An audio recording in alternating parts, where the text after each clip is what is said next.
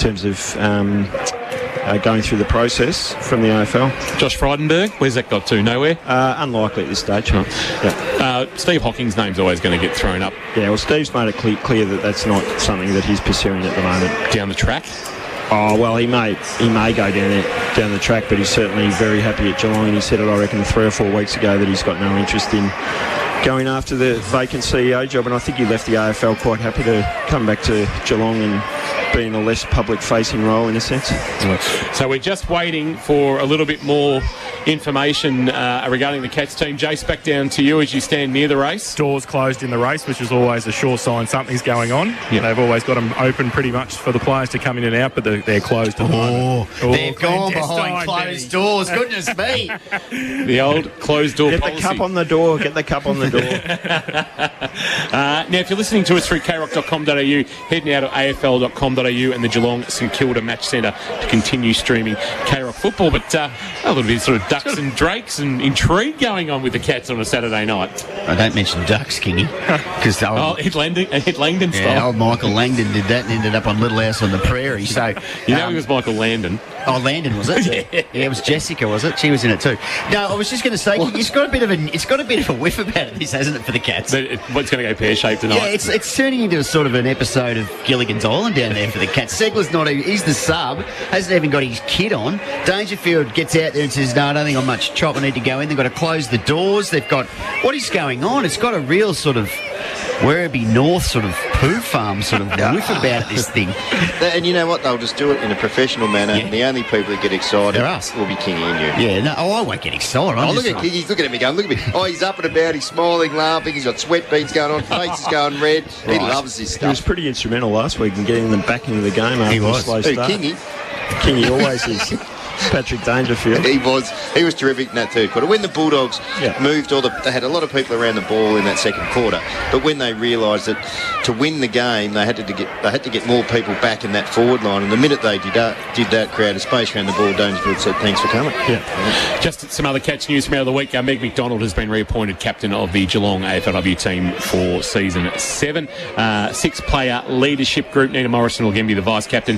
Chantel Emonson, Georgie Rankin, Julie Crockett-Grills, and new face Becky Webster, who finished runner-up in the best and fairest, will be the second youngest member of that group, along with, or the youngest member of that group, with Nina Morrison. When do they kick off, King? They start on August 28 here against Richmond, Sunday twilight clash. Right. Round 1, but they're on the Gold Coast next week for a practice match against the Suns on the outer ground at Metricon Stadium before the Cats play the Suns. Dan Lowther, the Cats AFLW coach, will join us pre-game next week to talk about that clash. Pete, we'll let you go. I know you're under the pump for the age, but done a great job this week, your paper, and covering off on plenty of issues across the AFL landscape. Check out theage.com.au or pick up The Age wherever good newspapers are and bad newspapers are sold. Yeah, correct. Good to see you, boys. Good to see you, Pete. Pete Ryan joining us here on K-Rock Football. How's Pete's form?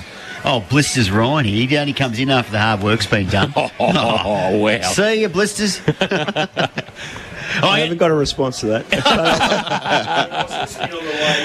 That's your definition of hard work. All right, we need to go to a break because apparently we've got the big screen coming. Benny, I only ask one thing when we do the big screen. Is that you keep your hands to yourself. Jace, one last check with you. Yeah, it's nothing official as yet, but we'll keep you posted. And Benny, keep your hands to yourself. Yeah. We'll take a break. Back shortly. It's the big screen coming here at GMHBA Stadium.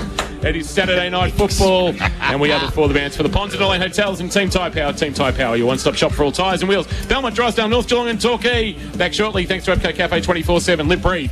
K-Rock Football. Thanks to our number one ticket holder, Abco. Fueled by Abco Cafe 24/7. If you're really from Geelong, you'll have spent some quality time on the dance floor at Lammy's. Over the last 21 years, friendships have been forged, relationships have been consummated, and yes, many a Mario Kart has been enjoyed. It's a Geelong institution, and now it's time to celebrate Lammy's 21st birthday. Register for K-Rock's Party Animals. Get to the party dressed in your Lammy's Party Animal best, and you could win a trip for 2 to Queenstown, New Zealand, worth $5,000. Come on, Geelong. Times are tough. But one thing remains true. Lammy's.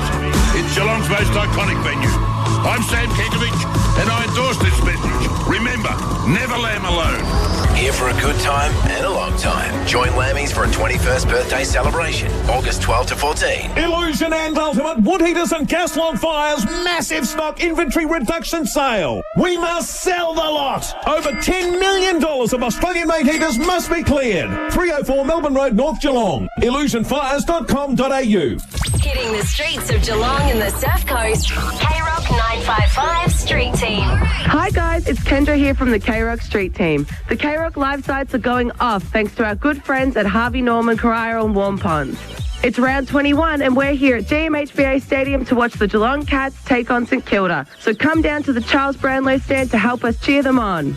This footy season, we've got a $400 Harvey Norman gift card up for grabs at every home game. All you have to do is head down to our K-Rock live site, scan the QR code and register your details to be in the draw. We'll be hanging out here till the game kicks off and DJ Bri is out here mashing up the tunes to get you pumped for the game. The K-Rock live sites are back this footy season, all thanks to Harvey Norman Superstores, Geelong's biggest range and best prices this footy season. This is Kendra from the K-Rock Street Team and you're listening to K-Rock 955. In this Geelong property boom, there are 2 rooms that can make your home hot property, the kitchen and the bathroom.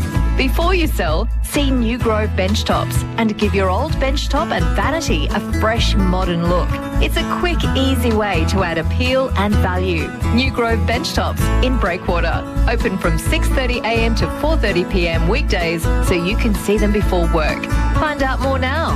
newgrovebenchtops.com.au. Hi, I'm Patrick Dangerfield. When you're on the highway to the danger zone, make sure it's in a Rex Gorell new or used car. Rex Gorell just can't be beaten. They top the ladder when it comes to range, service, value and quality. So you'll only get the best when you buy your car from Rex Gorell. Family owned and committed to Geelong. Do what I've done. Join the winning team at Rex Gorell. Rex Gorell, Fine Street on the Trobe Terrace, Geelong. Visit rexgorell.com.au. LMCTs 1308 8349. Create something special in your garden this spring with South Point Garden Supplies, home of the largest range of garden and building products on the Surf Coast. Revive your garden with coloured sands and soils, decorative feature rocks, driveway toppings, pavers and building supplies, and protect your garden into summer with fresh mulch or organic composts. Delivering to commercial and residential projects throughout Geelong, the Surf Coast and inner city Melbourne, or bring your own trailer. South Point Garden Supplies, behind Bunnings off the Surf Coast Highway, Torquay. southpt.com.au. Thanks to our #1 ticket holders, ABCO. Fueled by ABCO Cafe 24/7.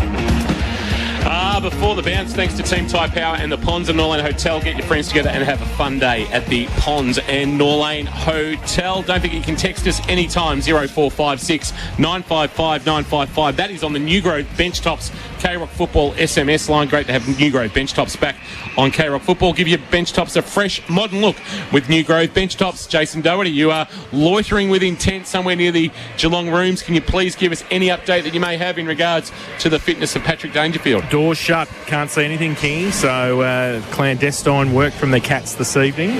So we were sort of waxing lyrical down here that if there was any problem whatsoever, they wouldn't play him 2 weeks out or 3 weeks out from the finals. So we suspect he won't be playing. All right, we'll keep an ear out for the latest from the Cats. Hopefully get an update through from them. Jace, just for South Point Garden Supplies, rejoining K-Rock Football. You've had the floor shimes down on GMHBA Stadium, an improved surface from last week. Yeah, absolutely. Yes, much better in terms of grip, I think, especially along the boundary lines where it seems to be the runoff areas. And yeah, look, I think it's going to be okay. Be slippery later on, as always. Quite dewy here, but weather perfect, no breeze to speak of, and great conditions for football. Thank you for that. No need for the chopper this week too, Jace. You didn't need to put the licence to it's very good use. Ash and the team at South Point Garden Supplies, 15 Boneyards Avenue, Torquay, just behind Bunnings. Get your lawn and garden looking as good as they have it here at Kilda Park. Don't hibernate during the cooler months. Transform your garden with the help of South Point Garden Supplies. Does Jace have a chopper's licence? He does. Does he really? Just like you, Benny, have a myriad of licences. I have a chopper. Really? There you go. Wow, there you go. There's the end of season trip right there. Chopper Doherty downstairs. We'll be landing in the semaphore at Flemington on Derby Day. That's awesome. How often do you sort of get airborne in the chopper then, Jace? Well, they're quite expensive, Ben, so you need to be a bit careful. But yes, like don't worry about that November, stuff, Jace. perfect. Oh well, okay. Neildy's going to sponsor it, so yeah, we're good. Here Where we we go going? Races. How Stakes good? Day. How good's that? This is fantastic. So, how many hours do you need to do to keep your licence? No, you need a few. You need a few. So you need about 120 a year. So. Right. Okay, and I'm really looking forward to getting in the chopper next time you're sort of deciding to jet up into the atmosphere. That's terrific stuff. Just things you don't know about people. Fremantle 14-10-94, Western Bulldogs 10-12-72. So Freo will make finals as good as a lock. Actually, they will make it a lock with that victory. So it's a great result for Justin Longmuir, who we know very well here at K-Rock Football, and he's done a pretty good job with that mob. And actually, they've been battling a bit. That's a good win to come over here and beat the Dogs at Marvel. It is a very good performance. They were absolutely abysmal last week, the Dockers, against Melbourne, who I thought were really warming up to the finals until last night. But this is a good performance by the Dockers. You'd think, barring divine intervention, they're going to win. 22 points. The Bulldogs are going forward. But, look, they've shown some real improvement this year, the Dockers. I think they're alongside Carlton. They're probably not ready to win a premiership just yet, but they're certainly building and heading in the right direction. They've got a pretty young group. I think those two sides are the sides of the next 3 to 4 years, Fremantle and Carlton. For the moment, the Dockers will be inside the top 4, but Sydney have North Melbourne tomorrow. Brisbane play Carlton in Brisbane, so one of those two likely to replace. That's a real danger game, though, for Sydney. What? No, it's not really. Because, unfortunately, it isn't, but it'd be nice if it was. There's facetious, and then there's Ben, just being completely stupid. Earlier today, there were wins for in the AFL, thanks to Leopold Sporties, your complete family venue. Hawthorn 10-10-70, Gold Coast 8-15-63, the Giants 14-12-96, Essendon 10-9-69.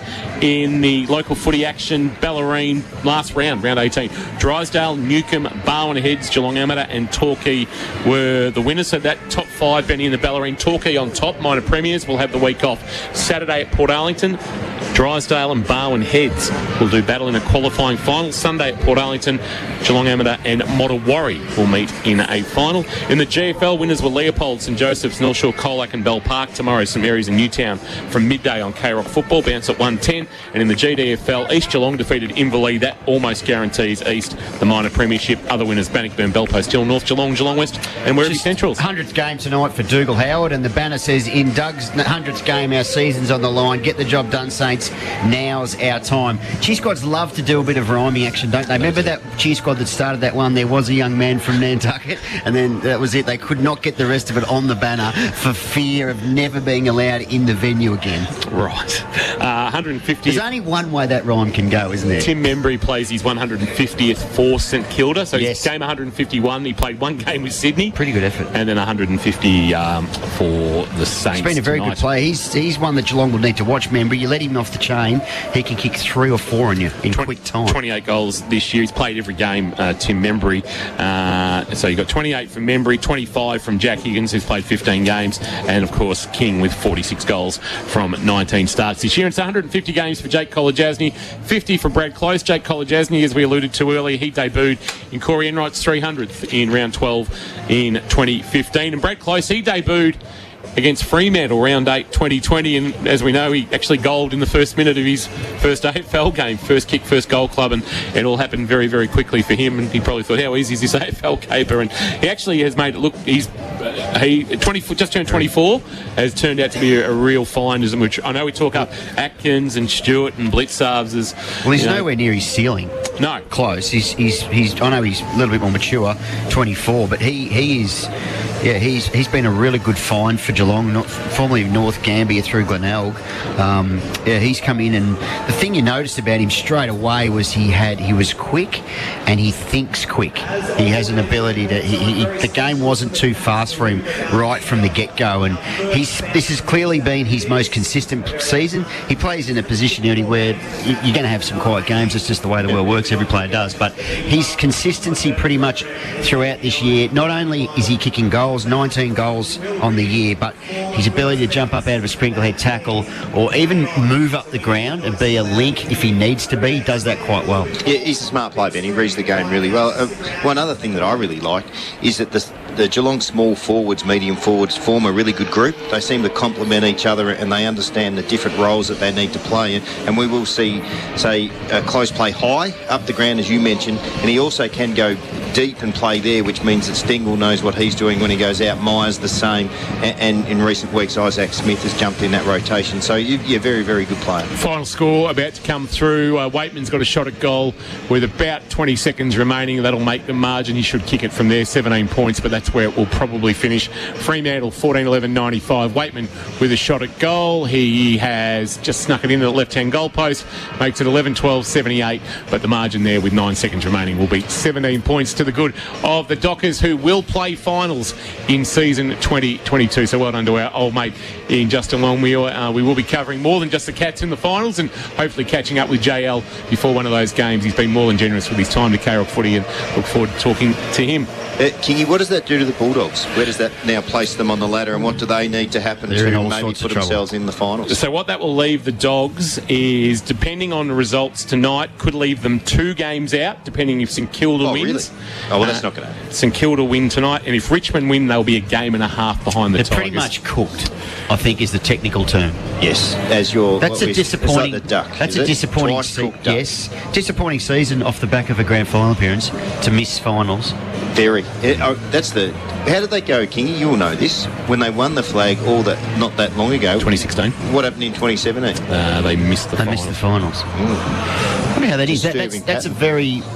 That'll put some pressure on everyone. Everybody, at the whole club, absolutely. That's particularly as they have a midfield that is absolutely stocked. Yeah, Liberatore, McRae, Bonampelli, Trelaw, Dunkley. Their backline is probably an area of concern, and they've lacked with Bruce being out for most of the year. They've only had Norton up forward, so they've got to do need to find a key defender.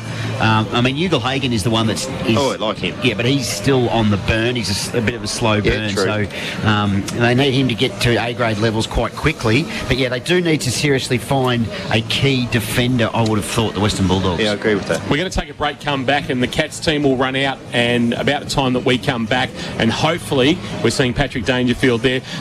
We don't have the internal feed to the rooms, but he has been seen with his boots on inside the room, so I don't know whether that means anything or not, but if his boots are still on, it might mean he's still a chance to be playing this evening.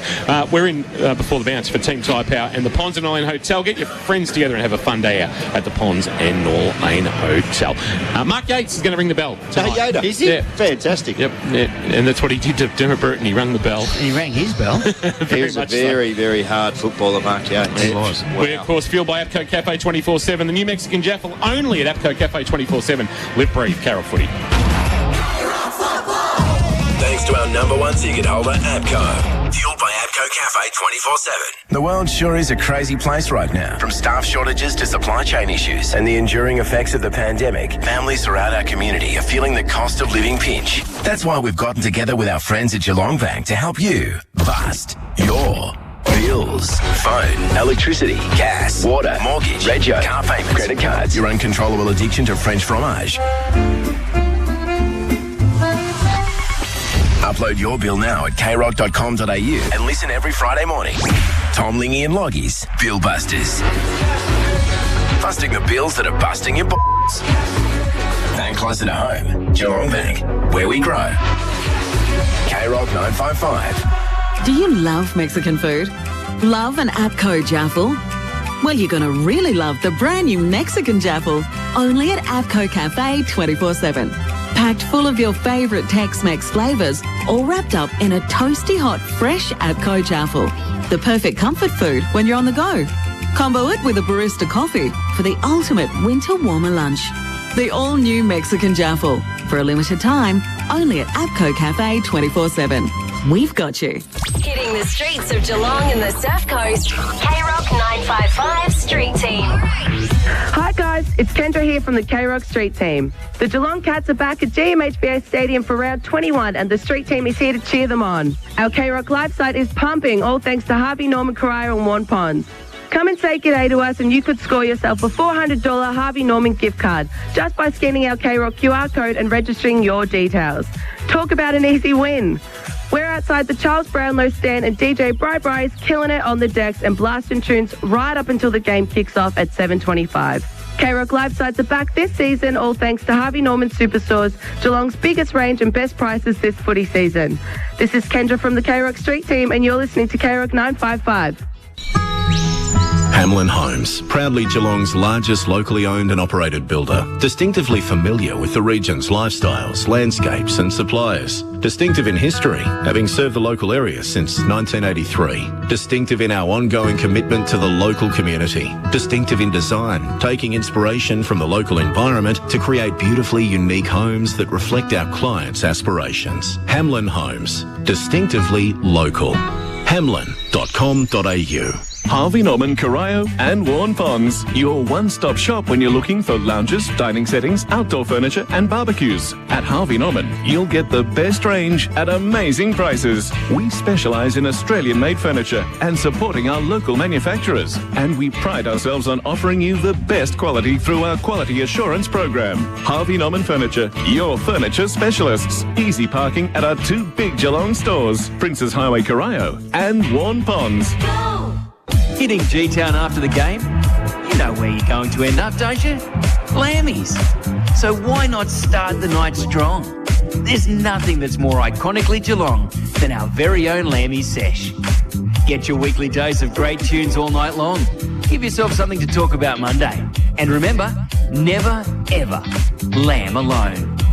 Lammy's Tavern, open from 9 p.m. every Friday to Sunday, with free entry before 10 p.m. Lammy's, you know where to go.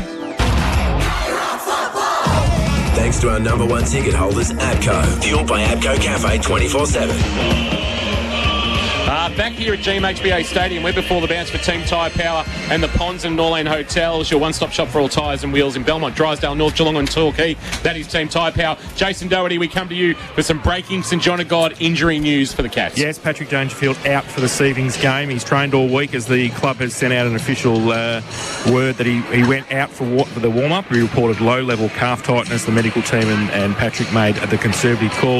Luke Dalhouse is in from the emergencies for tonight's game. Thank you for that. Great work by you, as always. Jason Doherty down boundary side tonight for Lifeline, lifeline.org.au, 13 11 14. If you or anybody else you know is experiencing personal problems, please reach out to Lifeline. The KROC Corporate Suite, well, it's a big night. The KROC. It's always a big night there, firstly, the President's Dinner tonight has some of KROC's finest in there. The afternoon show, I think Drive show there. Josh and Herbie are there. And I think also we have Tom's there from Tom and Loggy and Lingy. I don't think Lingy will be there, but they're very big. KROC taking over K Park. KROC are taking over K Park. So I hope they're enjoying the night. But in the KROC Corporate Suite... Who's down there? Okay, so Harvey Norman Electrical and guests. So welcome to you guys, great supporters of KROC Footy. Lammy's. So they're starting here and surely finishing there. And we're doing our lock-in next week. We are, Gold Coast. We're being locked into Lammy's. Should call the game from there. There was a while when someone might have been locked out of Lammy's. Welcome to the Lammy's team, celebrating 21 years. Thank you to the team at Lammy's. Leopold Sporties, Paul Kelly, great supporter of our GFL coverage. Welcome to you, Cal. Hope you enjoy the night. I believe he was in the CUB box last week, and it was a very late night. Now he's in the KROC. Much more fun in the KROC suite, I would have thought. Multi-Skills, who have joined KROC Football, of course, looking after you and Kirsch in the Experts Chair. Welcome to Multi-Skills. Absolutely. Thank you very much for all the work that you are doing in keeping me here too. That's a great result. Jazz from Garmy Chicken is here. I have been Garmy right up this evening too, Tom, I must say. Hamlin Homes with a Hamlin hanger. Thank you to the team from Hamlin, and 40 Winks also there as well. So welcome to you guys hanging out with Nathan and Cara from the KROC Corporate Suite. Congratulations to our milestone men. Jake Kolajasny, 150 games. Brad Close, 50 games as the Cats. Led tonight, I suspect, by Tom Stewart as captain, with both Joel Selwood and Patrick Dangerfield out. So Tom Stewart will lead the Cats this evening, who have made a very late change. Luke Dalhouse will come in for what will be this season his 10th appearance, game 225 of his career with Dangerfield. Laid out. So in the end, the Cats have made 5 changes, Neildy, to the team that beat the Bulldogs last week. in. Stanley, Parfitt, Tui, Menegola and Dullhouse. Out, Selwood managed, Rowan concussion, Dangerfield calf, Blitzarves rested, Segler, Medisub. Yeah, Get your brain around that. Well, it's a lot of changes, but Ben we were talking before about preparation for finals and things such as that. Sometimes things may happen, Ben, in a final, and you can't panic, and I'm sure the club haven't panicked. They would have dealt with it in a professional way, and yeah, it's a lot of changes. King, you'll be interested to see how they line up, and we'll be all over that. Mark Neal here for Multi-Skills this evening. Great to have Multi-Skills on board. Unleash your potential with construction training industry Multi-Skills. Find out more, multiskills.com.au. Benny, you've just parked your peepers on the Cats. What's catching your eye? No, it's just a young fella who's run out with the group, as they do each and every week. They usually have one or two kids that run out, and there was I think it was a young girl last week or a young boy last week, and he was absolutely beside himself. And it's just great to see some of the players get around the young fella. Tommy Hawkins went over and had a quick chat to him, and Tom Stewart was with him. So it's great that they do a little bit, and you're not sure what's going on in that young fella's life, but he's getting some joy here today, and some of the older players just got around him out there before they did their warm-up. Yeah, it's good to see. Geelong, as we know, Cass, have been fantastic to the Geelong community, and the way they treat everybody is outstanding. Thank you for that, Benny. Good work by you. Head-to-head, Geelong Insurance Brokers, covering Geelong for 29 years. GeelongInsuranceBrokers.com.au. Neildy, I'm not sure whether you had some matchups in mind as part of the head-to-head that you were going to look at that might have been thrown out by the chaos at the Cats. It was a bit of chaos, but no, and what I thought I'd do was just to hone in on one particular matchup and let's analyse it, because even given these changes, Tom, I think there's only one way that St Kilda can win, and it's if Max King plays really, really well. Now, I can't see them winning unless he kicks an absolute bag of goals. So it's Max King, Sam De Koning. I think it will be a great matchup. So back in round 9, it was 2 goals, 1 for Max King from 9 possessions. We think De Koning might have got the points that evening. Yeah, we do. And I think back then, and people might say, well, he only kicked 2 goals on that occasion and the Saints won. And that is obviously true. Geelong had then been on a 10-game winning streak and developed a greater depth through the midfield in particular. So it means that that night, Jack Steele and his mates got on top of the Geelong midfield, which was really almost just a 2-trick pony, if you like. Nowadays, completely different. Geelong are playing some great footy all over the field, and I can't see St Kilda getting on top there. So it's Max King if they win. That's why we're going with the Geelong Insurance Brokers head-to-head, those two. Brad Crouch had 36 possessions last time the Cats played. You got a lot of free ball. Uncontested possession hurt the Cats in round 9. It did. And that's why... before the uncontested possession works there, Kingy, that's why, guys like Tom Atkins in particular, who, as we know, comes from St Joey's, his work around the contested ball will be crucial this evening. Mark Neal, good work by you. Geelong Insurance Brokers head-to-head this evening is Max King and Sam De Koning. Benny. Just going to say on Max King, he's going to be an absolute gunner this competition for a long, long time. He's only playing his 58th game of AFL footy tonight, and he's had a year nearly where I reckon you say I reckon it's been a really good learning year for him. Yep. He's kicked 46 goals. He's only kicked 5 less than Tom Hawkins. Okay, so what's that, top 5 in the goal kicking in a year that you think, not bad? Where you've watched him a few times, you haven't really noticed him. Yeah, true. But he's quietly gone about kicking 46 goals. I tell you what, he's going to be some sort of player once he gets to 100 games. Oh, yeah, look out. And maybe the De Koning matchup on Max King, you would think is something we're going to see for a long time. Well, just tail of the tape with those two. I mean, he's perfectly suited. King's 202 and 94 kilos. That's what he's listed as. And Sam De Koning for the Cats is 204 and 101. So, big men. I mean, big people. 25 years ago, they were giants playing. There's only one position they were playing on the field, and it was in the ruck. Correct. So just confirmation, if you've joined us on KROC 955 or through AFL.com.au or the AFL app, that Patrick Dangerfield will not play.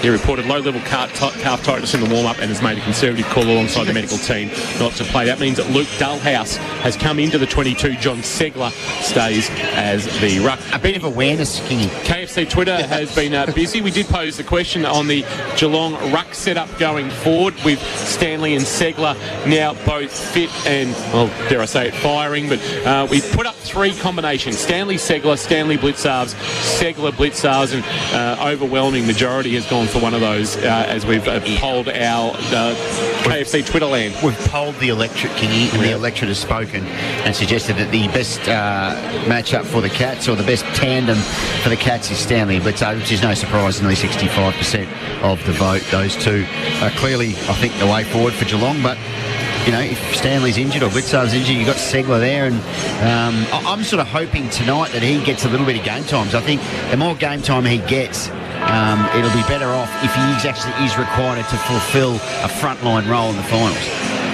I agree, Cass. I think it is really important that somehow Geelong, if they have to manufacture it, that's what they've got to do. It would be good to see him get out there for some game time.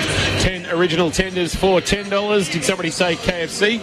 K-Rock Football is the KFC Twitter. Jason Doherty, probably one of the more busier pre-games you've been involved in down Boundary Side for Lifeline. Have you been able to settle comfortably into your seat? Yes, I'm in the chair and watching Patrick Dangerfield being interviewed by the host broadcaster on Boundary Side too, which is something bizarre before the game. But anyway, so yes, definitely out, and a good crowd in tonight too. So, and a great night for football down here. It would be nice if they could roll Patrick down to you to have a little bit of a chat and a couple of words about his situation for our K-Rock listeners. But unfortunately, the almighty dollar rules there. And it certainly does, Kingy. Now, Jace, for Lifeline Reserve, it's the awareness temperature 9.2, so pretty balmy down there. Yeah, no, it's actually quite nice. I haven't got the large jacket on just yet, but I'm sure I will have in the second half. South Point Garden Supplies ground report. Jace, for those who have just tuned in, might have missed your earlier report. For Ash and the team at South Point Garden Supplies, 15 Barnyards Avenue in Torquay, just behind the Bunnings. You found yourself traipsing GMHBA Stadium. You've covered a lot of territory this evening. The steps would be up. Yes, they are. Over the other side to see Corey Enright early, and walked around the ground. It's in great condition. It'll be a bit dewy later, but no zephyr of breeze at all at GMHBA. Do you like that? I do, lovely word. And it should be a great night for football. Benny, how are the flags, the Cats Premiership flags from 07, 9 and 11? How would you describe them on the... hang on, that's for all How would you describe them, Tom? Flaccid.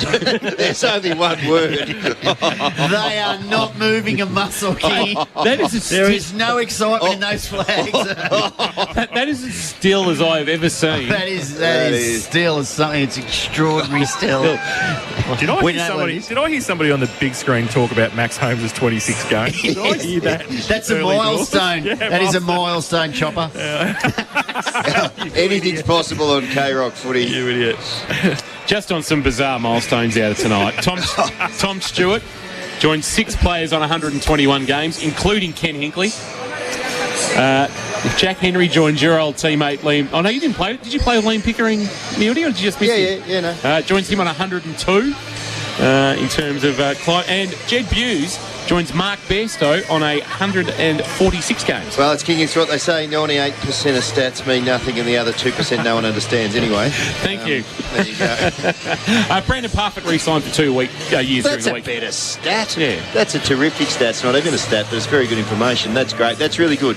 As we know, he's really cementing himself in that midfield, Kingy, and he's around your 100 game line. He's just over 100 games, isn't he? 108. Yeah, terrific. Just what the Cats need. 109 tonight.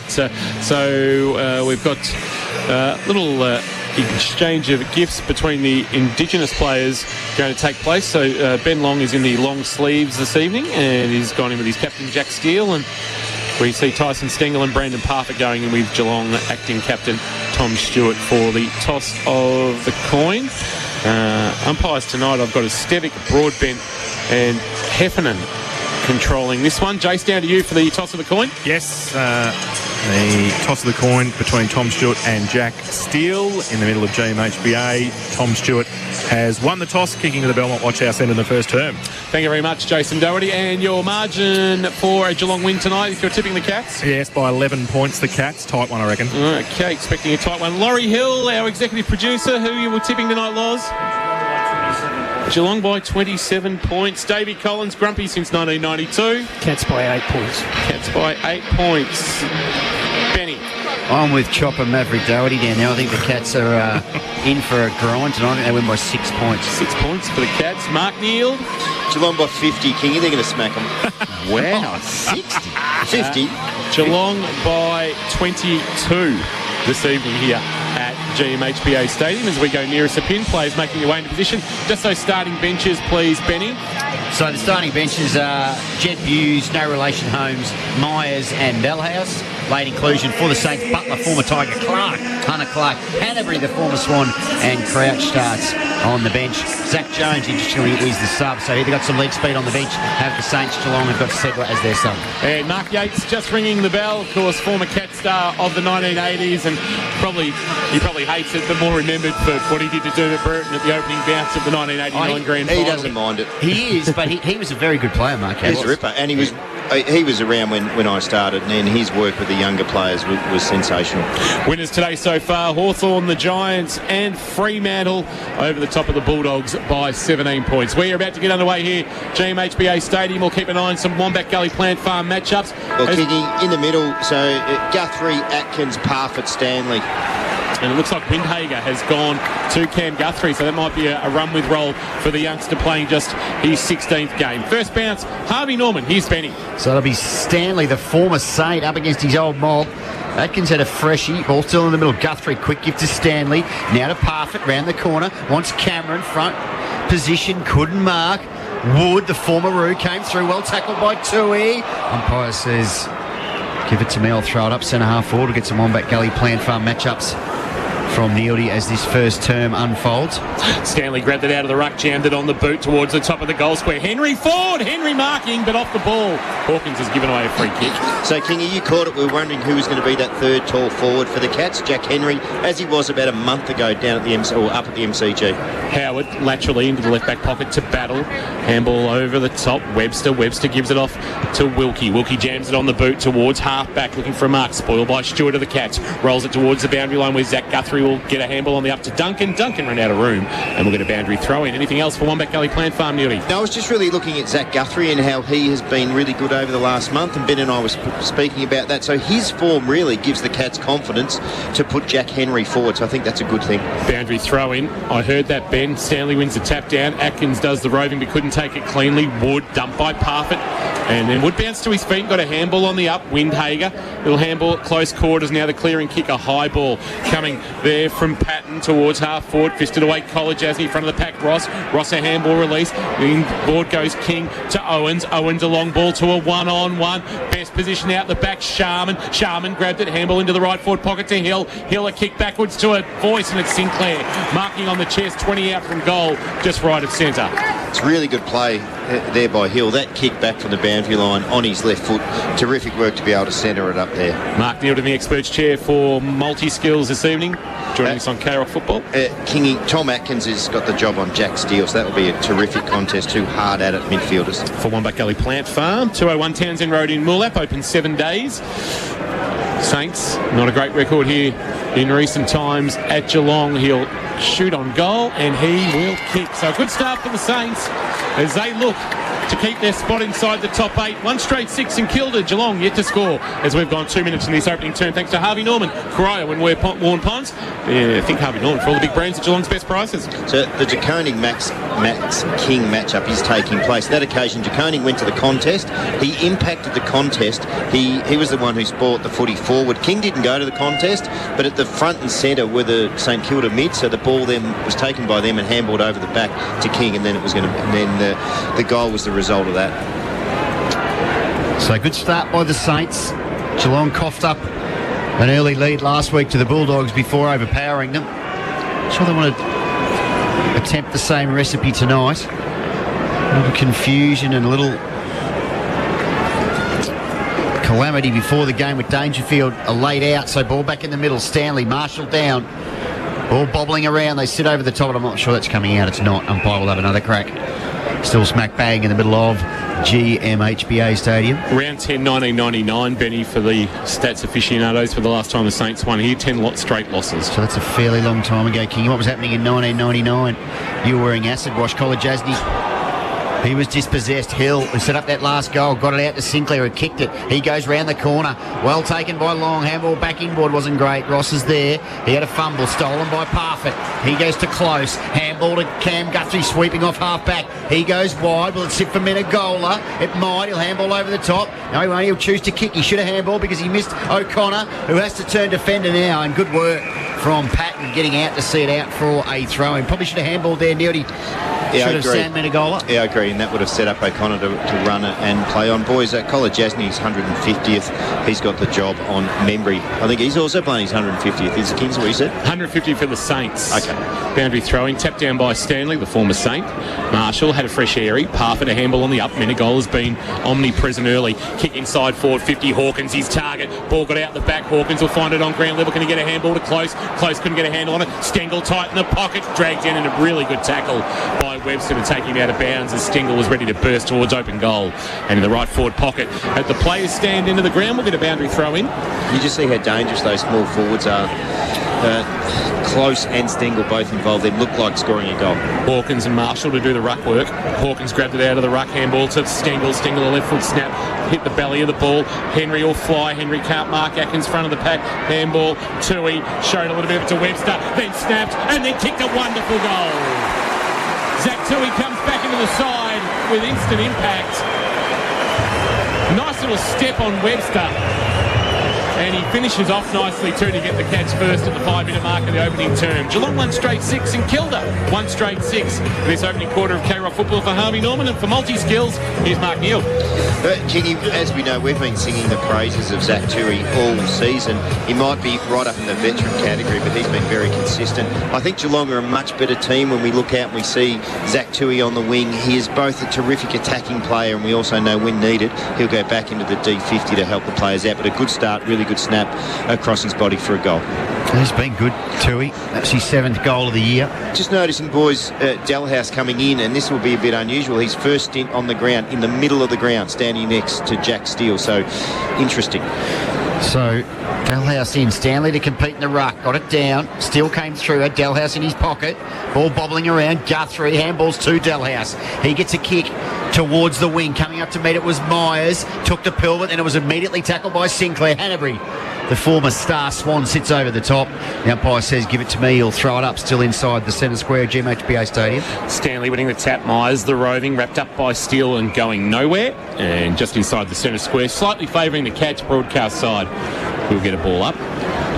In the air again it goes. Tap down Stanley, roving. Holmes, handball release was partially blocked, and then it ended up with Long, but Long fumbled it. Quick kick forward, and it's been taken by Cameron, who then sends it lace out for Hawkins. That's a wonderful piece of delivery. Stanley was smart there because he just sort of hacked it forward and got the catch moving. And as a result, Geelong see it in the hands of Tom Hawkins, who will have a shot at goal on what will be his 52nd of the season. Now, how's this for accuracy against St Kilda? He's kicked 42 goals, 9 in his career. That's extremely accurate. That's straight. 80%. That's as straight as a arrow. Well said, Tom. 45 metres out from goal, the man on the mark. Hawkins from 51 sends it into the night sky. You knew I was going to jinx it. You knew I was going to jinx it, didn't you? Moz. As soon as I gave you that stat, it was all over. Geelong now lead by 1, though. They're 1-1-7. St Kilda 1 straight 6, and Tom Hawkins now has 42 goals, 10 against St Kilda. Muzzled him. Could be a handy point. So Webster kicks in. Outside defensive 50. Long ball. King up. Oh, nearly had 3 bites of the cherry. Couldn't mark. Guthrie handball to no one in particular. First player there will be Sinclair. He goes to Ross. Hoss round the corner. The kick was okay. Luxa Fortune is marked by Butler, the former Tiger on the wing. Butler wants to sell a bit of candy on Duncan, and does. Kicks it forward, 2-on-1. Marshall's got 2 to be. O'Connor picks the pill up, then is immediately tackled by Marshall. But he was a little overzealous and he gave away a free kick. They say feedback is a gift, and coming from the wife of former Cats captain Andrew Buse, I just got a shut up, Kingy. And that's Hello, fair Smithers. enough. G'day, Smithy. So Merrick O'Connor down the line. Guthrie tried to release a handball to Cameron, who's forward of the contest. Now Henry's got it. He tried to barge through. They wrap him up. Stanley has a crack. Holmes, no relation. Menegola. Now Zach Guthrie. High ball inside forward 50. Myers is there. So too Sinclair. Should have been a free to Sinclair maybe. Umpires said play on. Quick kick by Hunter Clark was smothered. Geelong's pressure's pretty good here. Crouch around the corner to the wing. Met by O'Connor. Now to Zach Guthrie. Lowers the eyes, and he's got Dalhouse, They're who billing marks at it half 15, forward. but being paid to mark. Thank you, Benny. Benny. Dullhouse will come slightly backwards and lateral to Duncan now. Duncan will go all the way to the edge of the centre square, the forward edge to Buse. Now Buse sees something he likes in the pocket. It's Tui. It's well weighted and it's a mark. Well built up by the Cats. They've worked that from right half forward to the left forward pocket in front of the old scoreboard. The old scoreboard? Where the old scoreboard was? The old Peter Street stand used to be. Yeah. Why was it called that? I don't know, Ben. Because he stood there. It was temporary and fragile. No, is that why you called it that? I thought you just... because he... Oh, right. No wonder he got upset then. Goodness me, I thought it's because that was a pocket he played in. 40 metres out. 45-degree angle. The side-on approach from Tui. He opens up the angle slightly. He kicks from 45 and he's pushed it across the face and through for a minor score. And the Cats double their lead. They lead by 2. They're 1-2-8. St Kilda, 1 straight 6. 9.5 minutes gone on the Port Phillip Ferry time clock in this opening quarter of Carrick Football. So Doogie Howser, MD Howard, goes down the line to the wing. Ball sets out the back. Saints have got numbers if they can pick it up. Hanbury, free kick nearly to Long. In Isaac Smith. No relation Holmes. Underground hand pass was effective to Tui. Tui uses Smith in support. Smith on the left. High ball. Inside forward 50. Stengel's got a couple to beat. He flew high. Good work from the St Kilda defence. Getting across. Smashed it out. That's a real Mick Schultz sort of ball. Mick would have been real happy with that thing. It was 17 rows back. And we'll have a throw in 43.4 metres around from Geelong's goal. We saw that today in the GFL. Nick Lane from Leopold with a very Mick Schultz double fist arrangement in front of the best seats in the house for Epco Cafe 24/7. From the boundary throw in, Marshall fighting for it on hands and knees, forcing Kilda. He's taken to ground by Cam Guthrie and Isaac Smith. He's going nowhere, 40 metres from the Geelong goal, just left of the corridor. Geelong 8 and Kilda 6, opening quarter thanks to Harvey Norman. Hawkins won the tap down, looking for Stengel, who hit it at pace, wrapped up by Battle, but not for a handball to close to Dullhouse. Dullhouse trying to get it back to close, but he couldn't, and it's out of bounds for a boundary throw-in in the left forward pocket. Just couldn't get good enough connection on the handball. The late inclusion for Patrick Dangerfield, out with calf tightness. Ben, when you get a chance, so the inside 50s, it would appear Geelong are just dominating possession. There's 6-1 in favour of the Cats. Hawkins and Marshall. Marshall won the tap, but it was Guthrie to Holmes, to Smith under pressure, dropped it. Holmes came again. He was taken in a tackle, socket off the ground. Outside defensive 50 by the Saints. O'Connor will lead the foot race in front of Hill. Just needed to get a handle on it, but couldn't. The fumble opened the door for Hill, who dived on the ball, then knocked it away from himself, then knocked it into the path of a teammate who jammed it on the boot forward. And a chance there for the Saints to go towards left half forward, but here now is Collar Jasny, a handball on the bounce to Stewart. Stewart short, Menegola stretching and marking, but Mark O'Connor just made a meal of that one at right half forward, and the Cats would have been out. Yeah, they certainly would have been, Kingy. So Menegola wants to go with a long switch. It's on to Buse. He had to work, but now he can play on. Buse will swing on to the right. Kick's not ideal. It's sit for Smith. He's got Webster. Smith tries to tap it to his own advantage. Coming the other way was Cameron. Attacked the pill with some vigour. Got it to Tui, who goes back to Cameron. Cameron pulls the kick. It was wonderful too, because he found Henry. Henry 55 out. Low squirting ball. It was a succulent sort of Christmas turkey thing. Straight onto the chest of the long sleeve close, who marks 24 metres out directly in front. Very well described, Ben. That was a really good kick inside 50 by Jack Henry. Nice and flat. St Kilda got a lot of numbers back there, but they tended to be standing still, so close on a lead was always going to mark that football. So Close should miss this. He's 24 out, comes in. Oh, and I think he has. We have absolutely started some sort of Moz arrangement. You would have backed him in 9.5 times out of 10.5. You didn't. He missed. And Geelong are 1-3-9. Saints are 1 straight 6. Harvey Norman, K-Rock first quarter. Webster is short, kicking into the right back pocket to Hunter Clark. Good to see him back for the Saints. Good player. He takes off and drives a kick towards the outer half-back flank. Big fly, no mark. Sharman, front of the pack. Wood got a handball up. Missed its target. Menegola was good. Head over the ball. Long came for the Saints. Dived on it. He left it behind, though. Then he came again and tried to dive on it. Knocked forward for the Saints into the path of Holmes of the Cats, who's buffeted out of the boundary, over the boundary by Higgins. We've got a boundary throw in. Nieldy for multi-skills. So, Kingy, the Saints are trying what the Bulldogs did in the first half last week against the Cats. Really, mass numbers around the footy. General play, there's only 3 forwards staying at home. So it's going to be hard for them to score, but they're trying to clog it up for the Cats. Henry doing the backup right work for the Cats at the moment. A handball as he finds it on the ground to Holmes, who kicks on his non-preferred left, swings it inside forward 50 for Cameron. He couldn't complete the mark, found it at ground level, was tackled instantly by Patton, brought to ground. Umpire says give it to me, 51 from the Geelong goal. A couple of numbers, Kerrs High. Geelong have had 7 more marks, 10 more contested possessions, inside 50 count 8-1. They've had 7 clearances to 3. Guthrie leads the way for the Cats with 5. Holmes, no relation, also had 5. Henry, Marshall the tap down, roving. Ross somehow got a handball to steal it, ricocheted back towards Parfitt. Parfitt tight against the boundary line, ran out of room in the end, and a boundary thrown right where the 50 meets the boundary line, left forward pocket, the De Grandy's pocket. Saw the great crunch De Grandy in town the other day, looking well, one of the finest sportsmen this city's produced. Ball back into play, tapped down by Marshall, ball rolling towards half forward for the Cats, where it's scooped up by Parfitt to Menegola, who kicks on his non-preferred left. That's going to go out in the full though, and Ross will take the resultant free kick in the right back pocket. First quarter has gone 14 and a half minutes on the Port Phillip Ferry time clock, Benny. It's the Cats 9, St Kilda 6. So free kick to Ross, who kicks it over the top. It was, Crouch dropped what he should have taken, but he's going to get a free kick. A little lucky there. It was a real sort of hospital type arrangement. St John of God just in on the trolley and pull the curtain across and do some diagnosis. Ball down the line to the wing. Up went Zach Guthrie. Ball gets out the back. College Asney in game 150. To Koning, to Smith. This is well worked, to Close. All by hand. Streaming through the middle is Menegola, goes to Hawkins. Hawkins! Just too big, too strong for Doogie Howser MD. Plays on Hawkins, kicks round the corner and kicks the goal. Real quick hands through the middle. That created the one-on-one, and Hawkins is devastating in that position. Geelong at 2-3-15. St Kilda had kicked the first goal, remain on that score. 1 straight 6. First term Krock style, thanks to Harvey Norman. Think Harvey Norman for all the big brands at Geelong's best prices. But St Kilda, like I said, are putting numbers back in defence. When they got the initial intercept, when they had the ball, they all took out of that back 50 and took off. The minute they turned the footy over, there was no one home. It leaves Hawkins in a one-on-one. If Geelong do that all night, so that means intercepting the ball in their front half and then just turning and going as fast as they can. If Hawkins gets one-on-one, we just saw then, he will rip them apart. 52 for the season now. 2 behind Cameron on 54. 7-17 for the career. Bounce in the middle, Stanley, Marshall the tap down.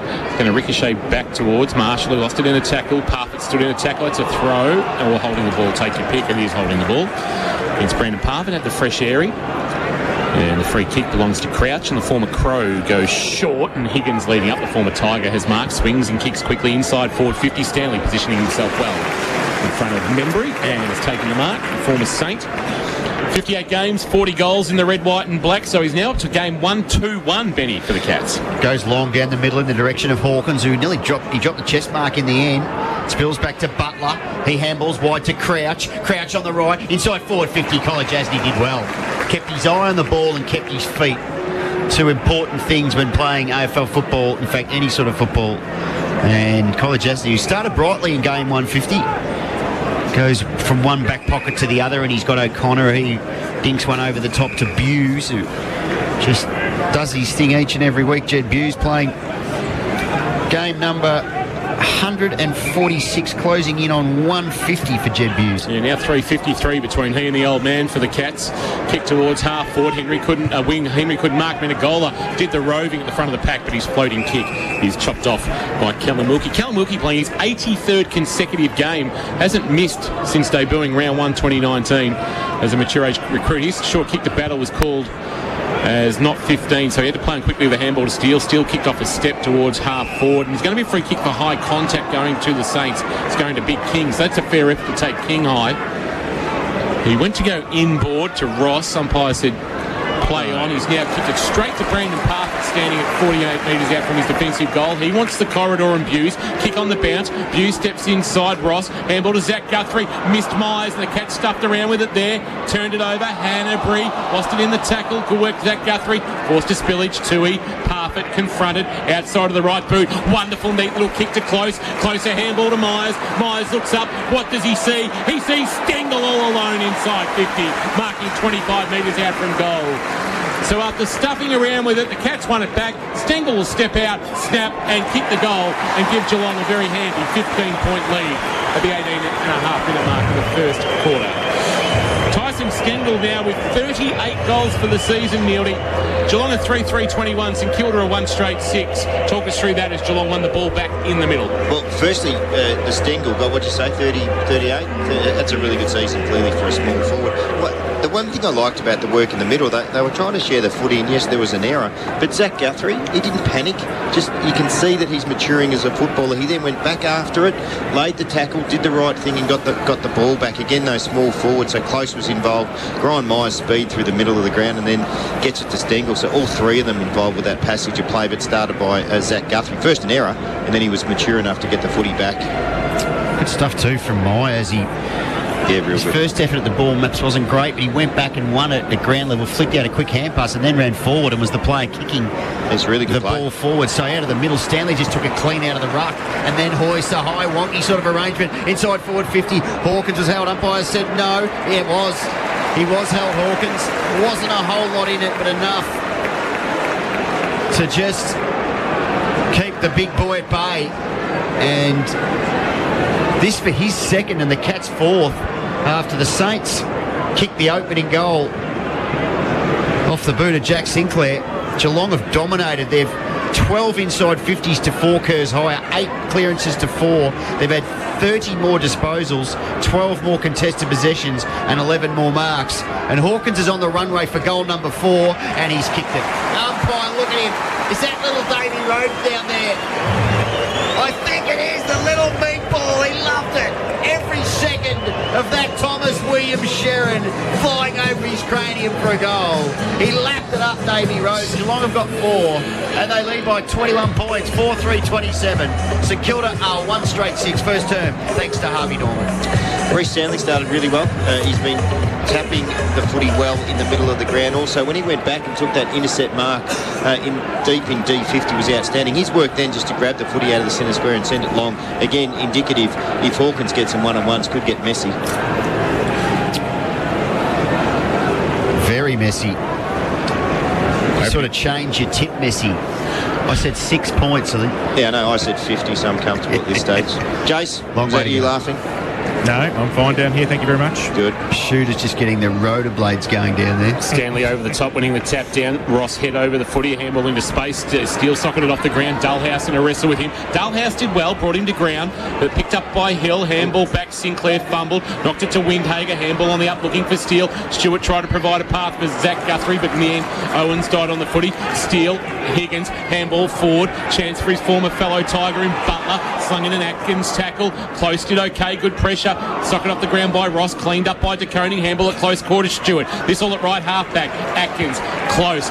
Kick along the line. And it's going to be a free kick, is there? Stengel stepped through Patton. Handball, Cam Guthrie. Catch her away, but it's a long ball. But going back, Membry will mark comfortably on the chest. Just didn't look Cam Guthrie. Membry will look to set the Saints up via the middle of GMHBA Stadium. He does, Marshall. Now Marshall goes in the direction of 2 players, but he kicked it straight to Kolajasny and nearly marked it one-handed, then found it on the ground to Stanley.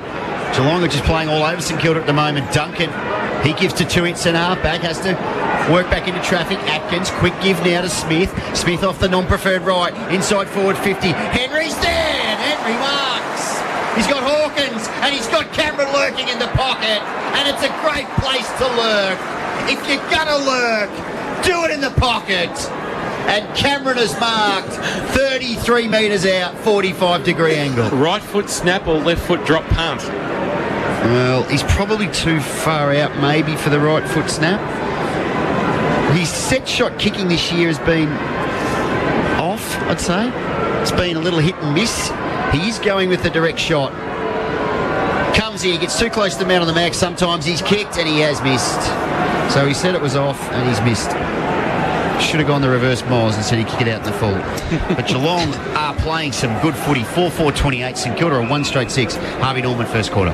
Kick into the left back pocket, marked by Patton.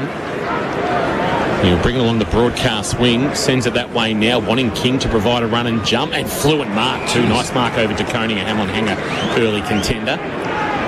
Big King, he goes short. to Battle, who's called to play on because he didn't go 15, so he has to kick laterally and does so successfully and finds a marking target. And the man with the ball is Hunter Clark. He's at left half back. He's called to play on now, and he goes short to Webster, who provides a lead coming up in front of Atkins, but they're forced into a slow play here to catch a rolled numbers back and cut out all the exits. So he'll just send it along the line. Webster asking for Marshall. Kolajasny across the front provided a spillage. Cam Guthrie lost it in the tackle. Higgins got it out the side door to Hanbury. Hanbury near the interchange gates. Heard a voice back. Was Patton. Patton's handball opens up play inboard. Ross now to Windhager. Windhager just pulls a kick nicely to Owens. And a couple of former Sandringham Dragons link up. Owens just sits it up now. Wants King. And across the front of the pack, Stewart went to ground. Didn't take the mark. Higgins went to ground. He was legged. Legged in a tackle by Tom Stewart, who thinks he might not have given away a free kick, but it's going to open up the opportunity here for Higgins to have a shot at goal and cut the margin back to 16 points. Neildy. They just got the numbers there, Kingy, around the footy, which was really important. Eventually they were going to get a shot at goal, and he's a little bit unlucky there. I think he is too, actually. He steps out, Higgins, he snaps, and he has just snuck it in at the right-hand goal post. To you, Neildy, for multi-skills, just having a look at the replay, didn't see a lot. Was it more a tangle of legs than anything? Yeah, I think so. He might have been a little bit unlucky there, but as you said, there were legs involved, arms involved, so a bit lucky. But again, they were always going to get a shot at goals. Repeat inside 50 for probably the first time, but they had a lot of numbers around the footy, so they loose ball. St Kilda worked a little bit harder into their forward line than what the Geelong mids did back, so you're crowding out number in your forward line. Most of the time you get a shot at goal. He was certainly unlucky there, Stewart. Higgins went to run off and he just ran through Stewart's legs. He was sitting on the ground and he was tripped, but it wasn't a deliberate type action. Unintentional. Yeah, so anyway, nonetheless, it's in the score sheet and I've never seen one changed. Port 12, Richmond 7 for Leopold Sporties at Adelaide Oval, Benny. It's a big game for the Tigers, that one. Also playing for their final survival. That bounce has landed at the Yu-Yangs. Mitch Duncan in the middle, boys. Haven't seen him much in there at all this season. They're mixing up the Cats. Stanley down, only as far as Steele, though. He goes to half forward. Membry tried to get a hand pass to Hill. It was chopped off by Smith, former teammates at the Hawks. Kolajasny comes through. He gives it back to Smith. Puts a high ball to the wing. Dalhouse working hard. Front square row from Parfitt was brilliant. Hand pass over the top. If it sits for Stanley, the Cats are away. Stanley handballs wide to Menegola. Menegola wants to go inboard. He does. His kick's not great. The direction of Henry, who made it great. He made good ground. And there's a Saint down in back play. Might be Webster, is it? And it's so empty! 50 metres, the umpire says, come with me. I'm not sure what the 50 was for, Neildy. No, either of my weight. It was against Wilkie, who... No, Webster. It was against, Nicky Webster. And Henry kicks the goal. It went 73 rows back. High into the players stand that ball. Geelong have got 5. They've changed their mind now on the stat sheet, Benny. It's now Wilkie. You were right the first time. 5-4-34. St Kilda at 2 straight 12. And first term thanks to Harvey Norman. I think Harvey Norman for all the big brands at Geelong's best prices. Jack Henry playing a really good role. Exactly the same what Gary Rowan does when he's there. He just attacks the footy hard in the air, and that's exactly what the Cats need. It allows Hawkins to do his job. Also allows Jeremy Cameron to do his job, which is sometimes up the field. So it's really important. And he started really well. He's starting this centre bounce as the deepest forward. Really like his, I suppose, intensity at the contest in the air.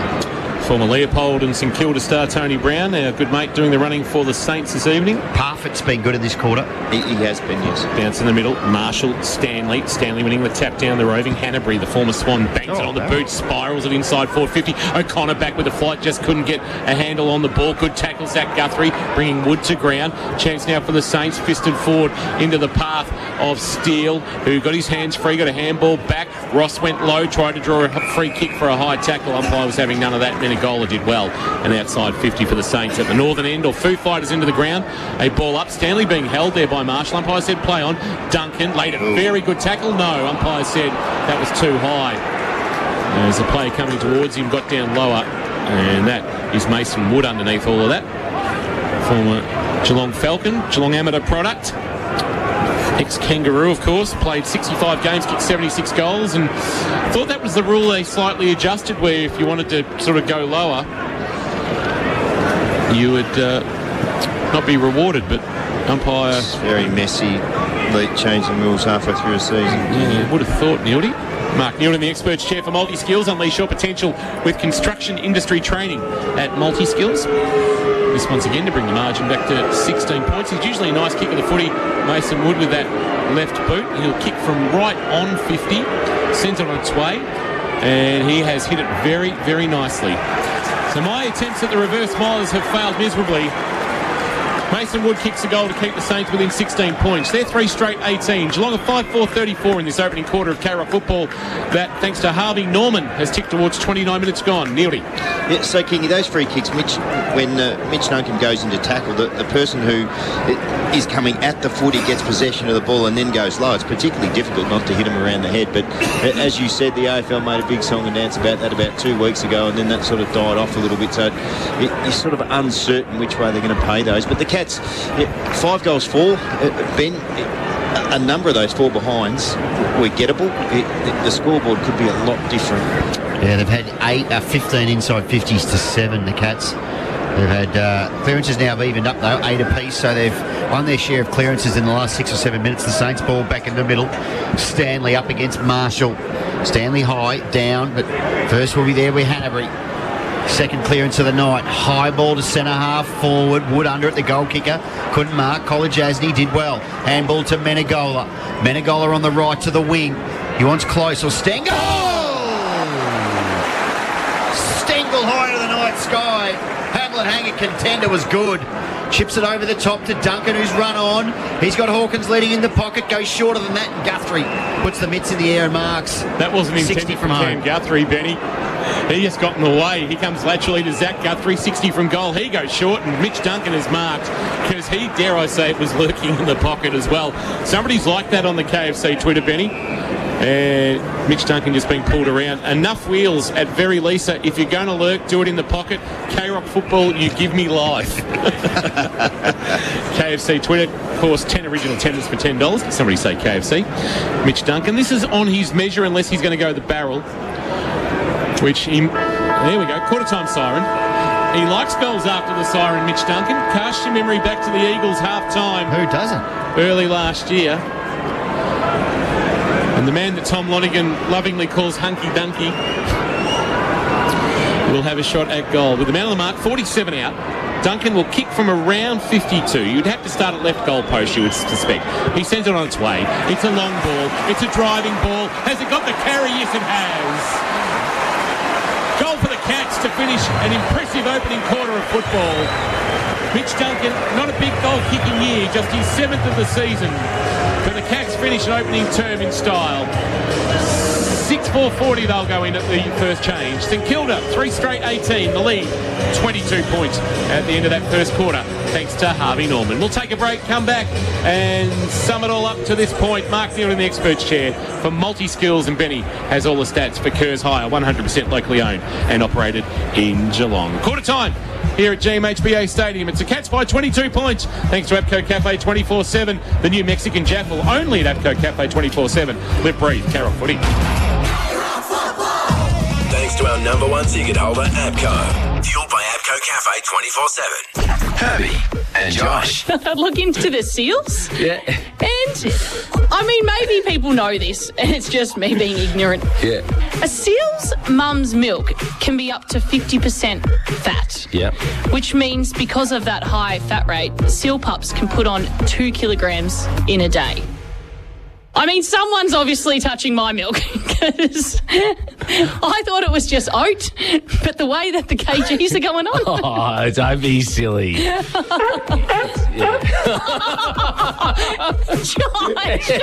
Herbie and Josh. Weekdays from 4 p.m. only on K-Rock 955.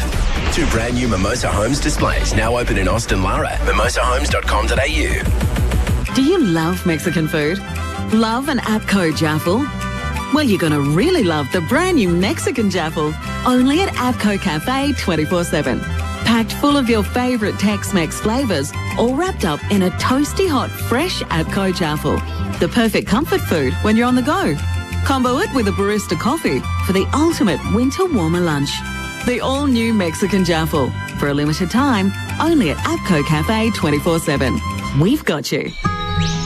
Hamlin Homes, proudly Geelong's largest locally owned and operated builder. Distinctively familiar with the region's lifestyles, landscapes and suppliers. Distinctive in history, having served the local area since 1983. Distinctive in our ongoing commitment to the local community. Distinctive in design, taking inspiration from the local environment to create beautifully unique homes that reflect our clients' aspirations. Hamlin Homes, distinctively local.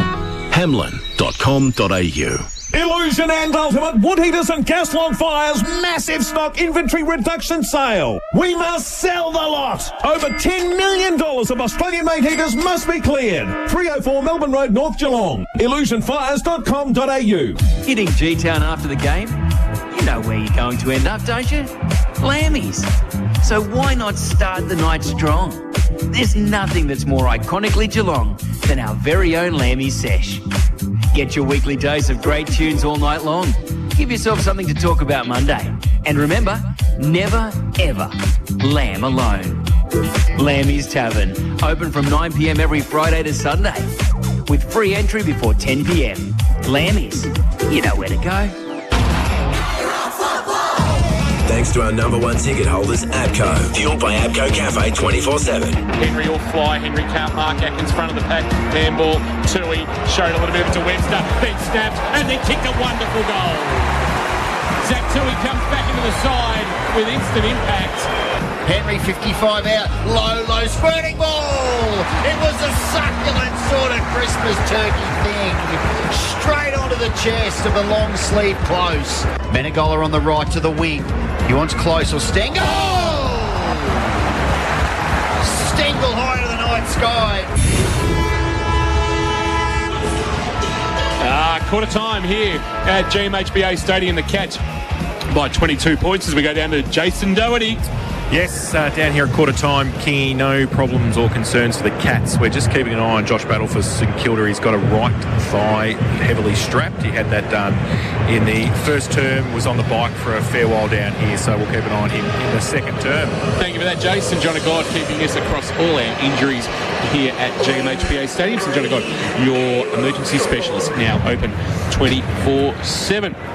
Benny, as we go around the grounds, Richmond just a little bit of a break on Port Adelaide in the later starting clash over at Adelaide Oval. Yeah, 21 minutes gone, 3-4-22. They lead Port Adelaide 2 straight 12. For Kerr's high, the stat sheet in that first term, Geelong had 30 more disposals, 13 more marks, 6 more contested possessions, 9 more inside 50s. They actually had 1 less clearance. They led that stat quite comfortably halfway through the first term, but St Kilda did win some clearances late.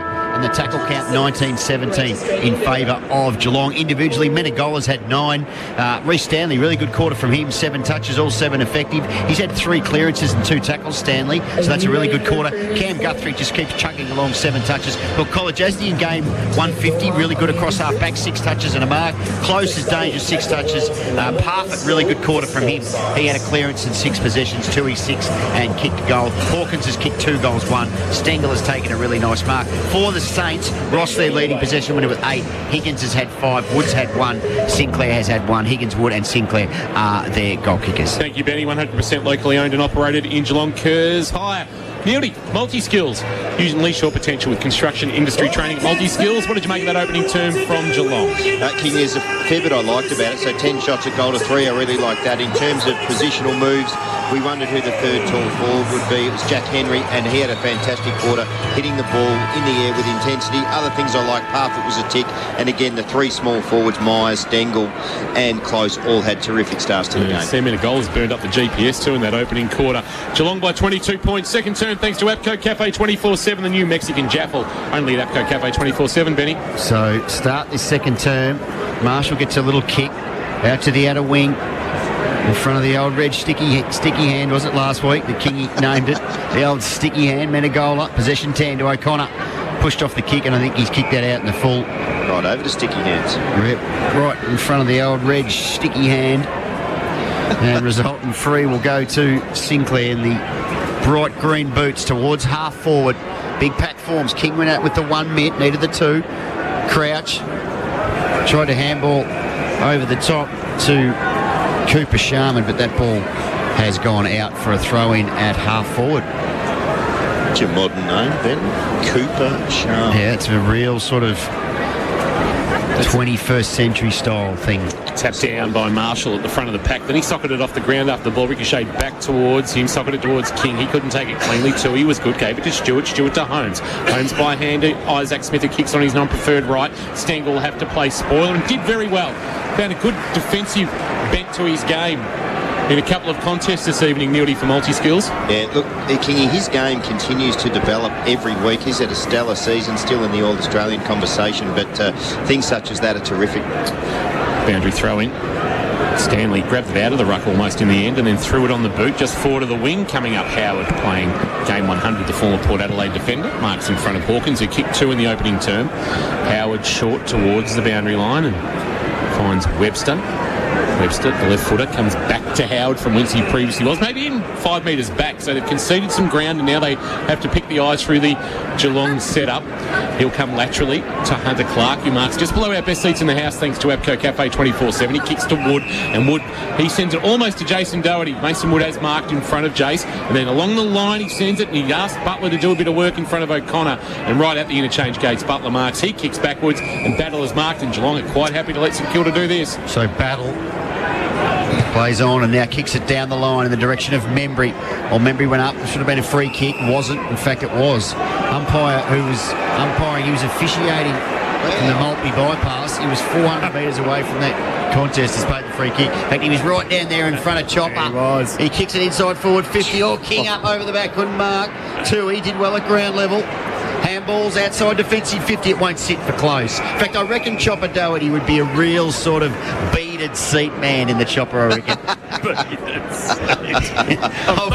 I'm not driving a taxi. No, I reckon you'd be a real beaded seat with just sort of a smelly thing hanging off the windshield. You're on fire tonight, Cass. Boundary throw. What was that thing with the 3 colours that looked like a stoplight that provided the scent in your car? What were they called? Boundary throwing right half forward. They had the 3 colours. They had the traffic light colours. I've provided a bit of scent. Are we on air? What's going on up there? Boundary throwing, tap down Marshall, ball rolling towards Steele, a handball on the up to Wood, who kicks on his non-preferred right towards forward 50, and Stewart's given away free kick for a hold to young Owens. King trying to get away from DeConey. He just sets it up for King to get a run at it. He won't, because DeConey will position himself in front and mark. Hard to believe this bloke is only playing his 19th game. Jeez, he did well there. Laterally across the face of goal, he goes with a kick to Mark O'Connor. And this is where Cap fans get a little bit nervous. O'Connor short to Kolajasny, and they sort of then tighten up a little bit more when Jake Kolajasny is looking to clear defensive 50. Just go long, and he's done that. And that's what he's done towards Stanley, flying high over the top and taking a good mark over Webster. Quickly gets back off his mark and sends a kick forward. Hawkins can share it with Myers. Whips a handball onto him and says run onto it, young man, but he had a fumble and then he tried to knock it to his own advantage. Marshall did well to bring him to ground, wrapped him up, and we'll get a ball up, and the Cats have just burnt an opportunity there. I reckon the handball had to be further out in front of Myers just to give him a chance to get some speed up and get some separation, Nildy. Yeah, King, either hit him on the full or put it miles out in front. Atkins was immediately tackled by Crouch and old Windbag. We're a bit harsh on a bloke playing game 322. No, well, that was the skill. He needed to hit the skill, and he didn't do it. He was trying to do it. It just didn't work. He's in the ruck now. Ball spills out off the ground. Buse. His kick was partially smothered. Falls for close, though. Sweeps a long hand pass. Same as that. Hand pass missed the target. If it hit Duncan, he was able to size them up maybe, or spot someone up inside forward 50. But it's gone out for a throw-in right on the paint of 50 for the Cats, who have kicked 6 goals. They lead by 22 points for 5 minutes gone. Port Phillip Ferry's time clock. There's going to be a free kick in the ruck contest for a hold, and I think it's going to go against Stanley. And Marshall isn't moving overly freely. Keep an eye on that for St John of God. Might have just copped a little stinger to the thigh or somewhere in that area. Jace, keep an eye on for St John of God. Chop, please. Chopper Doherty. Those who just joined us, Jace Doherty has a helicopter licence, and from now on we're known as Chopper. Steele, left half back, driving it long, flying. Sharman couldn't mark, but found it at ground level. Gave it to Membry, who was dumped in a good tackle by O'Connor. Kolajasny picked up the loose ball. He was dumped by Owens. Just down to you, Chopper, for an update on John Segler. Has he actually stripped to his gear, or is he still in the tracksuit? No, tracksuit and the puffer. Right, there we go. Yep. Not positioning himself like a player who might need to come into the game. He's got a coffee, would you believe? You're kidding? No, I'm not kidding. He has a coffee on the bench. Right. Kick inside forward 50 by Wilkie, and it's going to be pushing the back, and it's a free kick to the Saints. You would have going to Membry for a push. Is it McCona? Man of the mark will stand 51 from goal. Membry with a free kick. Cat fans not overly enthused with that free kick. Good crowd in here this evening. We found out tonight that capacity is around the 22,500 mark, and Jared Griffin from the Stadium Trust joined us. Now he's listening to us. Good evening, Jared. Thanks for joining us as always. Good to get the extended mix from you this week. Called to play on, so he just sits a kick up to the top of the goal square to provide Sharman a chance to run at it. Couldn't. Kolajasny just a little dribble off the boot. Then went towards Menegola. Handball back to Duncan, who then spirals one towards half back, looking for a mark. Front on contact. Cameron tried to provide a spoil. Mark paid to Marshall. No. Quick kick out of the pack. Didn't go 15, so Atkins has got problems. But he got away from Butler a bit too easily. Now he wants to kick into the right back pocket, and Buse is able to mark with Owens bearing down on him. He went to handball, and he's been called to play on. So he's tight in the right back pocket. Where's he going to go? Owens corralling him. Now he steps around him, slips like his old man did in the same pocket, and then kicks on the left boot. He does. Holmes did well. He win a free. Worked hard to get front position there, Holmes. And was held in that marking contest. He's offered a lead by Hawkins. That's ignored. Goes longer in the direction of Myers. It gets out the back, goes Sinclair. Saints have got numbers. Crouch. Handballs to the wing. He's got Hanbury. I want to get onto his left, and he does. Kicks good. It sits for Membry, who marks 65 from home. Membry. Cats are trying to flood back. Lead offered by Sharman. That's ignored. Goes in the direction of Owen, and getting across is DeConing. Takes the mark. Free kick. Take your pick. And DeConing again relieves for the Cats. Deep in the left back pocket. Both defences clearly on top. It's been 7.5 minutes. No one scored yet in this second quarter. Kick towards half back. Henry didn't get there. Membry was clean. Handball to Hanbury, but he missed the target. He's found one in the end. Crouch on the upper handball to Windhager, who drives a long ball that Owens going back with a flight is marked in the left back forward pocket. So left forward pocket. Owens has marked. Playing just his fifth game, pick 33 in last year's draft, and he's gone backwards with the kick. And Butler's gone laterally to Membry. So they've kicked it basically in the start of a square. They've gone to all 3 points, and the finishing line will be, for the Saints' hope, kicking a goal through Tim Membry. Game 150 in red, white and black for him. One game with the Swans. 251 goals in his career, and a chance to add the Saints' first and the game's first of this second quarter, that, as Neely alluded to, is now tick past 8.5 minutes on the Port Phillip Ferries time clock. Membry will kick from around 38 metres out, on its way, no mistake. So they've been able to just hold a bit of the footy for the moment, the Saints, and now they convert. They're back to within 16. 4 straight 24s in Kilda, Geelong 6-4-40. Second quarter of K-Rock football, thanks to Abco Cafe 24/7. So King, nearly 9 minutes in the second quarter before either side scored. A bit unusual, given in the first quarter there were 9 goals scored. So Kilda changed defensively then. What they did, they basically kept their players at home. They worked out in the first quarter, they were winning possession of the footy and then looking up. Didn't have anyone at home. They also managed to Geelong's rebound 50s couldn't get any fluency in their ball movement, so that their back six had to defend, repeat inside 50s, and eventually they jagged one free. So the Saints hang tough, margin 16. Beautiful night for footy. The Flags have suddenly got a minimal amount of life about them after being flaccid pre-game, and the bounce has landed sort of somewhere in the outer suburbs. And the umpire says, give it back, I'll have another crack. I'll throw it up and we'll get a 50-50 chance. Here we go, there it is. It's real sort of simple, that. Not sure why we don't do it the first time. Parfitt kicks to half forward, come back to me. It was Stengel. Oh, hit it at full pace. That was brilliant stuff. And he's kicked round the corner. Myers went up 1 mick, couldn't mark. Patton's there. Handball okay for Hill. Hill goes back to Webster. Webster, in fact, he might have been out of bounds, was he, Webster? When he kicked the ball, he was. So the ball will come back. How was Stengel there, Neody, at full throttle, took the pill, turned on a through-bit. That's terrific, Ben. He's playing with great confidence. It's like the way he attacked the ball in that Richmond game, and they kicked the goal. Andrew throwing. Stanley will try and grab it out of the ruck, but in the end, front position Marshall might have got one high. Here's Ross over the footy. Chance for Parfitt, couldn't take it. He's going to get a free kick, I reckon. He was being held, Brandon Parfitt, and he is rewarded with a free kick. Gives a handball off. Stewart streaming by, kick into the pocket. Hawkins in a one-on-one. Can't mark. Well played, Howard. Was able to get front position and get it out of bounds at the Foo Fighters end of the ground, the northern end here at GMHBA Stadium, where the Stage 5 redevelopment is starting to really take shape. Hopefully ready for May next year in 9 home games. Ruckwork, Marshall, Holmes did the roving, handball of Hawkins. Hawkins turned it over though. Sinclair, the first goal kicker of the game, kicked towards half back. O'Connor front position. Oh, big fly. No mark though taken by Sharman. Ball's at ground level. Long trying to ferret it forward. Can't do so successfully. Back to memory. Crouch, Hill, the former Docker and Hawk. Through traffic, then went to kick and sort of lost it. Ball fell for Crouch though to give a handball to Windhager. Windhager on the up. Went towards Butler. Kolajasny did well, knocked it towards Cam Guthrie, who tried to get a handball to Myers but had no room to work with, and it's out of bounds. What are the Saints doing well that's stopping the Cats have the momentum that they had in that opening quarter, Neildy? Well, Kingy, they've simply changed the way that they were defending. They're keeping a 6-6-6 arrangement, and when the ball gets there, they're working really hard to keep those numbers even, we didn't see that in the first quarter. Throw in. Marshall working hard at ground level. Crouch is upended when he went to kick. Stewart almost gave it to Cameron. Cameron wanted onto his left. His kick was partially smothered. Here's another opportunity. Ross, he's got a convoy. Just has to pick the right option. Handballs to Higgins. Higgins goes into the pocket. Getting back King, who marks on his chest. All set up by some good pressure on the ball carrier there. King wants to play on and get round on his left. Menegola claims it should be play on. Umpire says no. And King will do the old Stevie J. He'll do it on his non-preferred left.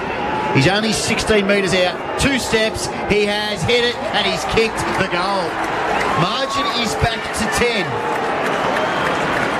St Kilda have enjoyed a fruitful opening 13 minutes of this second term. And they move to 5 straight 30. Geelong a 6-4-40. And this second term, thanks to APCO Cafe 24/7, we've got you. Their defensive work has been quite good, Kingy. They're also making a concerted effort to get in front, so the back six get in front of the Geelong forwards to stop them leading. And when I say in front, they're just not standing in front for half a metre. They're standing 5 to 10 metres in front. What we saw in that first quarter, even the little Geelong forwards were able to get on the end of some simple hit-up leads and not allowing to do that. Boys, here's something different. Jack Henry is now going to contest this centre bounce as the ruckman with Stanley off the ground. Mark Neal for Multi-Skills. Unleash your potential with construction industry training at Multi-Skills. Richmond 28, Port Adelaide 19, quarter time. Henry, Marshall, as you'd expect, Marshall winning the tap down. Cam Guthrie there with Steele, neither can take the footy, but Guthrie does now. Jams it on his right boot. Dullhouse was clean, handball on the up was good to Menegola. Got a shove, umpire said pay on advantage, and the delivery from Menegola was sublime to Hawkins. Down to the mark stands 49 from goal, so Hawkins wants the pocket and close, and he just marks inside that pocket in game number 50. So you would think he will come out on the J curve, you would suspect, for a goal that's much needed for the Cats. They do lead by 10. Momentum with the Saints. Close steps out, close snaps, and Close bends it around the left-hand goal post. No, he doesn't. He hits the left-hand goal post 9/10 of the way up. Just had too much bend in the end. And the margin is 11. Geelong 6-5-41. St Kilda 5 straight 30 in the second quarter of K-Rock football for APCO Cafe 24/7. So Wilkie plays on and kicks it into the pocket. He's got Webster, who in turn comes back to Wilkie, but they're still inside, well, deep inside defensive 50, the Saints, and now Wilkie's forced just into a slow play. He'll go to Long. Does that stay in the field of play? It does. Flirted with danger, but stayed in. He goes down the line. Long ball. Good mark. Is that Sharman up? Was. Handballs wide to Hill. Hill will get the kick away. Pushed as he kicked, and that did enough. Was that Parfitt? Yes, doing the pressure. good stuff because the kick fell short then and fell straight to O'Connor, and he goes laterally to centre half back. He's got Duncan. Duncan short to Menegola, who marks at the back edge of the centre square. Handball back to Duncan, who'll be confronted by Ross. Kick through his outstretched arms, wide wanting Dullhouse. Unlikely fly, but he kept his feet up. The two Saints spoiled. Got a handball on the up to Smith. Now he got dumped again, and it'll come back this time because there was no real advantage for the Cats. Smith just blindly, the umpire said, bring it back. And Luke Dullhouse has been... It's been busy, King. He's playing with some energy. Yeah, just the 3 possessions so far, but yeah, you're right, there is energy there, and that's what he's got to bring. He concedes some ground back to Menegola. Umpire said it didn't go 15. That did go 15. So he has to take on Mason Wood, and he jams it on the boot, a high ball. Henry will fly, won't mark, off the hands of the pack. Patton was clean, gave it off by hand to Sharman. Sharman to Webster, who was too slow. Good tackle, Parfitt, forced a spillage. Tui's handball, too slick for Atkins in the end. Atkins did okay to get a hand on it. Tui bounced out of nowhere, kicked to the goal square, and Isaac Smith was standing all alone, 6 metres out, directly in front. The forward pressure of Brandon Parfitt has been elite. Twice in the last couple of minutes, Mark Neal for multi-skills. Yeah, absolutely. And then the work of Zach Tui to keep that footy alive. But the Parfitt chase just stopped the Saints clearing the footy. Margin back to 17 points, you would suspect. 12 metres out, directly in front, Isaac Smith. Into the stage 5 redevelopment he goes. Kicks his 9th of the season, 189th of his career. He's playing game 254, Isaac Smith. And the margin is back out for 17, so the Cats just starting to wrestle back some control. 7-5-47. St Kilda, 5 straight 30 this second quarter of K-Rock football. Thanks to APCO Cafe 24/7, the new Mexican Jaffle, only at APCO Cafe 24/7. A couple of important things there, King. You called it. Parfitt's chase down. It wasn't a complete tackle, put pressure on, stop the ball getting out. Tui fights and fights and fights to keep the ball alive. One thing I like, Duncan back to half back. He created the run in the first quarter. He went back into the middle. St Kilda have stopped that flow play on through the middle of the ground the Cats had in the first quarter, but on that occasion Duncan just made something out of nothing by doing it himself. So Henry will contest the ruck again up against Marshall. He did all right, but Ross went off the ground to half forward. Players track over. First there is Stewart. Had to break the tackle and he couldn't. That's hold the ball. Not often we say that, Tom Stewart. He just got absolutely wrapped up there by Owens, and he'll win the free at half forward. Wants to go into the pocket. What's he got option-wise? Cats get numbers back. Up went Buse. He, in fact, was Colin Jasny. He couldn't mark. Atkins sits over the top of a Saint at the bottom of the pack, and the umpire, Cat fans wanted to hold the pill. Umpire said, just let me do the adjudicating, you cheer. And I'll throw it up 20 out from St Kilda's goal. Henry winning the tap down in the ruck, finding Menegola on the bounce. He lost it in the tackle of Steele, and that is holding the ball. Trying to do too much there, Sam Menegola. And Jack Steele has won a free kick for his team in the left forward pocket. About 30 out from goal will stand Sam Menegola, and Steele a chance to kick the Saints' 6th of the evening. They have kicked 5 straight. So their accuracy is well and truly keeping them in the contest, as opposed to Geelong kicking 7-5 and have probably fluffed a couple of opportunities that would have them further in front. He's going to come out on the J-curve. A couple of Cats preparing, including Hawkins, to bear down. Steele steps out, Steele snaps, and Steele goals. They've kicked 6 straight. Jack Steele, just his 4th of the season. But Sam Menegola had to find first option. He didn't. He wanted to take on the tackler, and he paid for it, and the margin is back to 11 with a goal to the Saints skipper. 6 straight 36 in Kilda. Geelong 7-5-47. Second quarter of K-Rock football has gone 18 and nearly 3/4 minutes on the Port Phillip Ferries time clock. Port Phillip Ferries, there is no better way to travel. We just had a look at the replay up there of Sam Menegola. Gee, he was pretty stiff. He's picked the ball up. He tried to get the ball up. He could have easily argued he was trying to handball, but the umpire interpreted that as putting his hands up as prior opportunity. Be pretty quick, but a really good tackle by Jack Steele. There was a couple of pretty hot against Melbourne in last night's game. That was they've shown it again. That's really, really hot on the play with the footy. So St Kilda are not going away here. Been good in this second term. Ball back in the middle. Holmes for the Cats. No relation. Darts away. Leg speed. Puts a high ball inside forward 50. Camera was up. He had a freshie. Ball hits the deck. Stengel had a little fumble. Myers did well. He gambles to Guthrie. He goes to Atkins. Atkins goes very wide. Wants Smith. Won't stay in the field of play. And Stengler looks back at Atkins. I don't think he was too impressed with whatever transpired there, but nonetheless it's a throw-in 16 metres round from Geelong's goal. They've got 7 of them.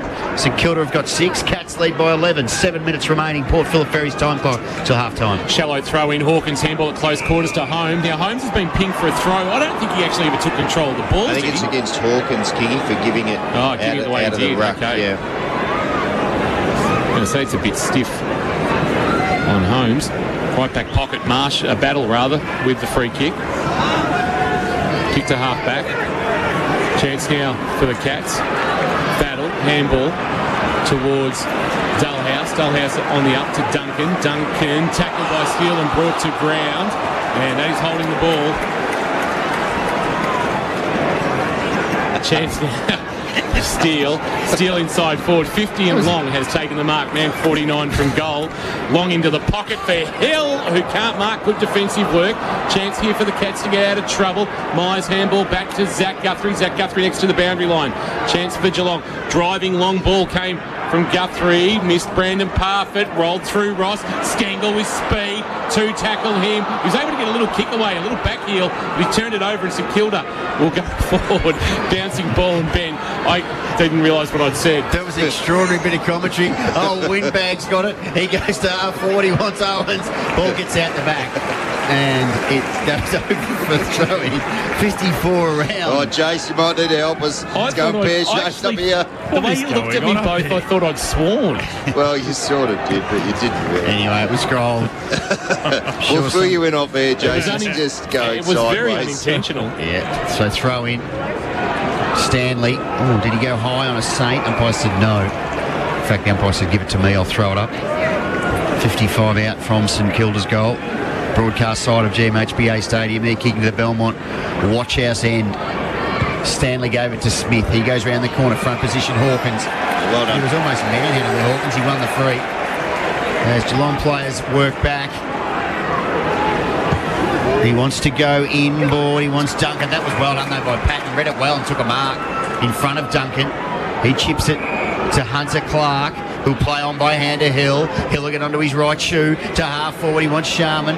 Buse did really well. He did really well defensively. Handball to Stanley. In terms of De Koning. De Koning goes to the wing, but his kick's not great. And Sinclair marks St Kilda holding up really well in this turn, Mark Neal. Yeah, they are, Ben. That was another example of their defenders being brave, courageous and standing 5 to 10 metres in front of their opponents and hoping that their teammates put on some pressure, which is what they're doing. Ross goes very wide for Wilkie, who marks at the edge of the centre square, just inside, loops a handball over the top, kick inside, forward 50. Here's a long one, looking for a marking target off the hands of the pack. Well done by Wood, dribbling ball, and that's their first minor score of the night, through for a behind to Mason Wood as the kick came in from Patton. And it is 6-1-37 St Kilda, Geelong 7-5-47. Half-time can't come quick enough for the Cats at the moment. The Saints have got all the momentum. Geelong holding them at bay for this little while. So Zach Guthrie with kicking duties. Wants to go with an ambitious ball straight down the middle. Saints have got numbers. Sharman smacked it back. Ball bobbling around centre half forward. Wood broke the tackle. He'll get onto his left. He'll go very wide. Hill, let's sit for him. O'Connor goes over to create a contest, and then Hill can't get a handle on it. And the ball goes out for a throw-in right in front of the gaggle of Saints fans. Little cheer squad that has assembled down there next to their race. They're giving the Saint chant. They're up and about. They're off their plastic. Their team trail by 10. Tap down Stanley.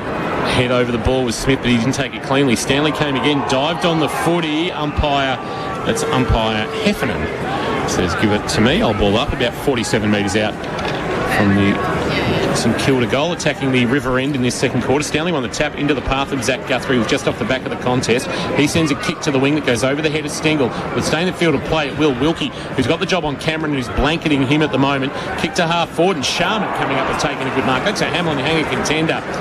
As he came hard at the footy. He's hurt himself though for St John of God. He's just come up a little bit lame. We'll keep an eye on that through Jason Doherty. Down boundary side, old Chopper. So Chopper down there with the beaded seat in the chopper. That's extraordinary. The meter running. Membry to Battle. Now Battle wants to come back inboard, and he does, and he's got Patton. So Battle to Patton. Just joined us. It's not World War II. It's the Saints versus the Cats at GMHBA Stadium. Patton dances around Dalhouse on the mark, then runs 15, puts it into the pocket, wants a marking option, ball hits the deck, and Long can't keep it in. It's going to be a free kick. It's going to the Cats. It's out in the full. Is it off Long? Yep. Inadvertent, off his shins and out. And free kick, resultant free will go to DeConing. DeConing driving it long towards half-back. Cameron presenting, can't mark. Good spoil came from Wilkie, front of the pack. Well done by Kolajasny. Free the arms, got a handball to Myers, but there's going to be a free kick coming back which way. It's too high going to the Saints against Kolajasny, is it? Wow, okay. I think the non-controlling umpire put that one out again, Kingy. 14-9, the free kick can't curse higher. Wood just sets it up, looking for somebody to run and jump at the ball. Gets out the back of hands. Holmes is able to shrug off a would-be tackler, steps around Crouch and then kicks on the outside of the right boot. Close is his target. All Kolajasny, neither could mark. To the boundary line it goes. Boundary throwing right half forward for St Kilda. 25 and a half minutes gone. Port Phillip Ferry's time clock and the scoreboard for APCO Cafe 24/7 showing Geelong 7-5-47. St Kilda 6-1-37. He's got some wheels, Holmes, isn't he? That was great play, Ben. Him getting back, helping the defenders out right on the last line. Yeah, it was good. So ball throw in off the ground, went Steele into the pocket. I don't think it's going to stay in the field of play. It won't. What are his numbers doing, Ben? He seems to be doing okay, Jack Steele. Steele, he has had 8-9 possessions. Okay. Membry, Ross, Crouch lead the way for the Saints with 11. Menegola has had 13. Stanley 11 for the Cats. Boundary throw in. Stanley might have got a little piece on it into the path of Duncan, who couldn't take it cleanly.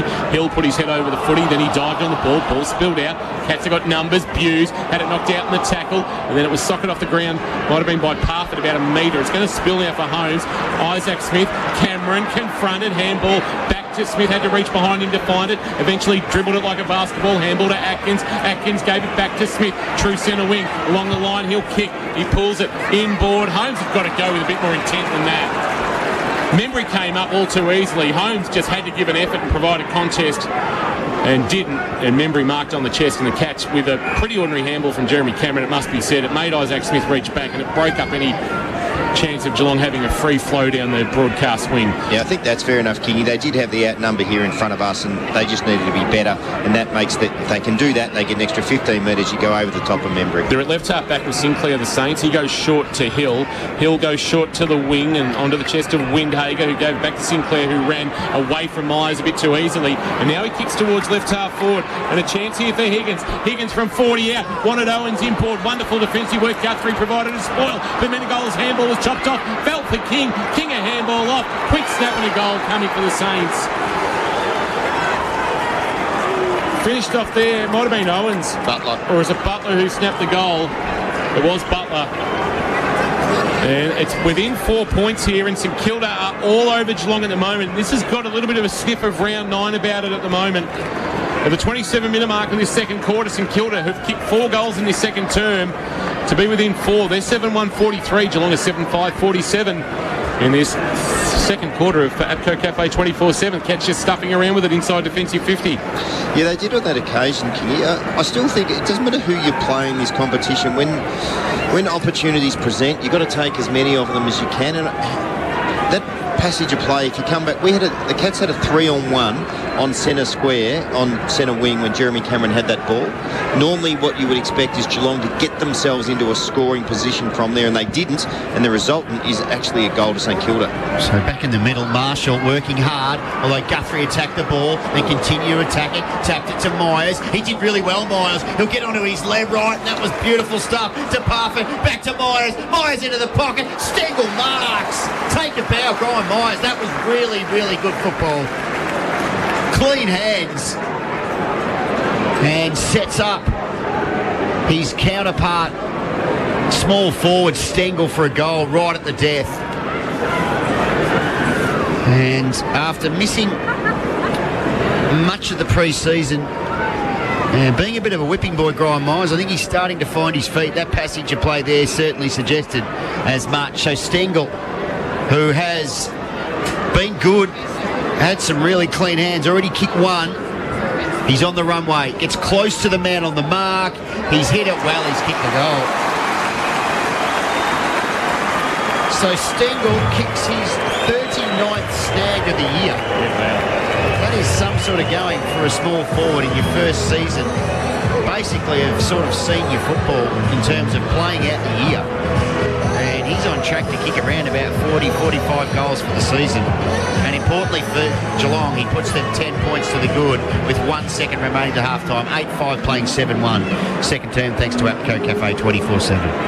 Ben, Brian Myers, super impressive. Just the repeat effort. So he had 3 of them in that passage of play. Clean hands. And then his kicking skills, that's a tremendous effort. That goal was set up by him. I think they'll bounce this and the siren will go, is basically what will occur. Marshall and Stanley will set themselves. Umpire will toss it into the air. Stanley grabs it out of the ruck and didn't even get a kick on it, and that is half-time. So we've got a ball game here at GMHBA Stadium. After the Cats led by 22 points, the Saints got back to within 4 with a goal through Butler at the 27-minute mark, but the Cats finding one late through Tyson Stengel kicking his second of the contest, and the margin back out to double figures. Geelong by 10 points. 8-5-53 St Kilda, a very accurate 7-1-43. It's half-time, and it's half-time thanks to Garmy Chicken and Beer. If you're thinking about something to eat, you do have 27 minutes before they shut the doors at Garmy Chicken and Beer in Warn Ponds. Plenty to get through at half-time. We'll go through the stats thanks to Kerrs High. We'll check injuries for St John of God. Of course, earlier tonight, Patrick Dangerfield was out of the contest before the game, replaced by Luke Dullhouse, and we'll go around the grounds as well for Leopold Sporties. It's Geelong by 10 points. Today's game, fueled by APCO Cafe 24/7, the new Mexican Jaffle. Only at APCO Cafe 24/7. Lip read, Cara Football. Thanks to our number 1 ticket holder, APCO. Fueled by APCO Cafe 24/7. K-Rock 955, we've got all of Geelong's favourite hits. The jams you're loving right now. The classics that take you back. And all your faves from in between. Whether you're cruising down the Great Ocean Road, heading up the highway, or just kicking around Geelong, K-Rock 955 has all your favourite hits. Live, breathe, Geelong in the Surf Coast. Do you love Mexican food? Love an APCO Jaffle? Well, you're going to really love the brand new Mexican Jaffle, only at APCO Cafe 24/7. Packed full of your favourite Tex-Mex flavours, all wrapped up in a toasty hot, fresh APCO Jaffle. The perfect comfort food when you're on the go. Combo it with a barista coffee for the ultimate winter warmer lunch. The all-new Mexican Jaffle. For a limited time, only at APCO Cafe 24/7. We've got you. In Korea, there are many ways to settle a dispute. But most do it over chicken and beer. Garmy Chicken and Beer Warn Ponds. Sticky, crunchy Korean fried chicken. Authentic sauces and Gunbay beer brewed in Brunswick. Your food gets delivered to your table by robot. Because Korea. So bib up, friend up, and tackle it like the chicken-eating champion you are. Garmy, Warn Ponds Shopping Centre. Perfect for a pre- or post-movie feed, because they're open till 9 p.m. every day. St John of God Geelong Hospital has been the leading provider of private maternity services in the Geelong and Barwon region for more than 60 years, bringing thousands of precious babies into the world. Our maternity service provides you with a unique and personalised experience, with your chosen obstetrician caring for you through pregnancy, birth and beyond. Enjoy your stay in our relaxing private rooms, with access to a range of services designed especially for you and your baby. To find out more, see sjog.org.au/Geelong Maternity. Hello, it's Jamie and Erin from Wombat Gully Plant Farm Geelong. Dad, footy is on. Okay, Erin, but I've got to tell everyone that just like a footy team, Wombat Gully Plant Farm are here to go the extra mile. Stick to the plan, have fun, work together and give it our best shot so your garden can be the greatest garden of all. Dad, you sound just like a coach. Oh, thanks, Erin. Now, whose turn is it to do the dishes? Not me. I'm still on the bench, Dad. Right. So see you soon at Wombat Gully Plant Farm. 201 Townsend Road, Moolap. Thanks to our number 1 ticket holders, APCO. Fueled by APCO Cafe 24/7. Off by hand to Sharman. Sharman to Webster, who was too slow. Good tackle, Parfitt. Forced to spillage. Tui's handball, too slick for Atkins in the end. Atkins did okay to get a hand on it. Tui bounced out of nowhere.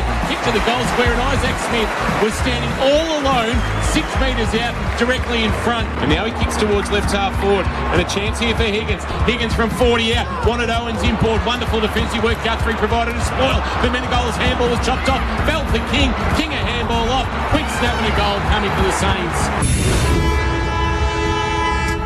Yeah, that was Dan Butler kicking a goal to get within 4 points for St Kilda. They haven't won here since 1999, but they're giving themselves every chance here this evening. They're within 10 points of the catch. Geelong are 8-5-53, St Kilda 7-1-43. Half-time, thanks to Garmy Chicken and Beer. The award-winning pioneer of Korean fried chicken is now at Warren Ponds. Delicious, crispy, crunchy chicken with great vibes. Perfect to meet and catch up with your crew. That is Garmy Chicken. Ben, around the grounds for Leopold Sporties. Let's go over to Adelaide Oval, where there's an important clash going on, especially Port Adelaide probably can't play finals, but Richmond certainly can. They can. Tigers lead by 4 points. 5-6 plays 5-2. That's 21 minutes gone in the second term, so closing in on half-time, and the Tigers lead by 4. Back here at GMHBA Stadium, and that first half of footy was, well, Cats dominated early, and St Kilda certainly fought back with a really positive second term to bring the margin back to 10 at the half. Stat-wise, Geelong, nothing in the disposals. St Kilda ended up having more marks despite being pants in that stat early on in the contest.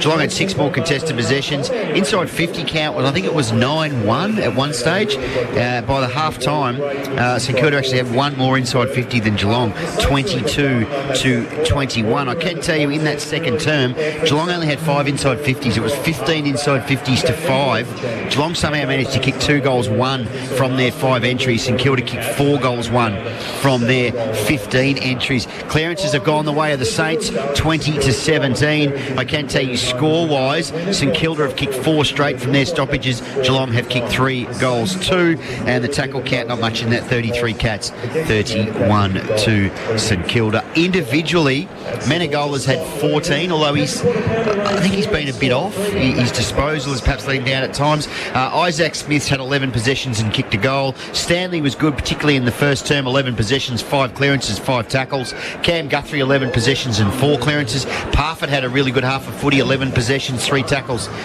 clearances, I should say, and 1 tackle. Holmes, 11 possessions, 2 10 and a goal. Duncan, 9 and a goal. Tom Hawkins, 9 possessions, 4 marks, 2 goals, 1. Jeremy Cameron has been pretty quiet, just 3 effective disposals, no goals. The other one too for the Cats is Tom Stewart.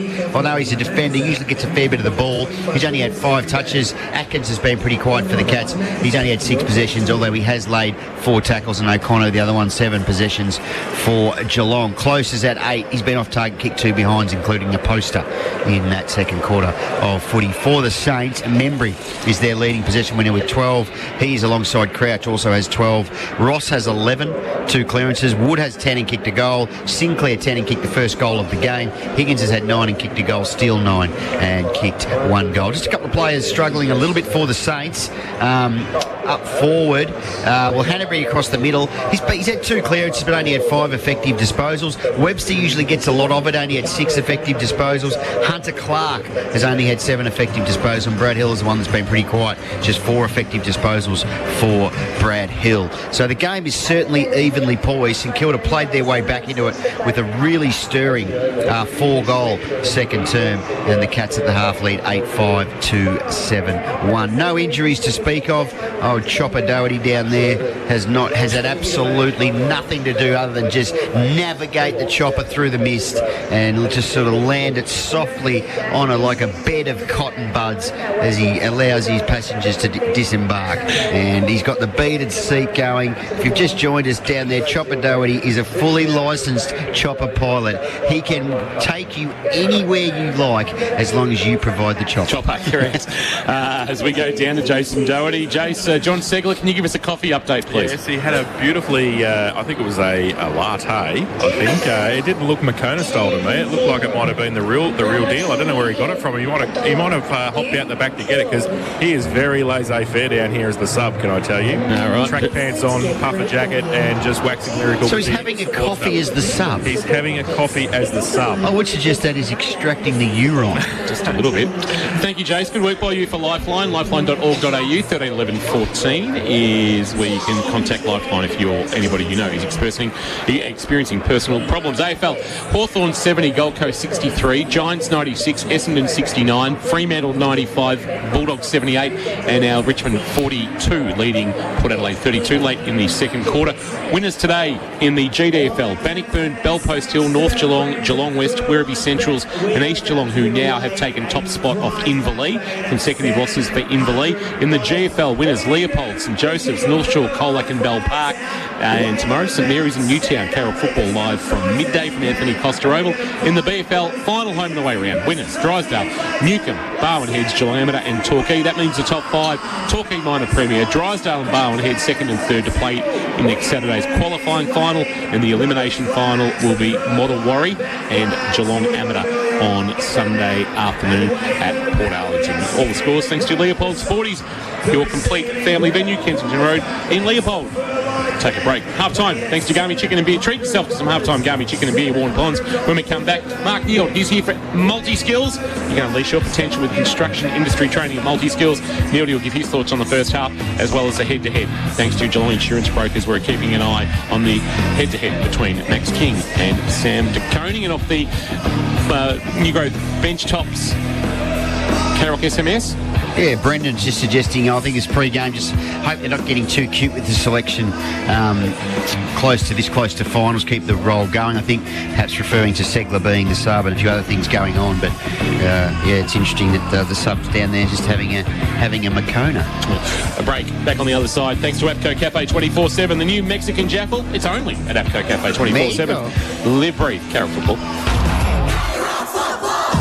Thanks to our number one ticket holder, APCO. Fueled by APCO Cafe 24/7. Tom, Lingy and Lockie on K-Rock 955. Fun facts to send you off to work with today. Male koalas don't chase females. Oh no. Instead, usually between midnight and 3 a.m, they lay back, make themselves comfortable and bellow loudly at any females in the area to come and join them. I think I know that guy. Sharon!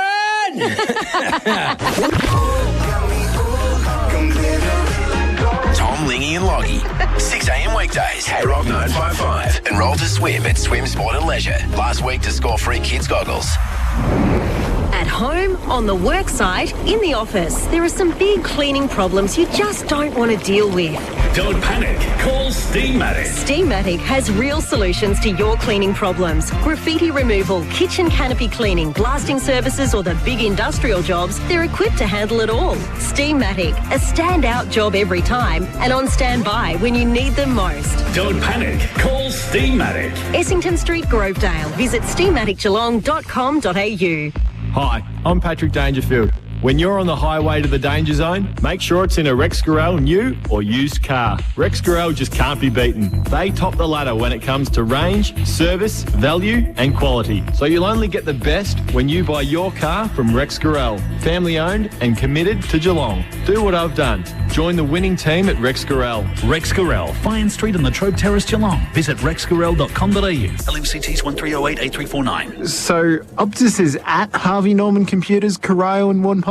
Yeah, there's a premium Optus store inside Harvey Norman Computers, Corio and Warren Ponds. Okay, so there's Harvey Norman Computers and then inside there's a premium Optus store? Do we really need to go over this again? So it's like a shop within a shop? Yes, that's exactly what it is. So I can go in there and get a new phone or a new phone plan? Yes, it's an Optus shop. Sweet. I'll be back with a new phone from the shop within a shop at Harvey Norman, Corio and Warren Ponds. If you're looking to train for skills you want to gain, operator, digger, or work as a rigger.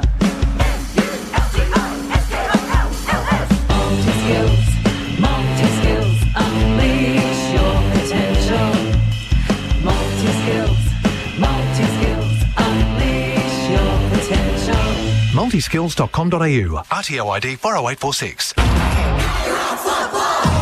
Thanks to our number one ticket holders, APCO. Fueled by APCO Cafe 24/7. Half-time at the home of football at Geelong and the Cats lead by 10 points, 8-5-53 St Kilda, 7-1-43. And half-time thanks to Garmy Chicken and Beer. Treat yourself to some half-time Garmy Chicken and Beer. We have just done that, and goodness me, it was a sensory experience. Do yourself a favour and just get into that Garmy Chicken and Beer. It is really, really good gear. In the experts chair, thanks to Multi-Skills. Unleash your potential with the construction industry training at Multi-Skills. Is Mark Neil. Neil, what do you make of that first half of football? Well, Ben, the first quarter I thought the Cats were absolutely sensational. They had 10 shots at goal, got 6 goals, 40 to the Saints only having 3 shots at goal, 3 straight, 18. I honestly thought in that second quarter Geelong would put the Saints to the sword. The Saints changed up what they were doing. They had a lot of numbers around the ball in the first half, and then when they looked up and they tried to go forward, they found out they had to slow it down and there was no one there.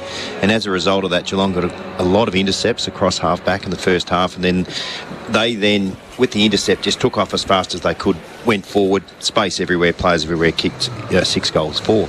Second quarter, change of plan a bit from the Saints. They almost played a traditional in terms of numbers in areas on the ground, a 6-6-6. Their defenders were quite courageous with their starting position, so they were starting 5 to 10 metres in front of their direct opponents. Now that only works for you, Ben, if the players up the ground are putting pressure on the ball, so there was a lift in intensity from their mids when Geelong were winning the footy. St Kilda actually then got their fair share of those intercepts, which led to them being able to slingshot the ball forward at speed. When you do that, it's really hard to defend, and the Cats backmen found themselves in positions they didn't want to be in, so conceded 4 goals, 1 for the quarter, and Geelong only kicking the 2 goals, 1. There was a lot to like from the St Kilda point of view. One thing I found interesting, when they did intercept the footy, the Saints, people talk about, well, you hear sometimes coaches talk about you've got to make the ground big when you've got the ball, and people often say, well, what does that actually mean? So the players these days, as you see the forwards come down the ground to help defend, right? So there's no one in their forward 50, but as soon as the St Kilda Footy Club are winning the ball, their forwards are really quick to reset and really run as hard as they can back into the forward line, and that's called making the ground big on offence. It's harder to defend when you want to use all the space on the ground, so the Saints were really good at that in the second quarter. Both sides have exploded back onto terra firma. We're about 4 minutes before they bounced the ball to start this third term. You went with one head-to-head, Neildy, for Geelong Insurance Brokers. They've got more than 39 years. We say it every week, Neildy. 39 years. That's a lot of experience. In the insurance industry. Managing Director Don on the team. I think Don was up in the K-Rock suite last week, no doubt remaining hydrated. But his team, Geelong Insurance Brokers, they work with their clients to ensure they have the right cover, not just the cheapest premium. You went with just King versus De Koning.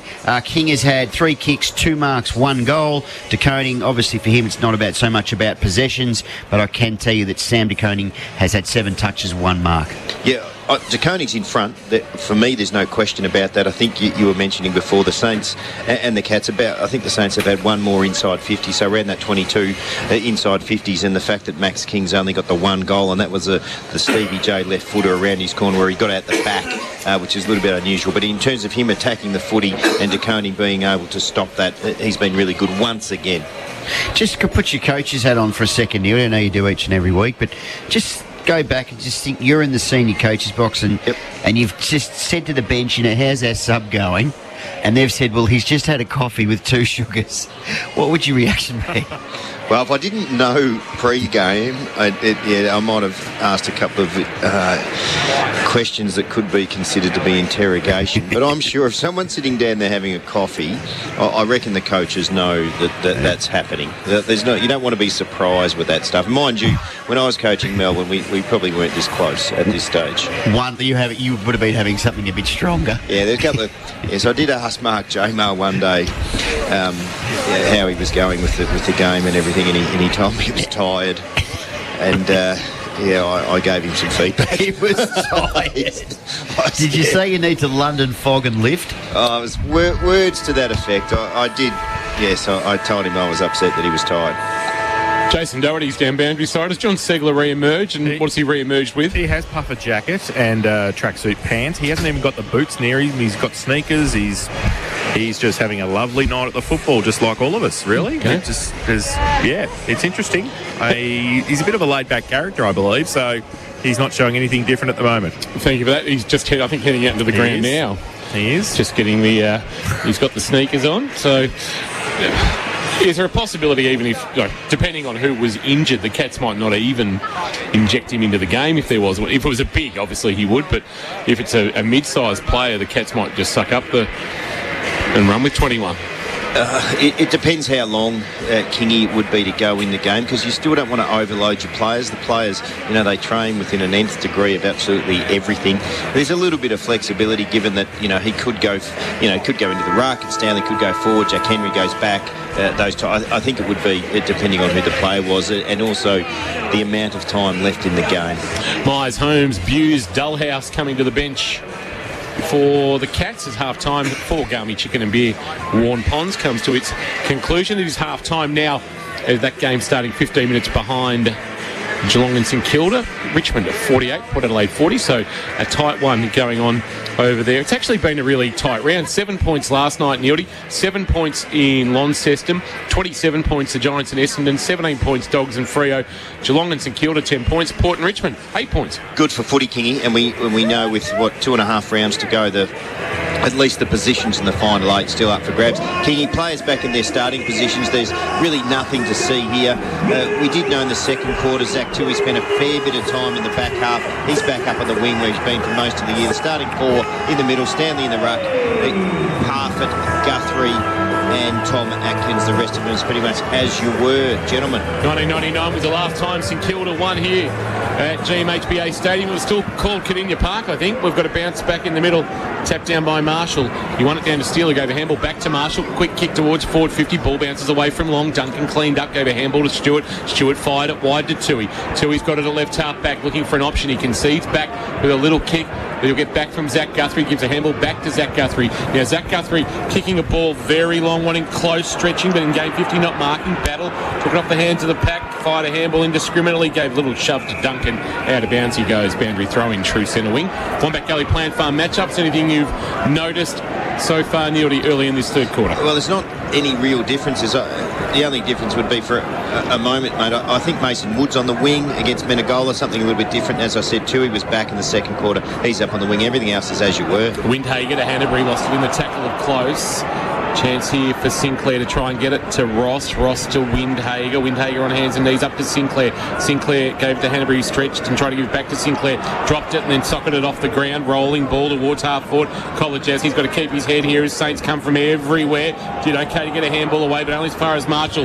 Just outweighed of numbers did the catch there. High ball of Marshall flirts with the boundary line, and that'll be out on the full despite Sharman taking a nice mark over Zach Guthrie, a Hamilton hanger contender that will never be paid. And the Cats have got it.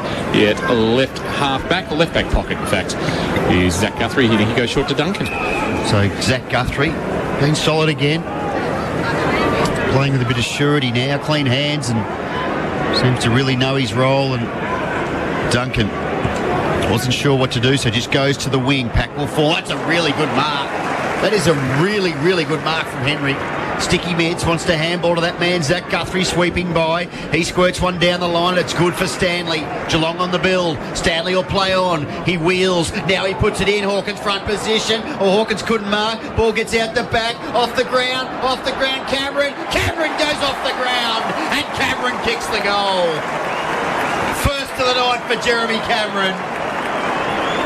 And all started by a really, really good contested mark on the wing.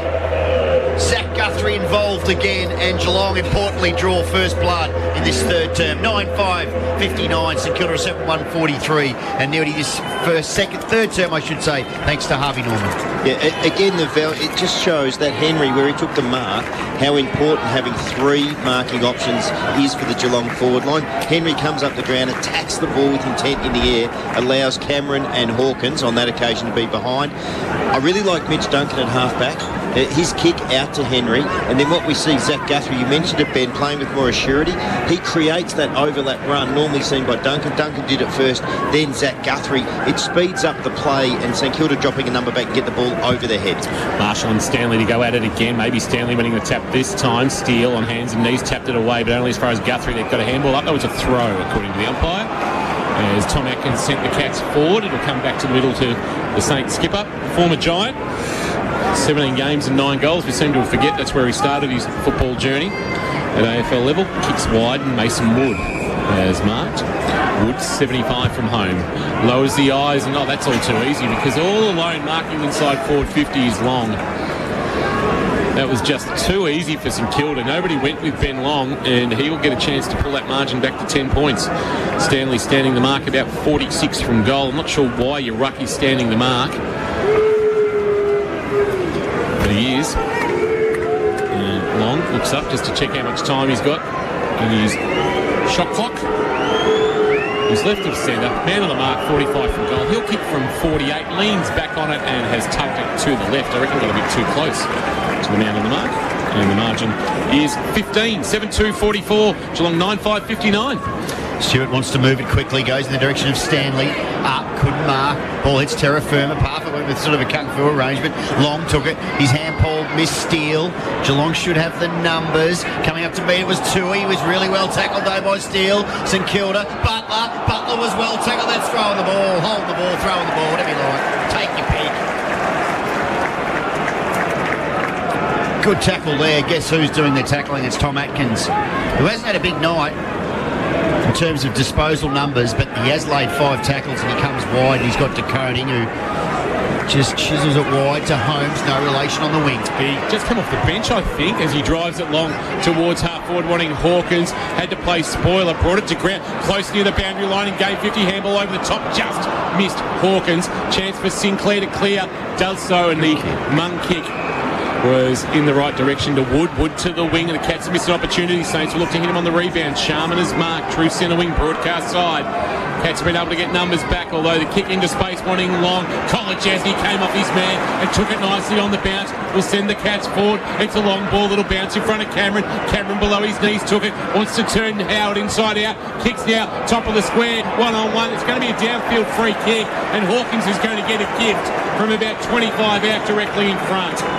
Nearly, did you see what occurred after Jeremy Cameron disposed of the ball? Howard, the man who infringed against him. No, just a push, I think, Kingy. Nothing too much in it, but you can't do that. You just can't give the opportunity to the umpire that thinks you've done something like that after you've got rid of the ball. It's just a waste. So slightly right of centre. Tom Hawkins a chance for his third, Benny. Half-time, Tigers lead by 8, 48-40 over Port Adelaide. Adelaide Oval. Leopold Sporties round the grounds, your complete family venue. Kensington Road, Leopold. Paul Kelly in the K-Rock box tonight. Hope you're enjoying it. 25 out, directly in front. Hawkins starts at left, works it right, and kicks his third. And the margin is back out to 21 points. 10-5, 65, Geelong, St Kilda. 7-2-44 in his third quarter of K-Rock football. Thanks to Harvey Norman. Harvey Norman for all the big brands at Geelong's best prices. Corral and Ponds. He was just a bump in the side by Dougal Howard to Jeremy Cameron after he kicked the footy. You're not going to. It's a really silly thing to do. You're not going to cause an injury for one, and you just give the umpire the opportunity to pay a down the ground free kick. The most important thing I think in that passage of the play was Kolodjasny. The attack on the ball, the ability to defend by getting the ball in your hand. St Kilda tried to square the footy up. He read it really well.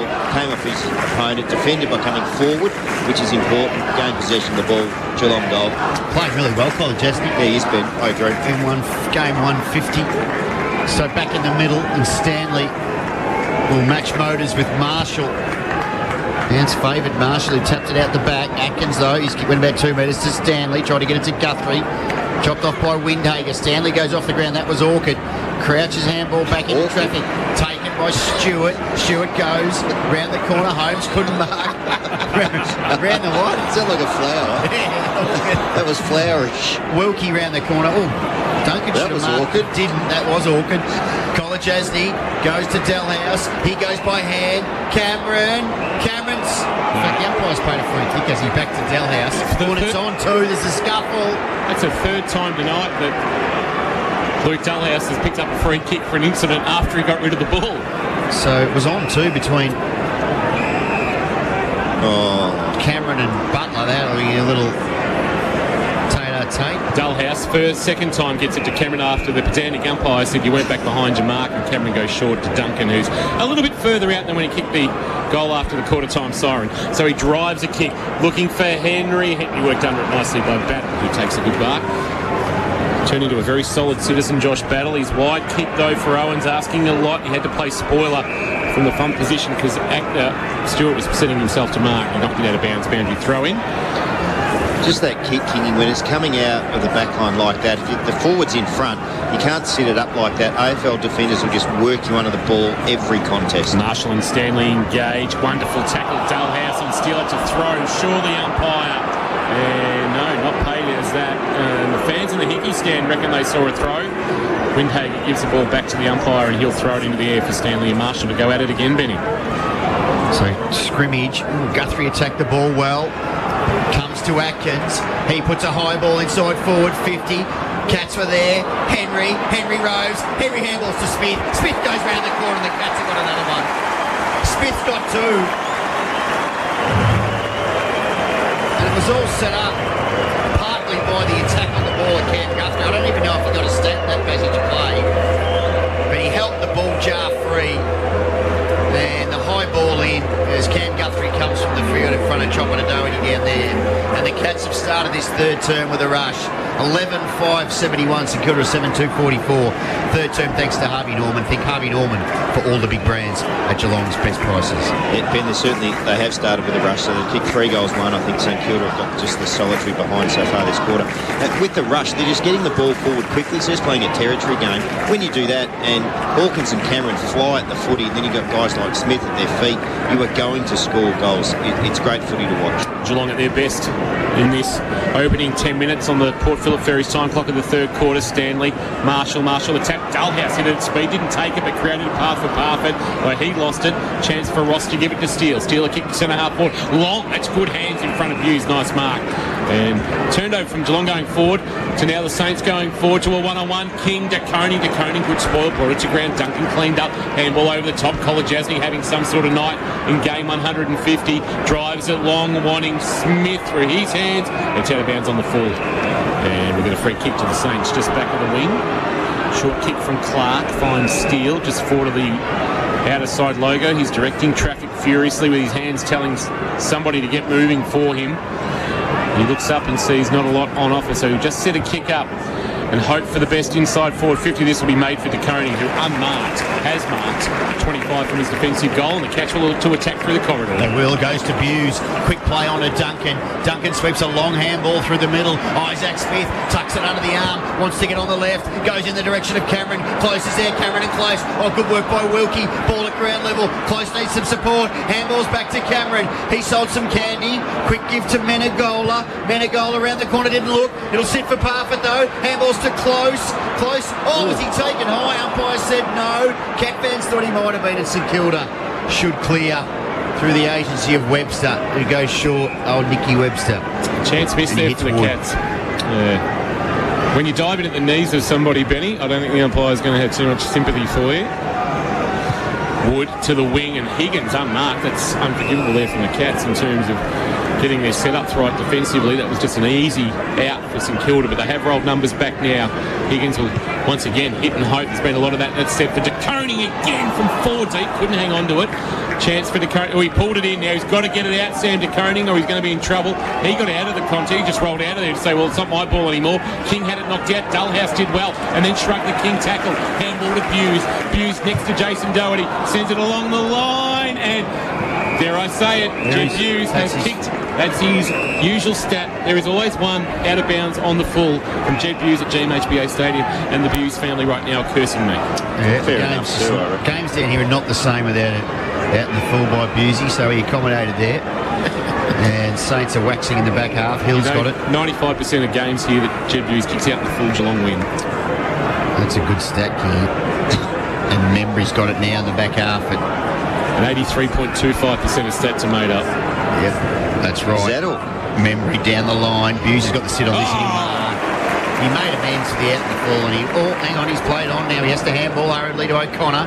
O'Connor gets on the right shoe towards half forward. A bit of a hit and hope in St Kilda. The only team under the pill, and it's Patton who marks, and he kicks it to Nicky Webster, who once dangled from wires. What? Nicky Webster. It was extraordinary scenes, old Nicky dangling from those wires. I think that was the Olympic Games. It was the 2000 opening ceremony. Juan Antonio Samaranch Sydney. Oh, we've lost focus Windager again. inboard to Hill. Hill gives a handball off to a teammate going past her. His kick smothered. That was Hunter Clark and the Cats. They're out here. Although Cameron mishit the handball intended for close, and Windhager got across and chopped it off. Windhager went a 270 and then kicked laterally to Patton. Patton brings it to our broadcast wing, and Wood has marked in front of Jason Doherty, just forward of the wing, sends it along the line and onto the chest nicely of Membry. They need a goal here, the Saints. Cats have been all over them through the first 13 and a half minutes. Sends a kick inside 50. Stewart positioning himself. Owens over the top. Couldn't mark. Handball out the side door. Long. Stolen by Buse. Buse, he will flirt with the boundary line, but he'll keep it alive for Guthrie, who stood tall, kept his feet, brought it to ground, out of bounds. Good result for the Cats as they get a stoppage at right half back. Right below our best seats in the house, thanks to Atco Cafe 24/7. The new Mexican Jackal available now at Atco Cafe 24/7. Ball back into play. Henry doing the ruck work now for the Cats for Wombat Gully Plant Farm. Marsh got rid of him a little bit too easily and then sent the kick inside 50, but Buse back with the flight and then dumped after he marked. No, free kick. Oh no, 50-metre penalty. That's a 50. I thought the umpire was pointing as if he'd given away a free kick, Hughes, but he was pointing to say, no, you've got a 50-metre penalty, Jed. And if he's not careful, he'll get 100. He'll drive a kick wide for the 50 game at close, and he marks between wing and a half forward. Hickey stands side. He does. He wants to come back inboard. He lowers the eyes. He goes in the direction of Cameron. Cameron can't mark. Tries to get it at ground level. St Kilda did well there defensively. Zach Guthrie's wrapped up in a big tackle. That ball is not coming out. And the umpire will throw it up 50 out from Geelong's goal. He's played a good couple of minutes, Jed Buse, after his little traditional out in the full. He's come to life in the last 3 or 4 minutes. Ball gets out the back to Dalhouse.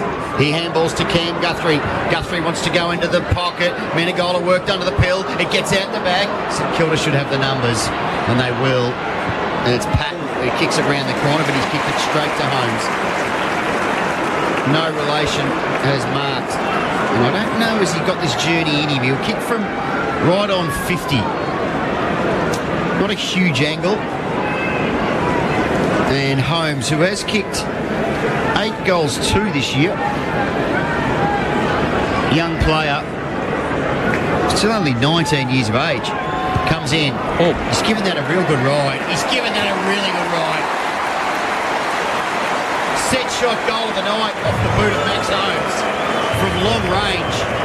And Geelong suddenly bounce out to a 33-point lead. 12-5, 56-77. St Kilda are 7-2-44 in this third term, thanks to Harvey Norman Carrick's goal. He's been really good, Max Holmes, since he came back into the side. And that's a great set shot for the goal. Ben, you asked whether or not he had the journey. He certainly did. Again, when we talk about setting the ground up behind the ball, when the ball goes in 50, what we want is the midfielders coming down, the backs pushing them in to get really good positions. So when that ball comes out like it did then from the St Kilda defenders, you are in front ready to accept the ball. That's exactly what Max Holmes did. Join us on the New Grove Bench Tops text line. SMS is 0456 955 955, and tell us if you ever left the football walking away thinking they don't play enough music at loud levels after a goal. Bounce in the middle. Stanley, Marshall. Stanley winning the tap. Cam Guthrie just wanted to knock it into space, but coming off the wing was Hanbury to give a handball to Marshall. Guarded out to Ross. Ross has got it to kick inside forward 50 to Koning, positioning himself as Membry came up. Membry gave him a clip, and that'll be a 50-metre penalty. And Koning's down and not quickly getting up. Don't know if there's too much in it. He's to his feet now, and he's been told he's got a 50-metre penalty, and he's risen from the ashes, Phoenix style. Just as we were crossing you, Jace, for a bit of an update for St John of God, we find that's not much of a 50 either, methinks. But anyway, Sam de Koning will kick to a leading Menegola, and down low, Jen reflects and takes the mark. He can give a handball off to Zach Guthrie, cruising by. Instead, he goes laterally with a kick to Buse. Buse has got it in the corridor, takes on the man on the mark, handballs now to Parfitt. Parfitt runs himself into trouble, kicks into the man coming towards him, had to dive on the loose footy, knocked it to Myers. Myers 40 from goal, freed the arms, get a tackle towards Dalhouse. It's spilled out. Holmes for 2 in 3 minutes. Pulled it across the face, unfortunately. Minor score for the Cats. 12-6. Make it 12-5, I should say. 12-6, 78. I was right the first time. St Kilda 7-2-44, and the margin is 34 points at the 18-minute mark of the third quarter. And the time clock, thanks to Portfield Ferries, there's no better way to travel. Hill's kick in was good to Crouch. He goes back to Hill. Ball suddenly on the wing. Cats have got numbers though, ground level. How will it spill? Menegola over the top of Higgins. Higgins goes back in. That ball's not coming out. He's going to throw it up right in front of the red sticky hand.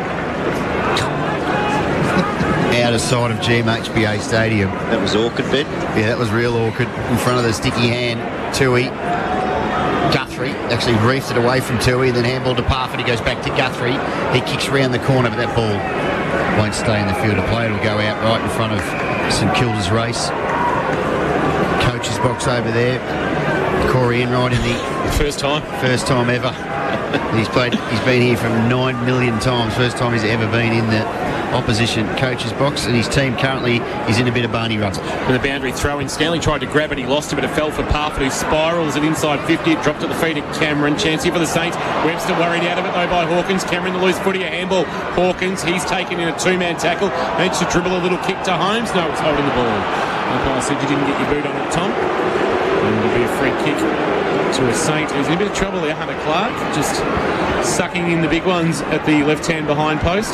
The right-hand behind post, depending on how you're setting up on the ground. He'll bring it towards half-back, wanting Higgins. Oh, Colin Jasny taking a wonderful strong mark. He's in such a game. And he comes laterally to Menegola, who marks 52 from goal, just right of centre. Near the point of the square, handball off to Stewart, potentially no, ignores that. So he just pulls a kick to the pocket. Tui's his target off his bootlaces. Is he claiming the mark? No, it was a wonderful pick-up though. Handball back to Stanley, handball back to Tui. Tui, a little kick over the top to Myers, who marks 40 from goal. That pick-up of Zach Tui on the half volley is one of the better ones you'll see, Mark Beale, for multi-skills. Absolutely, Kingy. To be able to do that going full pace with the ball that's been kicked by over probably 45 metres, terrific stuff. Again, Geelong just keep the ball moving in their forward line, changing angles, really hard to defend against. Curse higher in this quarter, 11 inside 50s to 6. Geelong kicked 4-1 from those 11 entries. For a 40-point Geelong lead, Myers, in searching for distance, has pushed it across the face. Margin is 35. But you've got to remember, at the 27-minute mark of the second quarter, when Butler goal for St Kilda, the margin was back to 4, and we thought the Cats were going to have some work to do in the second half. Well, they've put that to bed. As Dan Hanbury's come to the bench, Jace, keep an eye on that. Chopper down there, he'll be all over it. The joystick out. Higgins. Isn't that what it's called? What's it called? What's it called, Chopper? It's a joystick. You're an idiot. That's what you do when you're playing Donkey Kong, I think. That was a little sort of maybe that was a console type game. Parfitt, he's not playing console games. He runs inside forward 50. Oh, his kick wasn't great though. He's kicked it straight to Hunter Clark, who, he's a little confused when he gets it out to Wood from a Geelong product who is usually up the other end, but this time he marks inside defensive 50. He's been playing on the wing this quarter, Ben, so he's travelling a fair bit of distance, Mason Wood. He wants Marshall, but it's a 3-on-1 and Cameron across the front of the pack has taken the mark. So he hasn't had a massive impact the last couple of weeks, Jeremy Cameron. For the Cats as he goes short to Holmes. Holmes went to go back to Cameron. He's called to play on. So Holmes now from 65 out, sending it long. Hawkins, his target. Good defensive spoil. Wilkie brings it to ground, although the catch through Hawkins will win the footy back. Hawkins lost in the tackle. He should be holding the ball. Umpire didn't pay it that way. Guthrie tried to knock it to Stengel. Stengel tight angle, and he ran out of room, and it's out of bounds on the full as he got a little kick on the ball and in the left back pocket. Boys, they're going to bring De Koning off for a concussion test, I believe. The doctors have been looking at it for the last 5 or 6 minutes, and John Segler has finally got up and to get some gear. Right, okay, that's going to make the Cats... he spilt the coffee? Yeah, he's finished that, so it's okay. Kick towards half back. Cameron flying against Wood. Neither can mark. Still front of the pack. Handball too hot for Webster, who has to go back and find the footy. Dullhouse a little... caught one high. Dullhouse. Jack Steele. He will bound to his feet here, Luke Dullhouse, when he realises he's got the free kick in the right forward pocket. So, Dullhouse, this is probably beyond him. Jeremy Cameron goes over to offer a little bit of advice and suggested see those 2 big white ones down there. If you can get it between those, it'll be 6. Instead, he pulls the kick to the top of the square, wants some tall timber to fly, close, tackled, crouch, handball. St Kilda have flooded numbers back. Hunter Clark is wrapped up by close. Cat fans wanted holding the ball. Umpire said nobody is going anywhere while I'm in charge. I'll throw it up 13 metres out from Geelong's goal.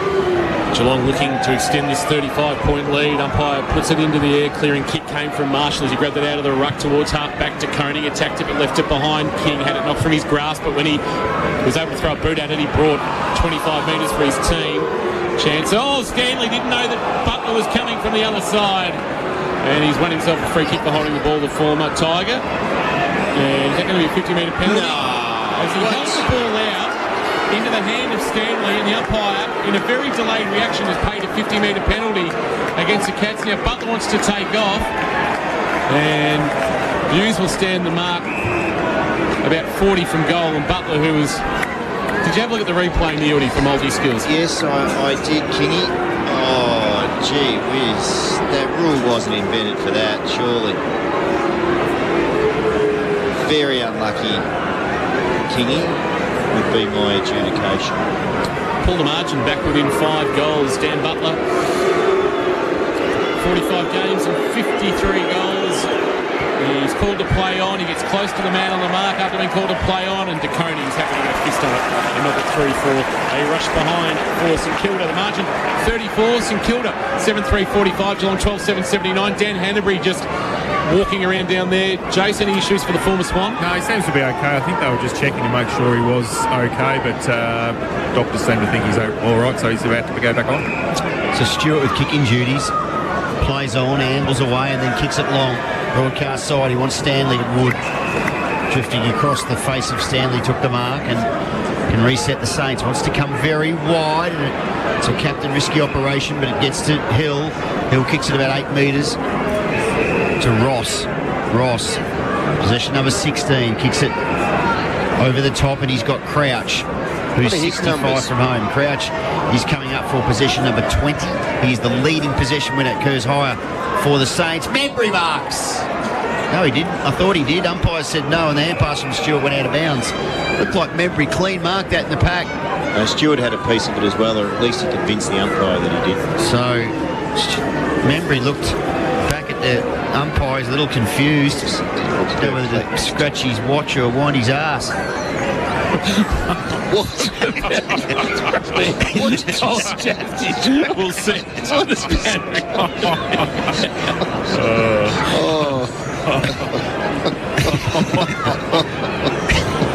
Right.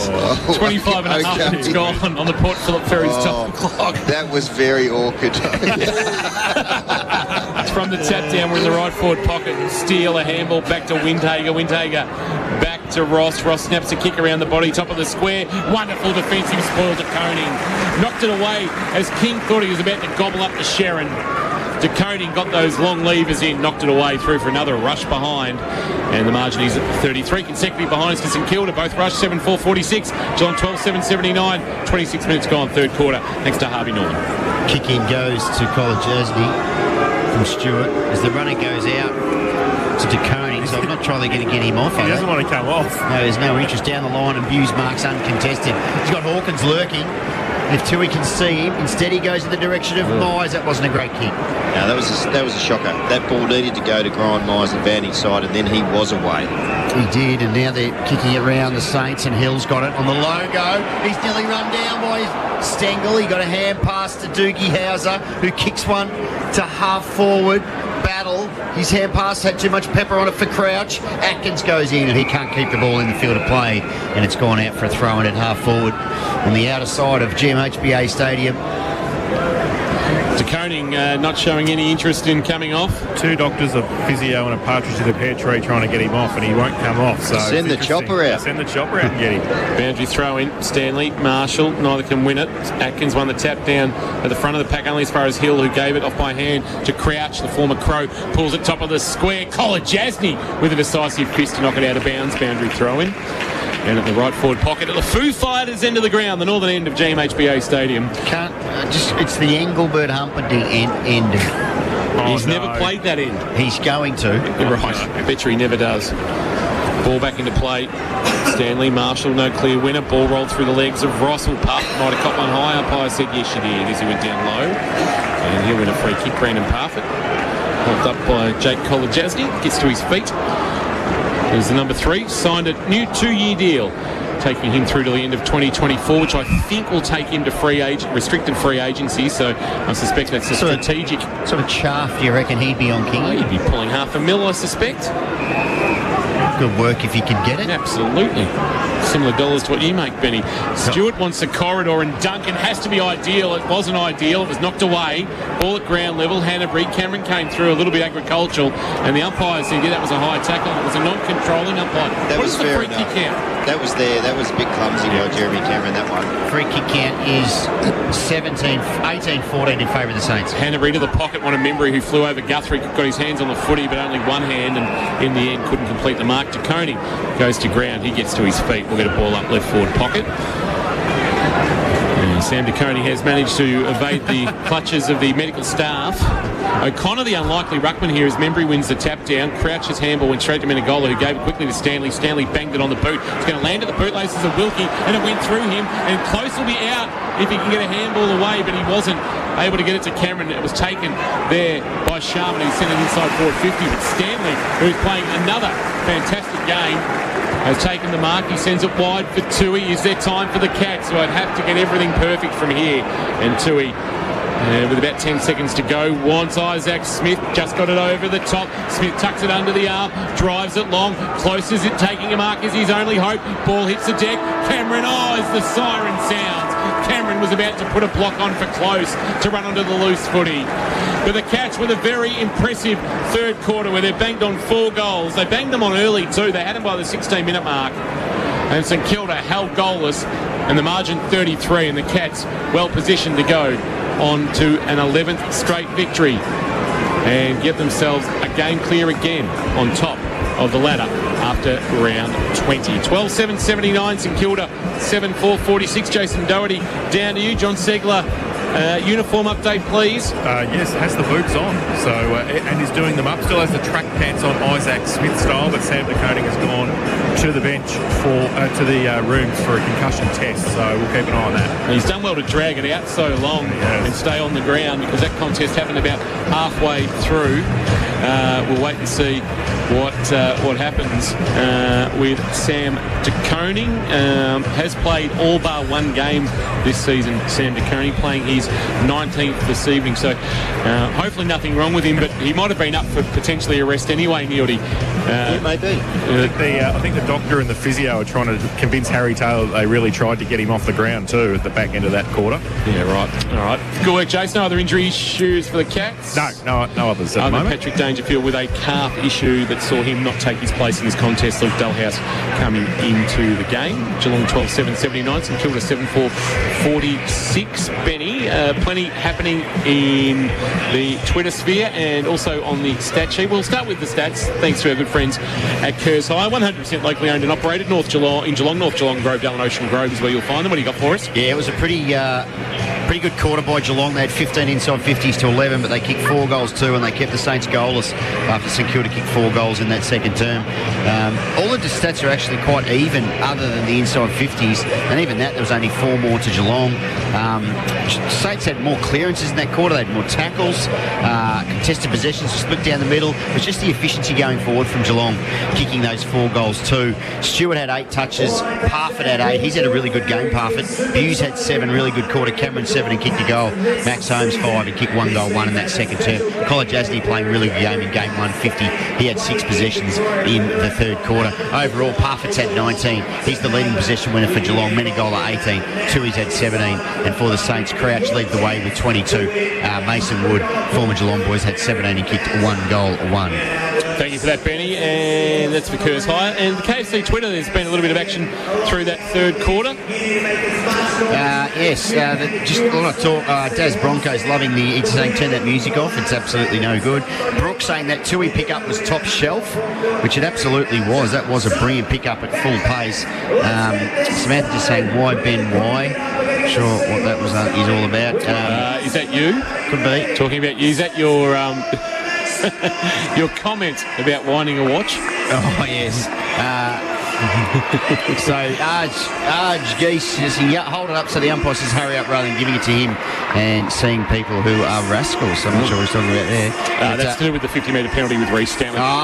Break, Benny, because we need to go to the big screen. Don't you do anything stupid as you usually do. And we'll be back on the other side of this. It's three-quarter time at GMHBA Stadium. Geelong 12-7-79. St Kilda 7-4-46 to catch by 33 points. Thanks to Epco Cafe 24/7. The new Mexican Jaffle. Only at Epco Cafe 24/7. Live, breathe, K-Rock footy.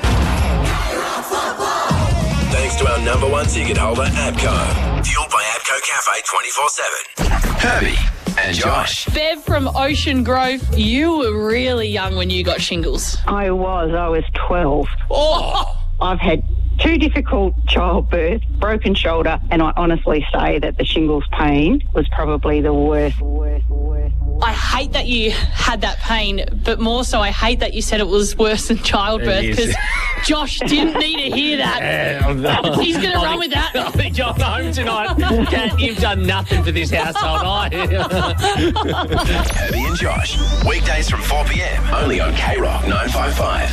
2 brand new Mimosa Homes displays now open in Austin Lara. mimosahomes.com.au. Do you love Mexican food? Love an APCO Jaffle? Well, you're going to really love the brand new Mexican Jaffle, only at APCO Cafe 24/7. Packed full of your favourite Tex-Mex flavours, all wrapped up in a toasty hot, fresh APCO Jaffle. The perfect comfort food when you're on the go. Combo it with a barista coffee for the ultimate winter warmer lunch. The all-new Mexican Jaffle. For a limited time, only at APCO Cafe 24/7.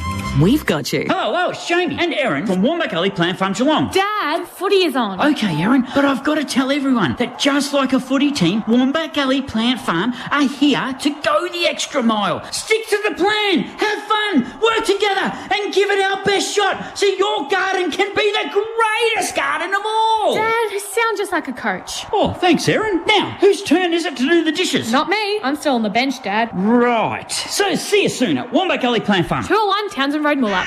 Illusion and Ultimate Wood Heaters and Gas Log Fires massive stock inventory reduction sale. We must sell the lot. Over $10 million of Australian-made heaters must be cleared. 304 Melbourne Road, North Geelong. illusionfires.com.au. I'm here with Beck at the Sandman Mattress Factory's Grovedale showroom. Beck, how long has your family been manufacturing these mattresses here in Geelong for? My grandfather started making them back in 1948. That's 74 years. Well, you can actually see it in the quality of the work. Absolutely. You'll enjoy factory direct quality and prices on all our mattresses. We custom make them with a quick turnaround and delivery too. See the Sandman's Grovedale showroom or shop online at sandman.com.au.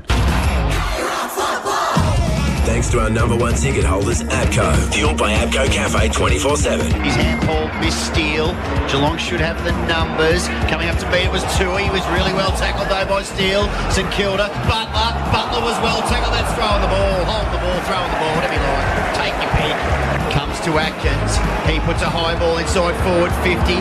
Cats were there. Henry roves. Henry handballs to Smith. Smith goes round the corner and the Cats have got another one.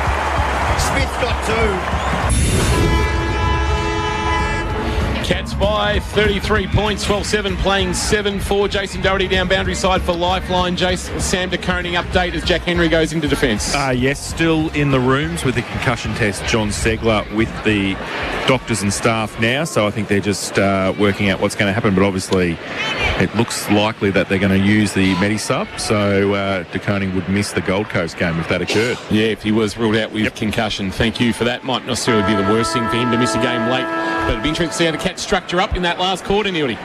Good question, Kingy. Jack Henry's gone back already. He's got Big Max King with DeConing off the ground, and I had the pleasure of having my hip massage during the three-quarter time while we're on the big screen. Go figure that one out, Jace Doherty down there for Lifeline Reserve.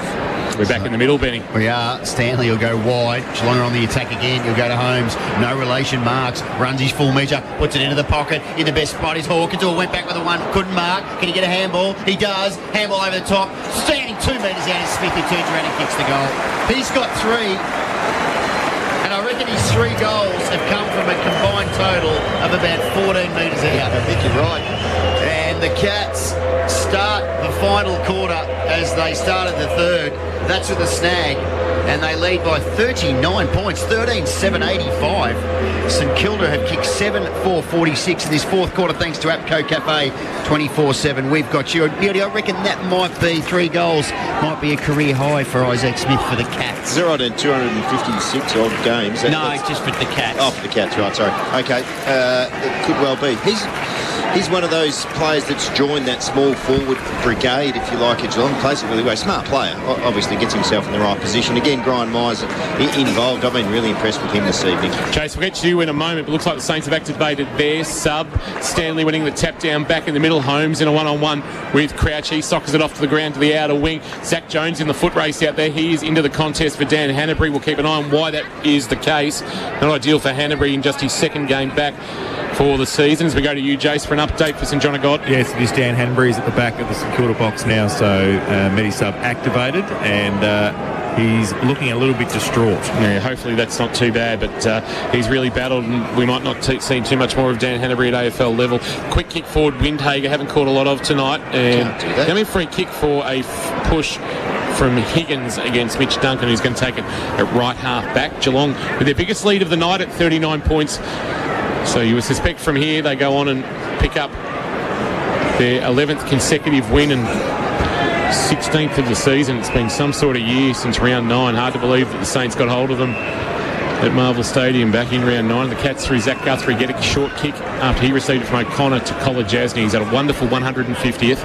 He drives the ball long towards Hawkins. Close is there, but he didn't fly, and Marshall uncontested is marked for the Saints. The right half back, right below our best seats in the house, Benny, the EJ Witt Memorial Broadcasting Box. And we're here for APCO Cafe 24/7 and their new Mexican Jaffle.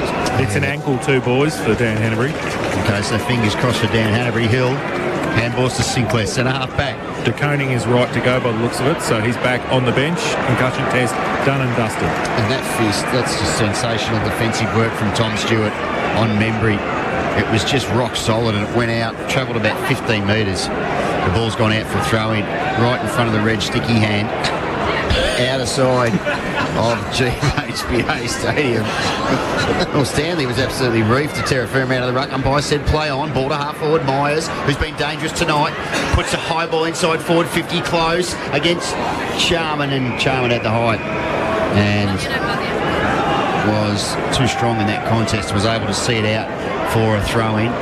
48 around from Geelong's goal. They lead comfortably by 39 points.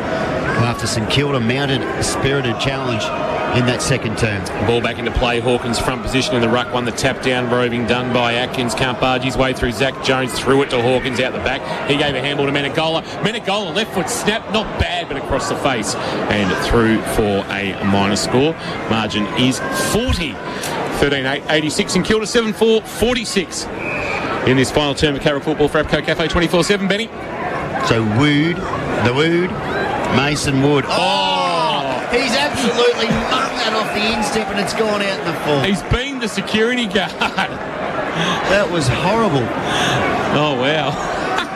So 2 result in 3.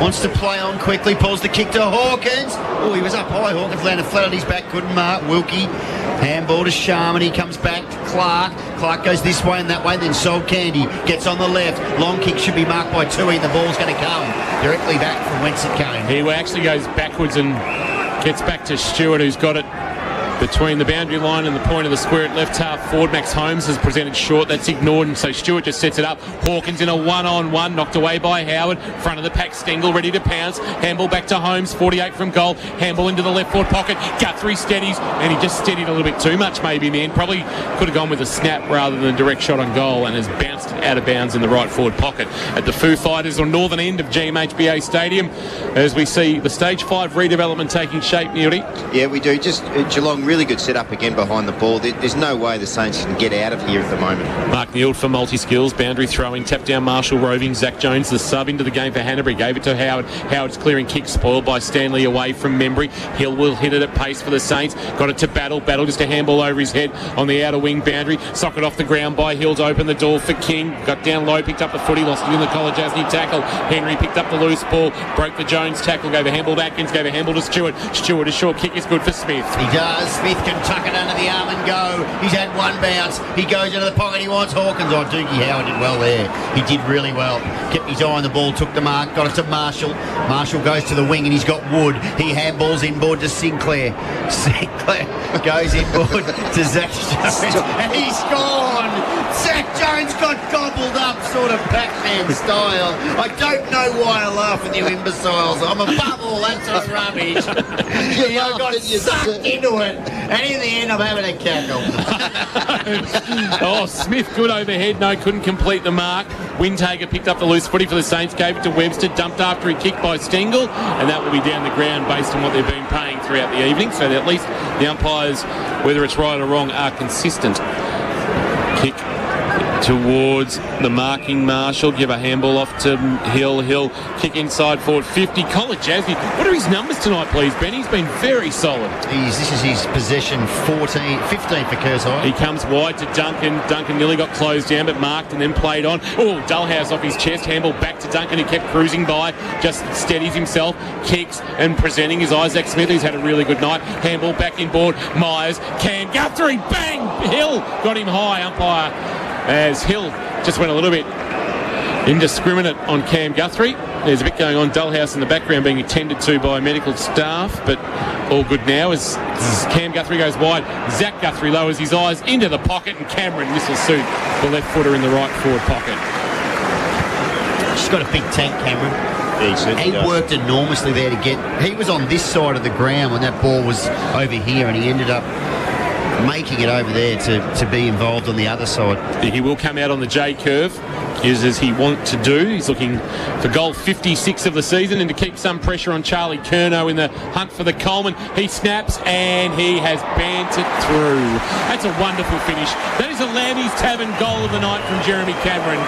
He made the goal umpire David Roden work hard to his right, but he was able to get it through at the left-hand goalpost, and the Cats are now out by 46. They have doubled the Saints score exactly for you mathematical nerds out there. They're 14-8 Geelong. St Kilda 7-4 as we approach 8 minutes gone in this final term of K-Rock football. Thanks to Webco Cafe 24/7. Cameron with 2. And just some quick numbers, 56 plus 54 is 110, 110 plus 2. There's now 149 goals between Cameron, Hawkins and Stengel for the year. Pretty good going. Goals. That is really good going. This second half has been again outstanding by the Cats. A couple of the teams, like last week the Bulldogs went for a half. Saints did it right in that second quarter. So what do they kick? 6 goals, 3 to 3 behinds in the second half. Is that right? Yes. Correct. So back in the middle, they might go forward again. Dalhouse was tackled, had to release. Zach Jones, he sucked that in. He sucked that in, umpire. No, umpire said he didn't. I thought he did. But umpire did him a favour and he'll throw it up. Cats are really on the hunt here. Stanley down. I'm not sure why. Chopper Reed may have just down there. Chopper Doherty's. There's a beach ball in the crowd. We're not at the cricket. For 1 second there, I thought there might have been a bit of streakage action, but there wasn't. High ball from Myers is well marked by Sharman, who's actually looked okay at times in the back half. Young player for the Saints. He's been very good, Ben. Yeah, just playing his 14th game of AFL. Tom Hawkins getting extremely frustrated too with what he's receiving from Dougal Howard. He believes he's being unfairly treated and has been appealing to the umpires in recent times. Handball on the bounce, asking a lot there of the St Kilda player. It might have been Owens who was dragged to ground. It's going to be a turnover. Myers, good release. Dullhouse got it on the up towards Close. Catcher out here. Handball to Stengel. Stengel had his kick well smothered. Close was taken to ground by Howard. Umpire said play on. Stengel, Cameron, tight in the pocket. Just chipped his kick. It was a little zinky one that was touched off the boot. Close tucks it under the arm. He'll have too much pace for Wilkie. And in his 50th, he gets a goal. Tucked it over the arm and said, try and catch me if you can, Callum. And he was never going to go with the fleet of foot. Bradley Close, who's kicked the goal. And the margin is 52. 15-8, 98 Geelong. St Kilda 7-4, 46. Close from Glenelg. Wilkie from North Adelaide. They would have played against each other at Sandford level. And Close would have known that he could tow away from Cal Wilkie, and the margin is 52, Neildy, and this has turned into a bit of a smackdown, and your 50-point margin on the mark, 15-8, playing 7-4. Well, I would have expected that, Tom, I would have thought. For multi-skills. Yeah, multi-skills. What are we doing there? We're unleashing our potential. We certainly With are. construction industry training. Absolutely, all those things. Geelong are really unleashing their potential this evening. It's been a wonderful second half. They're way too good for this time. So back in the middle, Marshall up. Owens, they're trying to get some players involved in the other Saints, but it's taken away by Parfitt. He goes to Tui. Tui's got time to size up 17 different options and then go to half forward. He kicks a good one onto the chest of Henry, who marks Henry. He wants to go into the pocket for Hawkins. Cameron's there. Ball won't stay in the field of play. Skids out. And Cameron has to retrieve the own pill as he leans over the fence. And he does, and hand it to the umpire. The boundary umpire already is one he prepared before. It was like a cooking show there. There was the sort of meat pie he'd had going, and then he just got one and said, I've already done this one earlier, I'll pop it in the oven. For the boundary throw-in, Dalhouse might have been taken without an umpire, said no, clearing kick Owens. Henry back with the fight, couldn't mark Membry, knocked it away, front on, did okay. Then a handball back to King, King inboard to Clark. Clark kicks towards half forward, and he's turned it over. And gee, the small forwards at St Kilda haven't had a chance to get into the clash tonight. Butler, Higgins, etc. Geelong small defenders have had a really good night. Buse, Zach Guthrie, Tom Stewart. More medium size. There's no real small defenders in the competition other than Caleb Daniel. Kick to the wing is good from Buse, and it's marked by Isaac Smith, who's had a really good night. Career high 3 goals with the Cats. He goes short with a kick to Myers. Myers with that unique kicking style for Atkins, who at 55 make it 60 is marked right half forward. So Atkins is in two minds. He goes into the pocket and he's got Cameron low down. Play on, hit the deck. Oh, and he was out. So he's going to have a snap, and Cameron's claiming that he marked the ball, and he's looking longingly at the umpire. Says, no, you didn't. So we haven't seen a replay yet, but umpire nonetheless is now throwing the ball in. 50 out from Geelong's big white ones. Ball slapped forward. Ross over it. Gets a quick kick. Back to DeConing. He's done a wonderful job. King to 1 goal. Spillage Menegola. His hand pass was a little ambitious. Didn't get to Smith. Crouch had a fumble. Menegola hand pass again to Dalhouse. He'll go back to Smith. That missed him.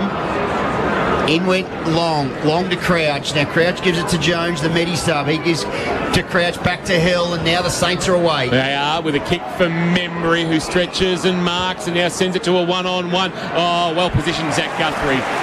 The kick was intended for Battle, and Zach Guthrie just set himself in front. He goes short to Henry with a kick. He goes short to centre half, back to Duncan. He gives a handball to Holmes. Holmes confronted by Hill, then fired a handball wide. O'Connell have to give it back to Holmes under pressure. Did okay. Holmes is really growing as a player, and he goes short with a kick to the boundary line. Smith fires a 20-metre handball to Dalhouse. He can loop one over the top to Parfitt. Parfitt sees Stanley back in the goal square. That's where he sends it. There's a couple of options. One of those is Menegola. That's a free kick, surely, in a one-on-one. Seb Ross was all at sea, playing in a one-on-one defensive role. That's not his go. Menegola positioned himself well, and a chance to add a major to his stats tally, where he sits equal top for the Cats with Brandon Parfitt with 22 apiece on the Kerrs High stat sheet. Nearly. Max Holmes is working. You spoke about him maturing as a footballer. His repeat efforts to get from contest to contest are outstanding. That's why the footy is in Menegola's hands. See Menegola. He's 30 metres out, directly in front, and he puts it over David Roden's hat. Nice finish from Menegola. And the Cats have put St Kilda to the sword. The margin is 58 points. Remember, the margin was 4 points until Tyson Stengel goaled with the last major of the second quarter. And we thought we had a game at 10 points at half-time. Well, Geelong have blown this one apart. 8 goals 3 to 3 behinds in the second half. And that will be 11 consecutive wins for the Cats. And they will see themselves a game clear on top with 2 rounds to play. Kingy never thought I'd go to the football and hear Black Betty after a goal. But was that the Spider Bait version or the Ram Jam version? Well, I don't know, but despite the high cost of living, it remains popular. So the ball is back in the middle. Black Betty, there you go. As a first. Goodness me, Stanley got it down. Dalhouse is immediately tackled by Crouch. And he hands the ball back to the umpire. They'll throw it up again. Take 2. Ross always works hard. His kick went about half a metre. Hill took it. Handballs to Sinclair, running off the back edge to the wing. His kick to Coning's spoil there was absolutely first rate, because it was quick ball movement. Usually that obviously favours the forward, and at full pace, DeConing was there every step of the way with the King, got the arm around him and spoiled it out. That was pretty impressive. Outstanding defensive craft, Cass. To be able to do that, as you said, King's a very good player, and he was at full pace too on the lead. In front, still got his arm around. Marshall won the tap down to his skipper. Steele banged it inside forward 50, rolling ball will go past Battle and Colajasny. Stewart first back there, right back pocket, turns and kicks to Atkins, who stretches but can't complete the mark. Unfortunately, he's run into a bloke called Nick Dacos, Sam DeConing. If he hadn't have, he'd be winning the Rising Star this year, Neildy. Yeah, he might well be, Kingy. Look, DeConing's had an outstanding year and will be a fantastic player for this footy club for a long time. Kingy? Left forward pocket. Not yet, but he's not out of contract. He's got another year to run on his current deal. So chance for Atkins, but I suspect that will be an extension at some stage. Stengel, here he goes. He can tuck it under the arm and run, but he decides to kick. It's not a great kick, but it went through the arms of Sharman, cleaned up by Wilkie. Handball back to Sharman. Sharman, short kick is okay. And the kick over the top, Webster was all right. Found marking target and Butler. Butler turns, sees something he likes, wanted Battle, no mark, front of the pack. Higgins, quick snap, open goal, and it'll bounce through. And that is the Saints' first goal since the 27-minute mark of the second quarter. Who would have thought when they got to within 4 points we'd be talking about their next goal, cutting the margin to 52 points. 16-8-104, St Kilda 8-4-52.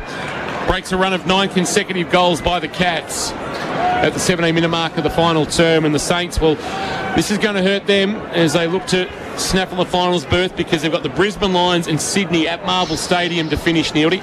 Yeah, that's a hard run home, Kingy, so they're in danger, I presume, of missing out on the 8 with that run home. They haven't been very impressive tonight, obviously 52 points behind. Just having a look at the role that Jack Henry's played. So he's settled in down back over the last few weeks, comes here, starts forward, plays really, really well, then he's got to go back when DeConing comes off, and now, not for the first time, he's in the middle of the ground contesting the ruck. So Richmond have got the jump now. Nearly three-quarter time. They lead by 34 points, 90-64 over Port Adelaide. Back in the middle, Parford, a handball into the path of Atkins. He had a fit of the fumbles in front of Battle, then he picked it up and he ran into Steele, and there's going to be a free kick too high going to Atkins. He quickly wants to get on with it. He kicks to the run of Duncan, who presents, and marks just inside the centre square, broadcast side, off a step. I might have been partially smothered, and it skidded through to Ross. Ross slung in the tackle but found Sinclair. Sinclair's handball a little bit too hot for Windhager, who had time to recover, kick into space. Oh, the bounce did no favours for Hill. It bounced straight back into the arms of Duncan, who would have been beaten for... O'Connor ragdoll. Wonderful tackle by Steele. And the umpire says, give it to me, I'll ball it up. No prior opportunity. And that's St Kilda's night right there in that bounce, Neildy. Yeah, absolutely. You would have thought Bradley Hill was a chance to run onto that, but it wasn't so. Henry. Long just sort of palms it forward out of mid-air. Stengel runs back onto it. Handballs to DeConing. DeConing just screws it back. Broadcast side. Battle probably should have marked in, then finds it at ground level, sweeps a handball to Sinclair. He kicks it to Hill, who'll go back to Sinclair, but that wasn't great, then he's wrapped up from behind in a really good tackle. That was by Henry. Umpire said play on. Ball farms back out to Hill again. Butler's kick, lurking all alone inside forward 50 is Windhager. And it wasn't pretty from the Saints, but they kept working. And Windhager sounds like a sort of a V8 type driver. The number 17, playing just his 15th game, 19 years of age. Sandringham product, Windhager. Marcus, 185 and 86. He's on the runway. He's kicked 3 goals in his career, and he has kicked 3 goals in his career. 3 goals, 3 in fact, this season. And Windhager, just like saying it, it just sort of rolls. Sounds like maybe something you'd buy at the bakery. 2 inch short into the right back I'll have a loaf for the Windhager. Do you reckon? Sliced. Toast or sandwich. Whole meal Windhager. Kick to the wing, Holmes stretching and marking. Geez, adding more strings to his bow, isn't he, Max Holmes? His kicking has improved as well. He draws the man on the mark and he handballs off, and a chance here for O'Connor to give a handball off to Duncan. Duncan just forward to the wing in front of the Reg Hickey stand, and I'll never say that wrong again, as Hawkins chips a kick over the top, and Isaac Smith is marked right next to the boundary line. He had barely any room to move. But he was able to clutch it to his chest. Myers presents short. Smith swings out onto the arc to about 53 metres out, sets it up to about 25 out from goal. Zach Guthrie, the unlikely flyer, has taken a Hamlin hanger. From 3 deep, what is Zach Guthrie doing down there, Mark Neal, for multi-skills? They just followed his man down. Kingy Geelong like making sure the numbers are even inside their forward 50 when they get a chance to do that. He did that and then made his direct opponent try and defend. He couldn't do it. That was a great grab. He'll play his 50th next week on the Gold Coast. Just the 5 goals in his career. This should be his 6th and 4th of the year, and I reckon they'll mob him after kicking this. 35 out, directly in front, and he's kicked a wonderful goal. Not for the finish, that was elementary, but the mark. Zach Guthrie, they do. There's 6, 7, 8 of them get to him, and then he'll go through the midfield and the defenders, and they'll all tussle that hair. And the margin is 57. Geelong 17-8, 110. St Kilda 8-5, 53. In fact, he'll come to the bench and hopefully get the plaudits to those in the Brownlow stand, and they will give him those plaudits. That might be the loudest cheer that Zach Guthrie's heard from the Geelong crowd in his career that's finally got going. He's managed to string together 16 games this year, Benny. Considering he's been on the list half a dozen years and only played before this year, he'd only played for 33 games. It's game 50 next week. He's been very, very good. He's just got better each and every week. Would he be top 10 and best and fairest? Maybe just outside. He might give it a shake. Top dozen. So back in the middle. I didn't think we'd be saying that at the start of the year, to be honest with you, but pleased we are. He's really come on in leaps and bounds this year. His brother's toiling away in the middle. Had a little fumble, so too Stanley. They're cracking in the Saints. They're not giving up. They sit over the top of it. I don't think it's coming out. It's not. Umpire will throw it up. It's still inside the centre square. But did we think Stengel would kick 40 goals? Did we think DeConey would become the defender he has? Do we think Holmes would develop in the way he has? No, we didn't. And the kick round the corner from Atkins is marked by Wilkie. He's done a pretty good job on Cameron, fair to say. Cameron's just kicked the 2 goals, 1. And it hasn't really been off the chain too often at all. Kick back inboard to that man again, Wilkie, who marks at centre half back. Gives a handball off to a man cruising by. Clark was able to spin out of a close tackle, but under pressure, and Dullhouse scrubbed a kick towards Crouch on the outer wing, gave it back to Clark, who came to help out, clean up the mess. He's now wrapped up, and is that holding the ball? No, just forward to the outside logo. We'll get a ball up. Cap players were taking off from the contest thinking they'd win a free kick. They're going to have to come back to that contest to even up the numbers. Stanley, Marshall winning the tap down into space, but Holmes will be first onto it. Took the tackle of Hill, then managed to jam a kick on the boot towards right half forward, rolling towards the boundary line. Sharman had no intention to keep that alive and was just happy to do the sort of half shimmy to get out of bounds, boundary throw in as we tick inside the final 5 minutes of play. Benny on the Port Phillip Ferry time clock. Port Phillip Ferry's no better way to travel. Port Arlington and Geelong to Docklands. Marshall down, taken by Long, who's immediately tackled. That's a real bear hug type style thing from Stanley. The umpire will throw it up again. 52 out from Geelong's goal. City end of GMHBA Stadium. Long hit the stoppage at speed and ran away. Handballs to Higgins. Higgins will get onto the right. Goes down the line. He wants Wood. Kolajasny's there. Good mark, Wood. That was good. He had Kolajasny in his grill. Sticky mitts for Wood, who wants to play on. Move it quickly. He goes into the pocket. Oh, King! Oh, he didn't hang. That would have been nearly mark. In fact, would have been mark of the night. One of the marks of the year. He's on the deck. And Geelong will clear. Just couldn't quite complete the mark. Falling to ground, could King. Andrew Daly suggesting on the KFC Twitter, Benny, that Windhager would be a German beer. Right, well, that's even better than a loaf of bread. Yes, I concur. Yeast is about the only thing in common there. Marshall short to a diving Webster, who marks just back of the wing. Now he's back to the point of the square at left half back. He goes short to Hill with a kick that barely went 15. Hill now short. He finds Patton, but the Saints, it's all been very hard going in this second half of play. They've kicked just the 1 goal. As the Cats, wonderful diving smother across the boot by Smith. Atkins picked up the loose ball but had his handball smothered by Ross. Ross gives a handball back to Patton, who gives a handball to his skipper Steele. True centre wing, broadcast side. Steele kicked to a 1-on-1. Stewart got front position, attacked the footy, created a path for Stengel. Stengel a handball back to the voice of O'Connor, and O'Connor throws it on the boot high to the wing, and Smith will have to fly from deep. He will, but he won't get there, and Patton will just mark and then run away. Got time for a cheeky bat. Oh, look at you, gone! He was playing the under-12, said Patton. He was gobbled up. I'm not sure what he was doing.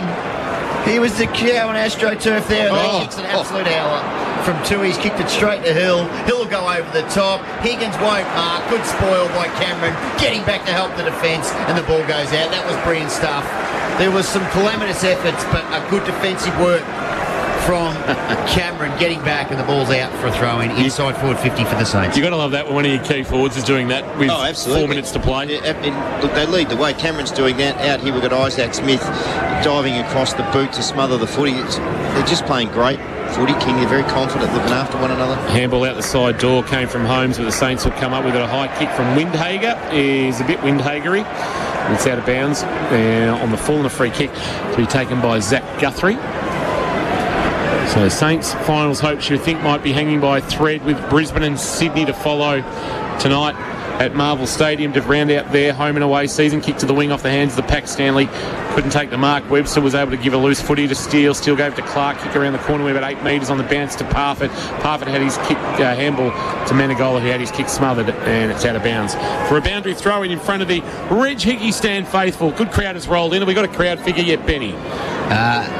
No is the short answer to that. Oh, well, there's no long answer. Oh, I could have made one up. Boundary throw in, Henry doing the ruck work. Ball allowed to hit the deck. Handball away. Marshall to Hill. Hill gives it up to Hunter Clark. Clark kicks on his left boot for St Kilda onto the chest of Long, who bobbles the mark and will be able to send the Saints into attack. He will. Long goes Long into the pocket. Geelong getting back in numbers. Zach Guthrie took it off the pack and handballed over the top to his brother, who is forced out by a couple of Saints. One of those is Hill. The other one was Crouch. We'll have another throw in. There's the hoots of the crowd down there. There's still a little restless Cat fans. Not happy. Their team lead by 57. Clearly looking for a 60-plus margin. Throw in. Ooh, good turn by Owens. Ball comes out the back. Snapping ball. Lands in the square, and it's marked by memory. So I think it might have been Steele, was it? Snapped it high. It went high, wide and handsome. And Membry is marked about half a metre out. He won't miss this. He'll do the Stevie J curve. And you wouldn't have thought at this level you could miss this. There he goes. He kicks the goal. He's got two. Margin is 51. There's a minute 43 of game time remaining. Geelong is 17-8, 110. They're going to record their 11th win on the dangle. St Kilda are 9-5-59. Fourth quarter, thanks to APCO Cafe 24/7. We've got you. King, you mentioned before it was hard to believe the St Kilda game earlier in the year. St Kilda ran over the top of the Cats in that second half. Since then, Geelong have not lost a game of footy and have got better each and every week. It's sensational. St Kilda just kicked that goal, so they're trying a little bit. They've kicked 2 goals in the second half. They're just not at this level anywhere near it. So the Cats will be at least 8 points clear of third, so they will be playing. The top 4 will be a lock after tonight, which is an unbelievable effort again from this football club. Tapped down by Marshall. Parfitt doing the roving over for the Cats. A handball off to Cam Guthrie. Cam Guthrie will kick to half forward at the bootlaces of Close. It'll spill into the path of Dullhouse. Slick handball up to Myers. Myers opened the vision and put it towards Hawkins, who couldn't complete the mark down low. And the Saints will clear through Sinclair, and the mark taken by Steele. Steele will have a bounce on the near side wing, try and run away from Cam Guthrie. Pulled the kick, wanting Membry, but Stanley did very well getting back to get a hand on it. Knocked it to ground, but picked up by Windhager. His handball will be cut off, and O'Connor to get the Cats forward. He did. His hand pass wasn't great, though. Set Dalhouse a task. St Kilda have got control now. Crouch goes to Owens, who goes back to Jones. Jones centering ball. A big fist by De Koning. Goodness me, that's travelled about 40 metres and gone out for a throw-in. Roars of the crowd. Appreciation of the work of Sam De Koning, who has, in the space of 19 games, become an absolute Cat favourite. Left forward pocket, boundary throw-in. Tapped down by Henry, rolling ball into the back pocket where Menegola has cleaned up for the Cats. High ball, Sinclair couldn't mark for St Kilda. Zach Jones, the starting sub, came through. He couldn't take it. Steele dumped in a good Cameron tackle, and we'll get a ball up as we approach 30 minutes gone inside this final minute of play here at GMHBA Stadium. Just watching Tom Hawkins Kingy after that mark, he's very sore, very ginger to get up. Right knee is the one that the doctor's been out and had a chat with. Okay, that's not ideal, Neildy. As the kick goes into the pocket, Patton looking for a mark, and Long flying over the top of Dullhouse has taken it. He'll have a shot at goal that may come after the final siren. So this will be the 13th time, Neildy, in 16 Geelong will post a top 4 home and away finish. Unbelievable. And some people don't like the coach, go figure. 40 metres out. He'll come out on the J curve. Long snaps. Long sends it on its way, and he kicks the goal. It's all window dressing though for St Kilda. And that is the final siren. The Cats have made an 11 on the bounce, and they will go into the final 2 rounds with a very handy 1-game gap on second, 2 games clear on third, and a nice little percentage as well. Well done, Cats. We are Geelong, the greatest team of all. We are Geelong, we're always on the ball. We play the game as it should be played, at home or far away. Our banners fly high from dawn to dawn, down at Cardinia Park. The Cats led by 22 at quarter time after a 6-goal-to-3 opening term. They were held to just 2 goals in the second quarter as the Saints kicked 4 and the margin was back to 10. And we thought we had a contest. But Geelong said, nah, stuff that. We're going to win this one. They kicked 4 in the third and kept the Saints goalless, and then they kicked 5 in the last. The Saints could only add 3. The margin was 45, and the Cats are now 16 and 4. We are Geelong, the greatest team of all. We are Geelong, we're always on the ball. We play the game as it should be played, at home or far away. Our banners fly high from dawn to dawn, down at Cardinia Park. 17-8, 110, 10-5, 65. The Cats over the Saints. It's 11 straight for Geelong and 11 straight over the Saints at GMHBA Stadium. Here is Mitch Duncan talking to Channel 7. Thanks to Geelong Marine World. And that's coming through, taking big roles, and they're helping the team immensely, and so proud of the group. Well done, mate. Congratulations. Thanks, Shona. Cheers. That was the back end of that interview with Mitch Duncan and with Channel 7. We'll see if we can tap into the on-ground interview where I think we might have Jake Kolodjasny speaking with the on-ground host. Let's have a listen to the 150 gamer. On a milestone game, must be happy about that. Oh, yeah, absolutely, mate. The Cats faithful were awesome again tonight. Really got behind us. Saints were fantastic. They really took it to us, but credit to the boys. We hung in there and got the job done. Yeah, they were coming back in the second, and then you go in at half-time. What does Scott have to say at half-time? Because coming out in the third and fourth, just annihilating the Saints. Yeah, well, credit to the boys, the Saints boys. They really possessed the ball really well and had a lot of mid-marks and sort of broke the lines a bit and really put us under the pump. So I think just to cut out those marks and put a bit more pressure on and keep it in our front half was the main message. That keeps you a game clear now, top of the table with 2 games to go. You've got Suns away, and then you've got West Coast back here for the final home and away season. Must be happy with the where the boys are at heading into the final series. Yeah, absolutely, mate. We've got a tough game again next week. It never stops against Gold Coast. They've been really good this year, and they're pretty tough up there. So just got to keep grinding away and hopefully keep that momentum flowing and finish off the year really strongly coming into finals. Well, it's a pleasure having you down here. Well done. Good win on your milestone. Go and enjoy it with the boys. Thanks, mate. Appreciate it. Geelong Marine World. There's Jake Kolodjasny speaking on ground. Old mate's just referring to the coach by just his surname. Right, that's very comfortable and familiar of him. Good on him. 5th quarter for the Sandman Mattress Factory. Sleep better with the Sandman's locally made 2-sided mattresses made to outlast any other. 52-232-955. Happy to hear from you, Cat fans. Got the next level skirmish double pass to give away. Also jump anytime on the New Grove Bench Tops SMS 0456 955 955, and you can also tweet us at Carroll Football. Thanks to KFC. 10 original tenders, Benny, for $10. Did somebody say KFC? Love tenders. You can't go wrong with the KFC tenders. Players will disperse to all points of the compass to hand over some balls to the crowd. Benny. You are an imbecile. If anybody... I wish we could put a camera in this commentary box just for the stupidity that's presented by a bloke who turns 51 this year. You'll never grow up, will you, Peter Pan? I won't. I enjoy being quite... How you ever let you have a forklift licence? Absolutely. Gee, I tell you, I thought Geelong would win tonight, but I thought St Kilda would sort of give them a run for their money and Geelong would do the business. But, geez, they were impressive. Newey, I mean, they've sort of become the hunted now this year, and second quarter they were hunted, but after half time they absolutely made a meal of the Saints. Absolutely. They're just playing wonderful footy. Team footy. They've got great depth throughout their side in all areas of the ground, and everyone's playing with confidence. And I think, Ben, when you have a listen to the start of the broadcast, I picked them by 50 points. You did. For that reason. You're absolutely right too. And Richmond are going to get the job done over Port Adelaide. It's 12.5. Well, you'd think so. They lead by, 26 points, 95 playing 69, 13 minutes gone final term. Tigers by 26, which would, if they continue on and win that game, that would...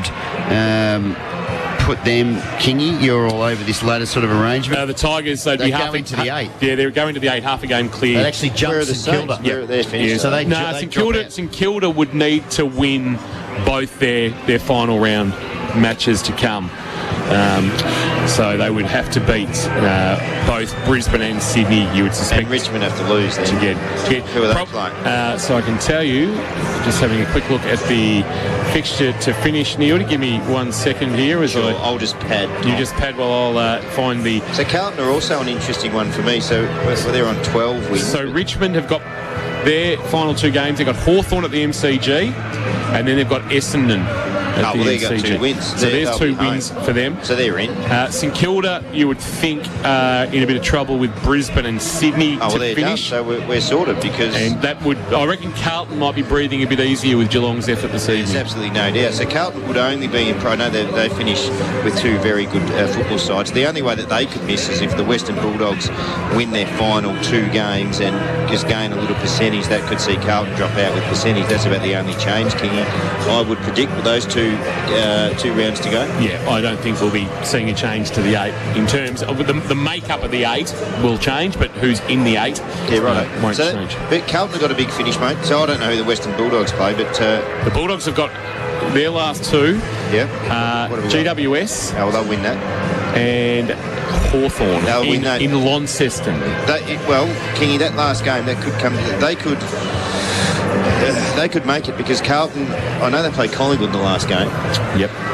So it'll come down to the results. And then Carlton have got next week. But on the other end, King, if you go at the right at the very top, the Cats have just sewn up a top 2 finish. That's just superb stuff. Just off the KFC, got Melbourne next week too. Just off the KFC Twitter, the chaps chat Cats just brilliant. Imagine being told last year you're going to have a game with no Selwood, no Dangerfield, no Rowan, no Blitzos.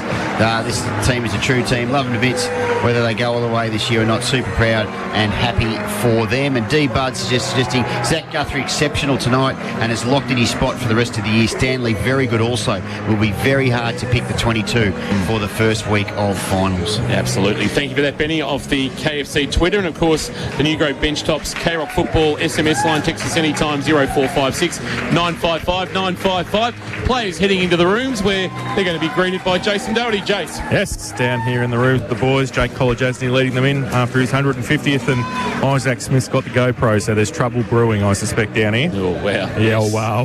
Yes, 3 goals tonight for Isaac Smith. Only had 8 for the season coming in, but 1 in the second, third and fourth as the Cats huddle up for another rendition for the 16th time this year, Benny, of We Are Geelong. We're going to take it all in on Carrot Football. We are Geelong, the greatest team of all. Hey, we are Geelong, we're always on the ball. We play the game as it should be played. Hey, at home or far away. Our man is flying high from home to get in your park.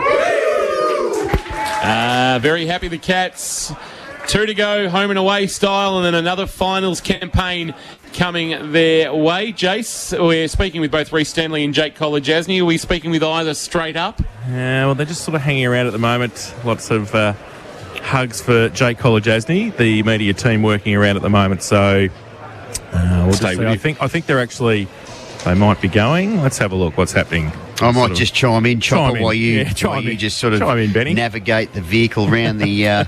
You get the rotor blade sort of swinging in the right direction down there. But Sam DeConing, Fabian Morgan off KFC Twitter. Sam DeConing must have the world's biggest pair of cargo pants with all the key forwards he has in his pocket.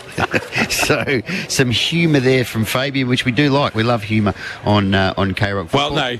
Attempted humour usually from you. Yeah, yes, exactly right. Yeah. Anyway, if at least you attempt it, you've got to attempt a lot of things in life, and humour is one of them. So, and I was just thinking too that he kept Max King to a goal, 2 marks and a goal, which admittedly he didn't exactly have silver service, Max King. So, but to do that and just some of his efforts, those efforts in the last quarter, the one where he on the lead, where he was toe to toe with King, who, you know, generally that when there's a fast play, the forward is able to lead, gets a couple of metres on the defender, but DeConing was right there and was able to get his arm around and support. He's got really long levers, which really suits that defensive sort of style. And then another one where he went back with courage and fisted the ball about 25 metres and it went out for a throw-in. But geez, he's a very, very important player for the Cats, simply because he's irreplaceable in defence. You don't have 204 centimetre, 100-kilo defenders just sort of hanging around in the twos. And the other thing too is he makes other players able to play different roles up the field. I know Blitzhubs wasn't playing tonight, but he's one of them. So he is arguably Nildy, I would say, probably in the top 3 or 4 most important players for the Cats, and he's playing his first year of senior footy.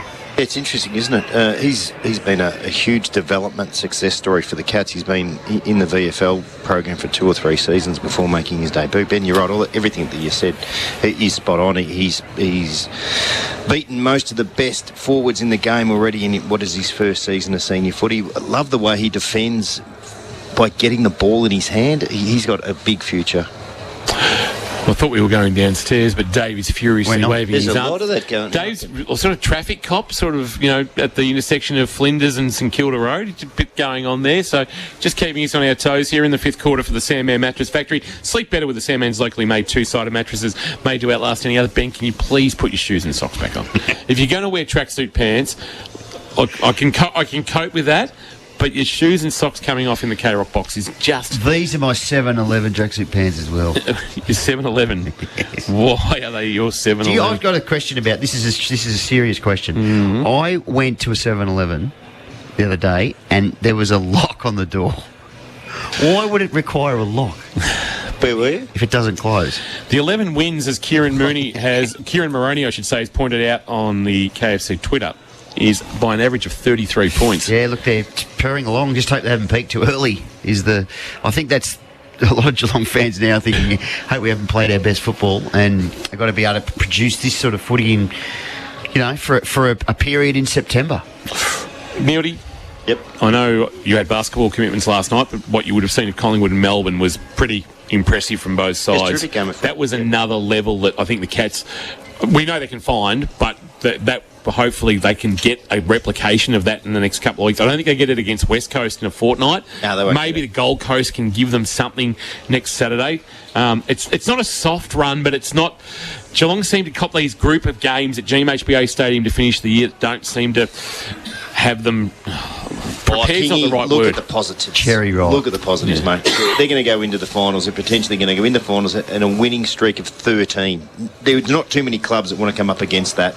And you just have to play who you play. Remember that all club supporters will be looking at look, it's glass half full, glass half empty. The people that sit in the glass half empty, they'll be looking at their club's fixture and wishing it was a bit different, and so will the other people. You know, the reality is Geelong and Collingwood have won 11 games of footy straight. That's unbelievable in the competition that we play. You just beat who turns up. Geelong have been challenged for quarters in the last 2 weeks. They've beaten everyone that's come near them for nearly 3 months of the season. They won't be concerned about taking on anybody. I wouldn't be writing Melbourne off just yet. No. I know they lost the game last night, but they won every stat in that game pretty comprehensively. And particularly the first half. Somehow they lost. So I guess Collingwood were absolutely unbelievable. But I have this feeling that Melbourne's best is still arguably the best in the competition. I know they didn't win the other night, but I thought they played really well. Yeah, it'll be interesting. There's still probably 5 sides who can win it. we're heading down to the rooms. I believe Max Holmes is joining us. Here is Jason Doherty with Max. Yes, thanks, Kingy. He was very lucky to get here in time because I tell you, K-Rock's own Tom Hawkins was lurking for another spell with us on K-Rock football, but great to have Max here, and it just keeps going from strength to strength at the moment with the Cats. Another great win tonight. Yeah, it was good. We're playing our brand, playing how we want to play, and yeah, it's paying off. So nothing special, just going through the basics, really good, fundamental, strong, and yeah, it's paying off. Obviously the midfield working a few more players through there. Danger not playing a late out tonight, so some more emphasis on you guys running through there and giving other blokes a bit of a chop out and making sure that there's enough as we head towards the finals. Yeah, well, I think it's good. It was a good opportunity for some of us today, like myself. I played a lot more inside time today, and just really shows that, like, going to finals, we've got the depth to take on good midfields. Like Saints aren't a bad midfield at all. They're really solid. We've got some solid players. So, yeah, it was really good to get involved there, and yeah, thought we all did really well. Max Kingy in the K-Rock box with Benny Cass and Neildy. We won't ask you about your contract because we know you've re-signed, so you don't have to give us an awkward answer like you did about 5 weeks ago. Yeah, sorry about that. You knew, didn't you? Yeah. Yeah, come on. You've got to look after the hometown radio, Maxie, because we look after you. We've been talking you up. You're having a wonderful season. Do you pinch yourself a little bit that you are you now 26 games in? Even Benny gave it a mention in the pre-game on the big screen when we were doing our big screen preview, and we were talking about Collar's 150th, Zach Guthrie's 50th, and he thought your 26th was actually worth a mention. But do you pinch yourself and go, gee, I'm in a pretty handy football side in, this early in my career? Yeah, 100%. Like, it all started, I guess, 18 months ago when I got drafted here. Obviously, there's incredible players, incredible blokes to learn off. So, yeah, really loving it. Every time we run out amongst some of those boys, it's like, Jesus Christ, what am I doing out here? But, yeah, it's really good to be involved. You kicked a nice goal too. Your skill development's something you're working on. You're kicking probably early in your career sometimes let you down, but you found a nice goal tonight, and you seem to be hitting more targets in the second half of this season. Yeah, definitely. I think last year I was very kind of nervous every game I played. So legs were shaky, so it's hard to kick when your legs are wobbling. So this year, much more comfortable. I feel like I can back myself in those set shots nowadays. So got a better record with the goal kicking than last year, which is good. So, yeah, we'll keep moving forward. Max, it's hard to do anything when your legs are wobbly, but just going to say your role as a wingman, is it obviously a key part of it is trying to push forward when you can, but even better to get back and actually help out the defence, and you seem to have a really good mix of that at the minute. Yeah, it's a really strong thing that we go in every week, like trying to do that, help the backs, help the forwards, and yeah, when we transition, like myself, Menners, Reggie's really good at it as well. We help out everyone, so we might not get the ball, but it's helping out all the boys, which is what we're all about. What's just so the listeners an idea? What's your endurance like? Are you a good endurance athlete? Where do you sort of finish if you're having a little nibble each way on the players? Where do you finish in the 2K time trial? No, I'm actually probably bottom half, to be honest. I'm not a great long distance runner. I don't know what it is. Like, we do 15-minute runs in pre-season. I can't do it. Die halfway through. So more of a speed athlete, I'd say. You're more of a power athlete? Yeah, I reckon. Speed and power. How does that sort of suit the wing then? I thought the wing traditionally was a sort of, you need to be an aerobic beast like sort of Sam Menegola and Langdon from Melbourne, those sorts of players steal side bottom. How do you find it then, trying to play that role up and down the ground from the wing? Well, some of those blokes, they might be good at endurance, but they're pretty slow, so get them there. For Geelong Marine World, speaking with Catch Young Gun Max Holmes, who isn't eligible for a Rising Star nom, unfortunately, because he played too many games last year, but he's had a cracking year. Here's Mark Neild on K-Rock Footy. Max, you spoke to us just before, and you were talking about terms such as process and those sorts of things. The last 2 weeks, going in at half-time, like, we're sitting here thinking, gee, you got a real contest on your hands here, but everyone comes out looking really composed, and then you just blow the game away. In terms of that composure, what are some of the things that you've seen your teammates are doing to help everyone in that area? Yeah, we kind of just reset. We know we've gone well in the last halves this year, so we kind of sit there at half-time and go, game's not over.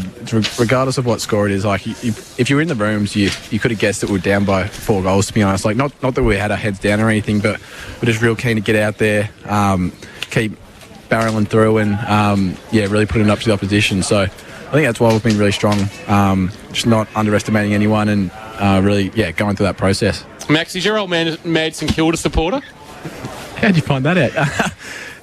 He's half converted. My little brother's a little shocker though. He's a big Saints fan, so I'll be ripping into him tonight. Very good. Com Games, you're keeping a close eye on it. Mum was a Com Games gold medalist in Kuala Lumpur. Do you follow the athletics closely? You do have a background in it, and obviously Mum was a superstar representing her country at many levels, including at the Olympics, World Champs, and in Com Games. Got around World Champs a couple of weeks ago. Com Games at the moment. Some good running going on. Don't wish I was out there. Happy being here, but yeah. Benny, what do you refer to the Com Games as? No, well, we don't want to. I love it. It's what did you used to call it? The school sports. It is the school sports. I didn't say it, but no. But you agreed, Max. Lost a bit of shine, unfortunately. Your silence makes you. You're complicit in your silence. Yeah, I didn't say it. We better let him go before he gets into trouble. You get to go to the Gold Coast, Max. Is there any plans to go earlier and get some sun for the boys and train up there, or is it just as normal and you'll fly up Friday, play Saturday, and come home? Look, wish I could tell you. I've got my head in the sand most of the time, so I'll just do what I'm told, and You'll get a schedule emailed to you, you read it and go, okay, that's where I've got to be this week? Yeah, pretty much. Nice. Max, well done. Great to see that you've re-signed with the Cats as well. Next time that you know you've re-signed and you're on K-Rock, just let us know, and we won't tell anybody, just our listeners will take it all in and move on. It's much appreciated. Well done. Great to see your progress, and can't wait to see what you can bring us come September. Beautiful. Thank you, guys. Max Holmes joining us here on K-Rock Football, thanks to Geelong Marine World, powered by Suzuki Marine, Port Arlington Road in Moolap. First time I've heard Max sort of speak, or the first time I've been on since I don't think you had him after the North game when I wasn't here. He's quite a confident young fella, isn't he? He speaks well. Yeah, he's just, they, like Langdon, I was just writing it down, Langdon, side bottom, Menegola slow. All slow. Side bottom Menegola, yes. So Langdon's not that slow. No. Anyway. But that's okay. No, it's good. He plays with a bit of confidence. That's how he plays. And his game's improving. You mentioned there, King. First year, I thought his kicking really needed work. And that's all coming together. He's getting better each week. He's played 26 games tonight. He's not even 20. He hasn't turned 20 until later this month, the 29th of August. So, lot to like about a bloke who's 19. And by the time he's finished his second year of footy, barring something going wrong, he's going to have played about 30-odd games of footy, which is a really great start, because you've got to remember that most players don't sort of absolutely reach their peak to probably 100 plus. We're going to take a break, hopefully speaking with another Cat. We are hoping to speak with either Reece Stanley or Jake Kolajowski. Actually, we're going to head back down there now, because who have you got, Jace, for Geelong Marine World? We've got Reece Stanley. He's in the midst of ringing family members and doing bits and pieces and getting things organised. And, with a young family, he's got to organise what's going on. It's very late on a Saturday night, but he has joined us on K-Rock Football. He's trying to get things sorted down here. You know where the wife is? She's waiting in the car. I think you've got to get going, do you? Floating around. I think a couple of close friends of ours are outside, so I might try and go and say good day in a minute. Well done tonight. You're a miraculous recoverer from injury. 1 week back, and it looked like you hadn't had a week off. It was a great effort tonight. Yeah, it was a strange one. I had like a sort of a bone bruise inside the knee, and we were able to rehab it pretty quick. So obviously a really slow start to the week. I was just trying to do everything I can to get the swelling out of it. It blew up a little bit at the game last week, and once we managed to do that, I was able to train and join in with the group for the main session and be available. So it was good. Reece, thanks for joining us. Kingy, Benny, Cass and Nildy joining you from up in the K-Rock Howdy, box. Guys. Good to be talking to you. When you first hurt yourself against Port Adelaide, were there any fears that it could be a lot worse than what it was and that you'd be spending significant time on the sideline? Not in my head. I sort of knew, I guess, 14 years now, I feel like I should know if it was a serious one or not. But yeah, it was weird. It sort of just blew up at half time, and there wasn't a significant incident. So I was pretty confident it wasn't going to be long term. But whether it was, medium or short term, just wasn't sure. But medicos were great during the week, and we were able to get up. Were you a sneaky sniff for last Saturday? A sneaky sniff for last? Not really. I had a pretty slow week, so probably would have been pretty underdone coming in last week. Yep.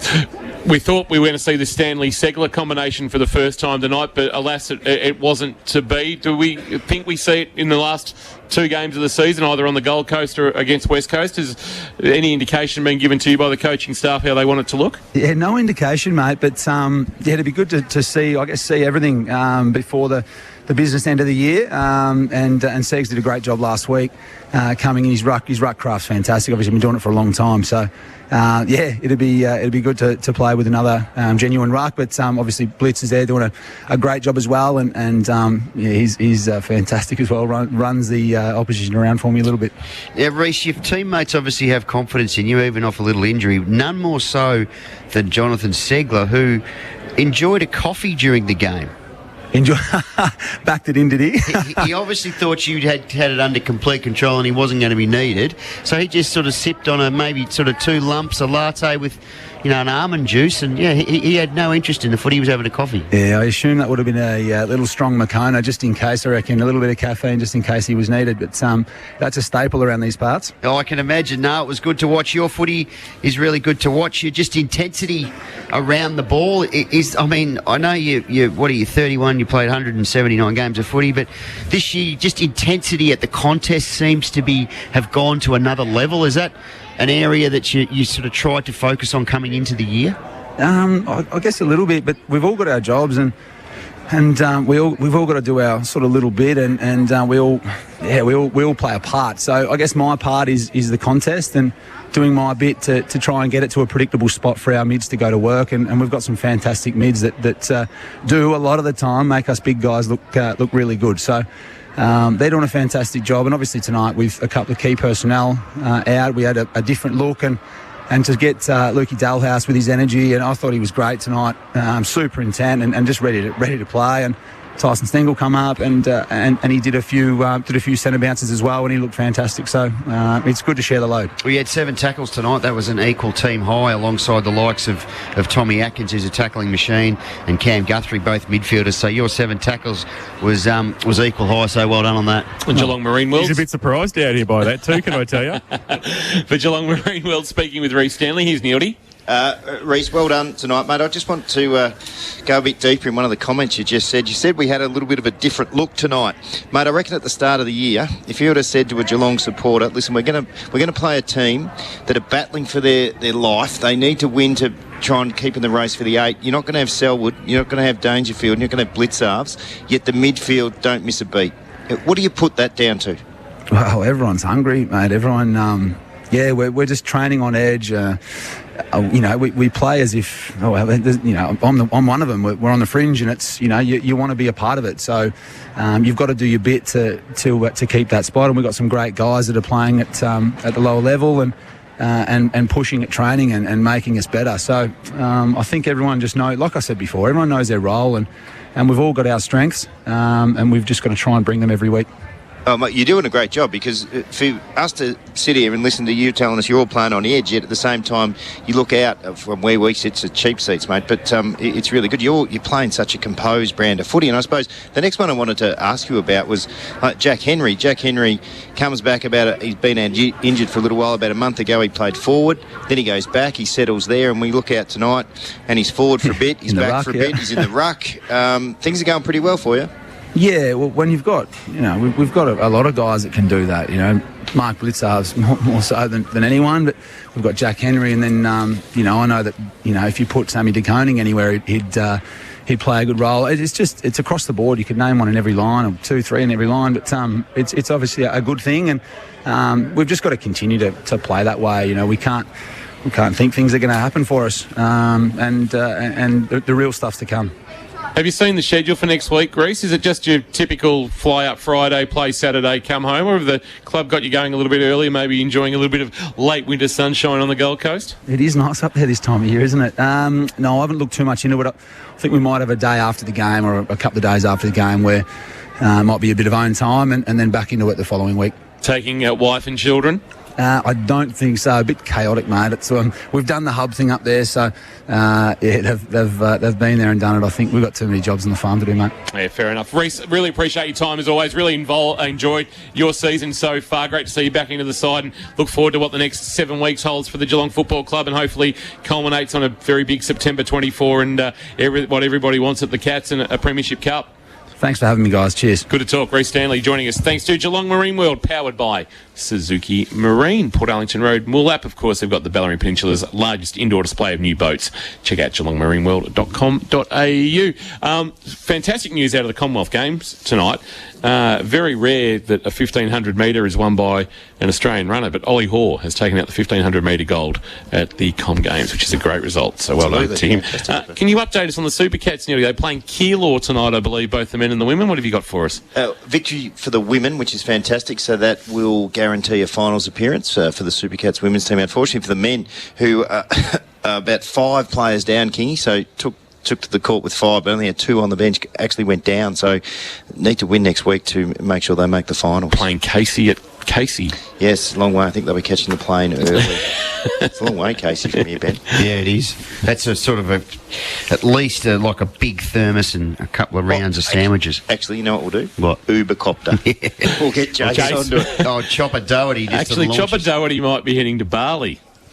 Will he? No, not might be. Is he? He is. Definitely going Tuesday. Yeah, half his luck. 5th quarter, thanks to the Sandman Mattress Factory. Sleep better with the Sandman's locally made 2-sided mattresses made to outlast any other. 52-232-955. Want your reaction, Cat fans, on tonight's performance. Got the next level skirmish double pass to give away to our best caller or texter via the New Grove Bench Tops K-Rock Football SMS line. That number 0456 955 955, or call us 52-232 955. Want to hear your reaction to tonight's performance as we take a break, come back and revel in another Geelong victory by 45 points thanks to APCO Cafe 24/7, the new Mexican Jaffle only at APCO Cafe 24/7. Live, breathe, K-Rock footy. Thanks to our number 1 ticket holder, APCO. Fueled by APCO Cafe 24/7. Starting next week, the biggest prize in K-Rock history is up for grabs. Imagine what you could do with 500K. House, car, 1 whole tank of diesel, plus enough change to get some dimmies for the road. You could even give up on planet Earth altogether, build a rocket and go live on Mars. I mean, we've not crunched the numbers, but surely $500,000 is rocket money, right? Treat yourself. Buy the whole lettuce. You deserve it. I like that. Geelong and the Surf Coast. We're already lucky to live here, but just how lucky? This will change your life. K-Rock's 500K suburb. Rep your neighbourhood and win from Monday. Only on K-Rock 955. Do you love Mexican food? Love an APCO Jaffle? Well, you're going to really love the brand new Mexican Jaffle, only at APCO Cafe 24/7. Packed full of your favourite Tex-Mex flavours, all wrapped up in a toasty hot, fresh APCO Jaffle. The perfect comfort food when you're on the go. Combo it with a barista coffee for the ultimate winter warmer lunch.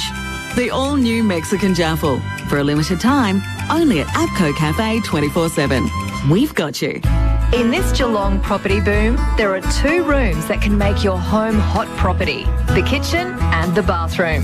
Before you sell, see New Grove bench tops and give your old bench top and vanity a fresh modern look. It's a quick, easy way to add appeal and value. New Grove bench tops in Breakwater. Open from 6:30am to 4:30pm weekdays so you can see them before work. Find out more now. newgrovebenchtops.com.au. If you're looking to train for skills you want to gain, operator, digger, or work as a rigger.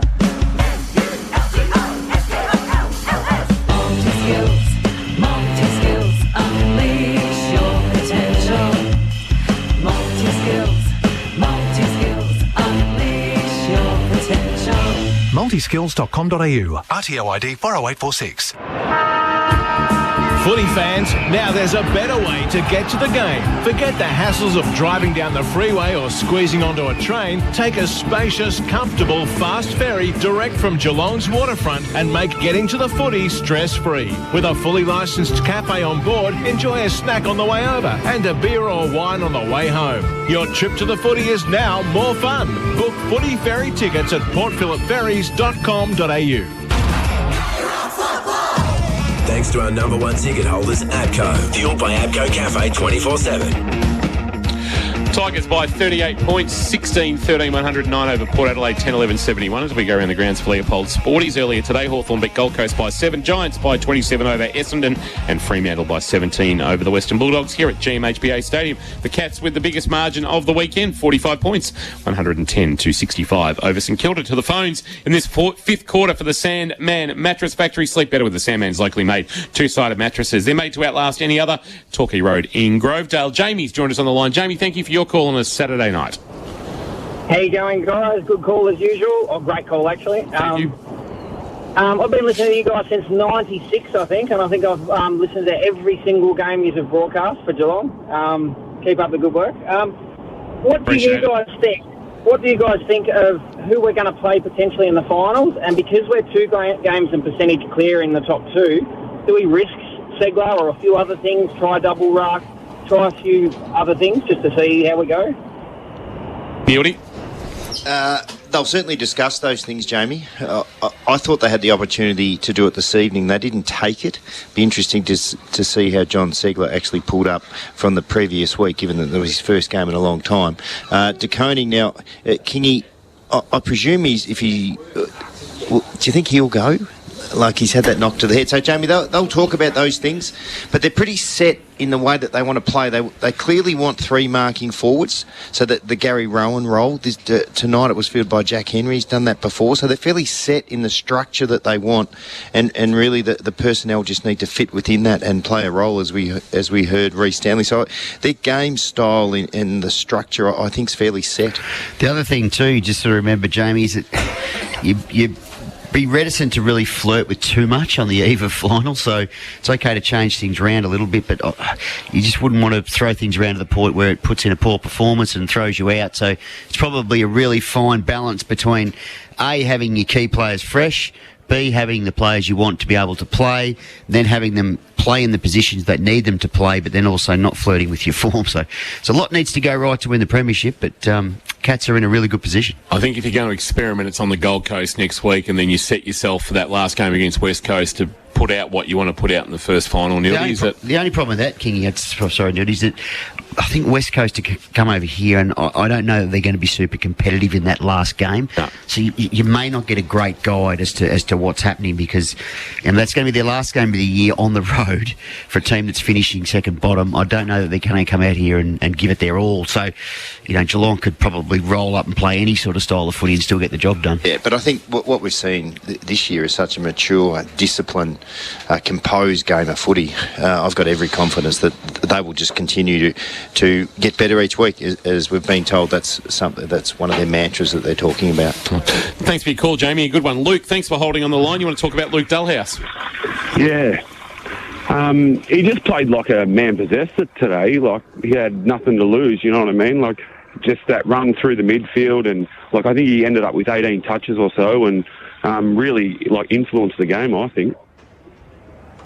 Yeah, he was good. He had 18, you're right. Look, he had 18 touches, 4 tackles, and he played like a man who was desperate to stay in the team, to try and stay in the team, which is, hopefully the Geelong are on the, verge of something special, and they can at least, at the very minimum go deep into the finals, and he wants to be part of that, and he's been on the outer.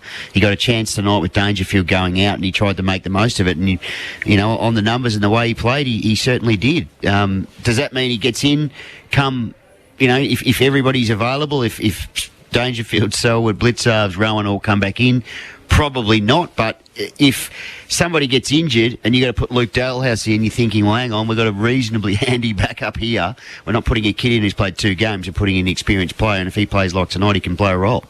And Luke, it's a good pickup. He did exactly what the football club need him to do, and he's not the only one in that boat. If you are within that, the top 26 to 30 players that need to play if something goes wrong, that's what you're expected to do. To be similar, if over the next couple of weeks Sean Higgins gets a go, they would expect something the same from him. It's really important. We heard Reece Stanley talk about everybody needs to play their role, and those players outside the team that get a chance, that's how they need to play. He played with energy. He was hard at the footy, hard at the man, all those things, ran through the middle. He just did the role that the football club expects him to do. Wouldn't be the worst Medi sub because of the various roles he can play. So if you need him to go through the midfield, he can go through there. He can play as a small forward. So he becomes one that you might put in the mix as your 23rd. It's terrific. And you need really good depth to go deep into September. Absolutely. Thanks for your call, Luke. An absolute cracker. 52232955. Happy to take more of your calls. Jason Doherty has returned from down in the rooms. Chopper. He's helicoptered his way back up the Charles Brownlow stand. Any update on Sam De Koning? He went back out into the ground, so fine. I suspect we've got no issues. He's fine. He's okay. No problems at all. Had the concussion test, went back on.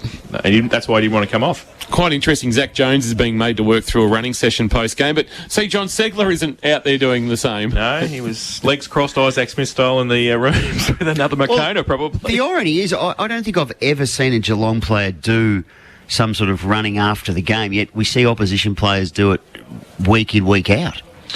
What is the go there, Nildy?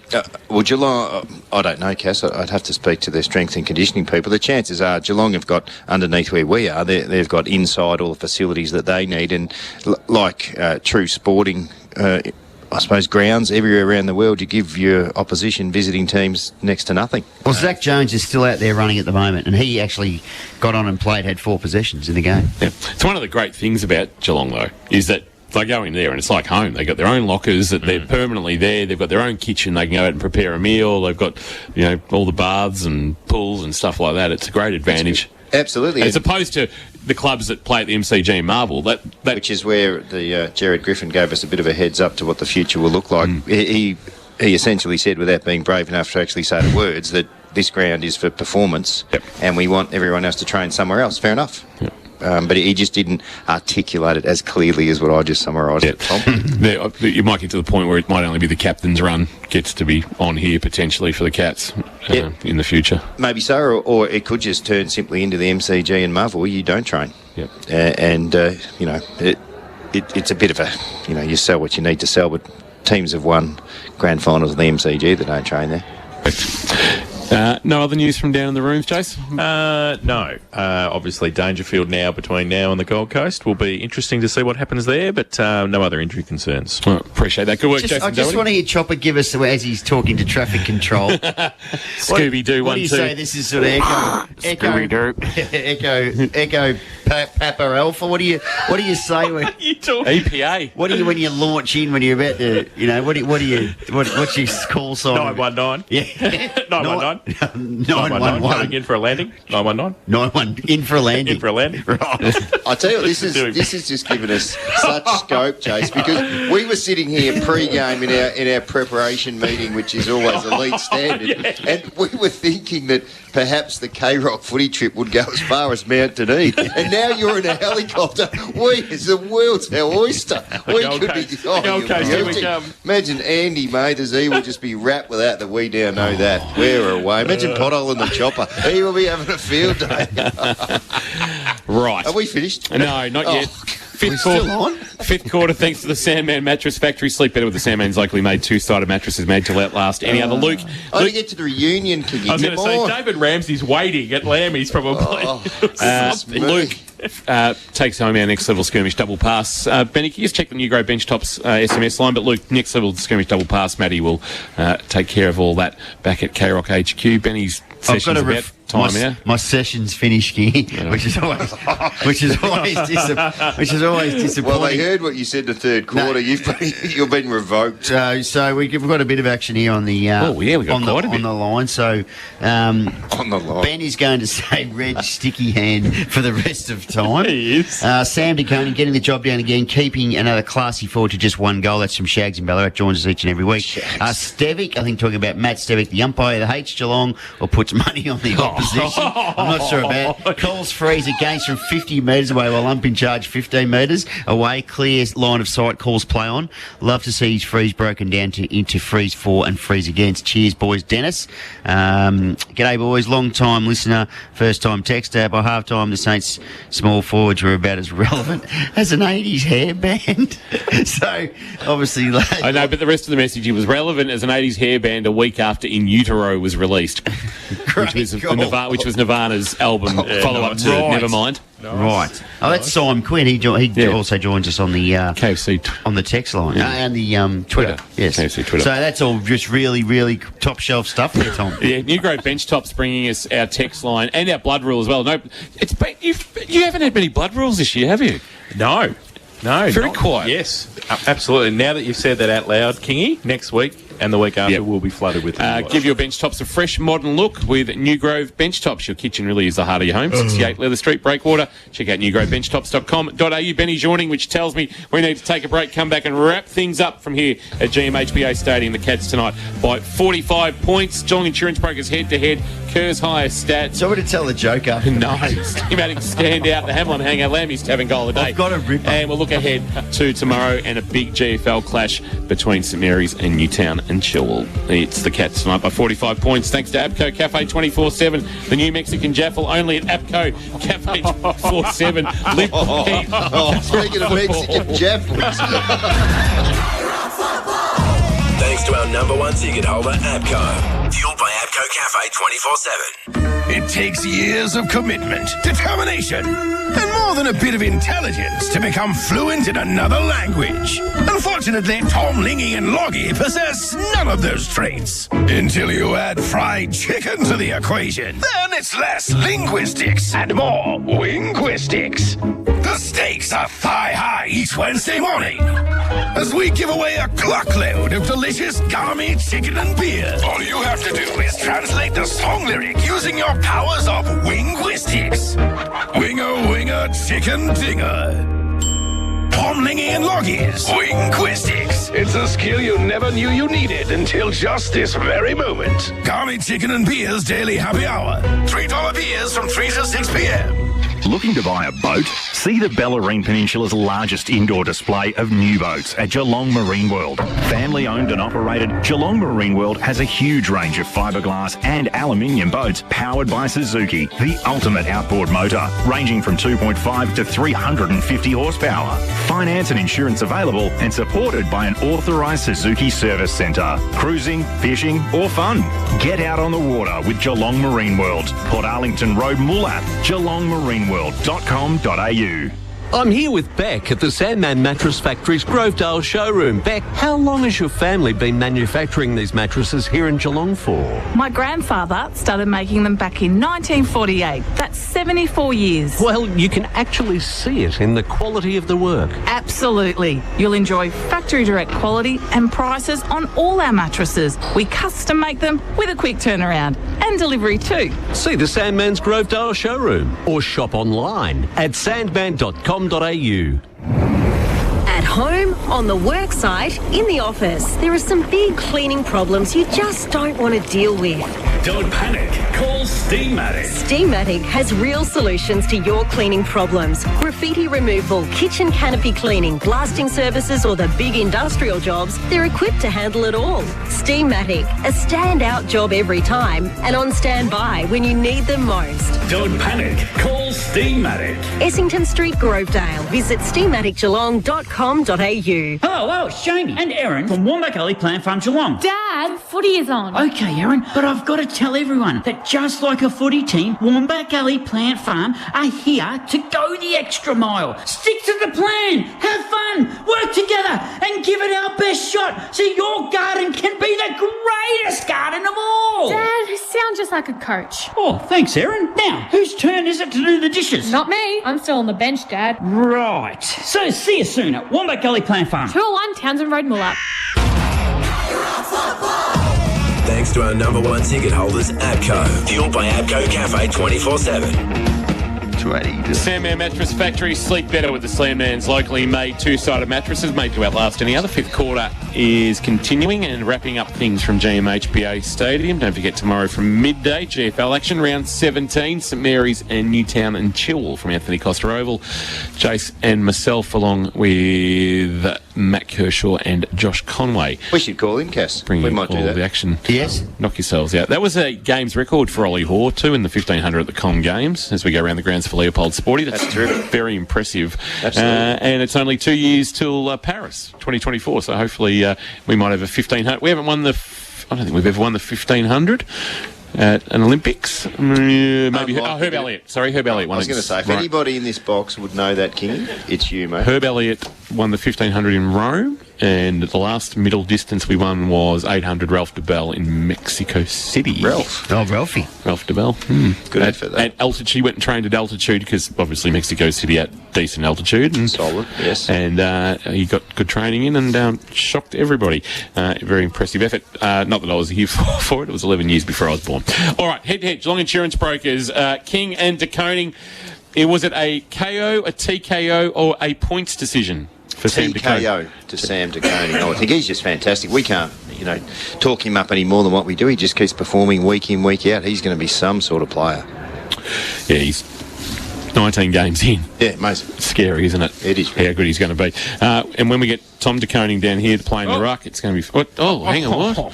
Wow. And he'll be knocking the ball down the throat of Tanner Bruin, Tim Taranto. Jeez, I'd like to see the salary cap. You just... drop the rumour mill at this stage of the year. Hopper. You haven't come out with one of those. I think Hopper's hot, isn't he? Yeah. I think he's hot. Hopper's brother played at Torquay a few years back. So lock him in for Geelong. Don't know whether No he's doubt. still in the region, but we've got to find some link. Or the Bruin link's simple because he's obviously family from Geelong. He's a Geelong boy. The Cat's going to go there. They're going the other way, aren't they? What's the other way? Hopper. They're not going to get both of them, are they? No, there's... Not sure. GeelongInsuranceBrokers.com.au. Thanks to Don and the team. Curse higher numbers. Benny, some key numbers, please, out of this evening as we try and wake you up. No, I know why you've fallen asleep, because there's probably a stench that's knocked you out. No, I've battled hard all night, and I've hit the wall, but... It's what time? It's 10 to 11. Goodness me! So what I'm going to tell you, King, is extraordinary. Goodness me! Jason and I went to air at 1 o'clock this afternoon. I know, Princess. You've done it. Drive by. Hang on. Righto. Violins down. Come on. Inside 50s, Geelong had 5 more. The Saints actually won the clearances by 7. Tackle count was split down the middle pretty much. Disposal split down the middle. Not much in the marks. Contested possession, 144 Cats, 133 to the Saints. So in the end, there's not a whole lot in the stats, as there often is in AFL footy. It's just about your efficiency and what you do with the ball when you've got it. Parfitt, I thought, was really good tonight. 25 touches. 17 of his 25 were contested. 10 clearances and 6 tackles. I'd say that's nearly sort of best numbers of the year for Brandon Parfitt. Menegola, 25. Was okay. Made... a few errors, but was handy enough, kicked a goal. Holmes, the man we spoke to post-game, 24 and a goal. Duncan, 23, sort of half-back, did spend a little bit of time in the midfield. Zach Guthrie, fantastic again, 22 touches, 18 of those effective. He's a really good ball user, Zach Guthrie. It's one thing I do actually really like about his game. There are the traits he has. He reads the play quite well, but he actually uses the ball really well. He also kicked a goal, much to the joy of his teammates. His brother Cam had 22 as well. Tui, 22, kicked a goal. Isaac Smith, 21, and kicked 3. 3 goals was a career high as a Cat for Isaac Smith. Tom Stewart was...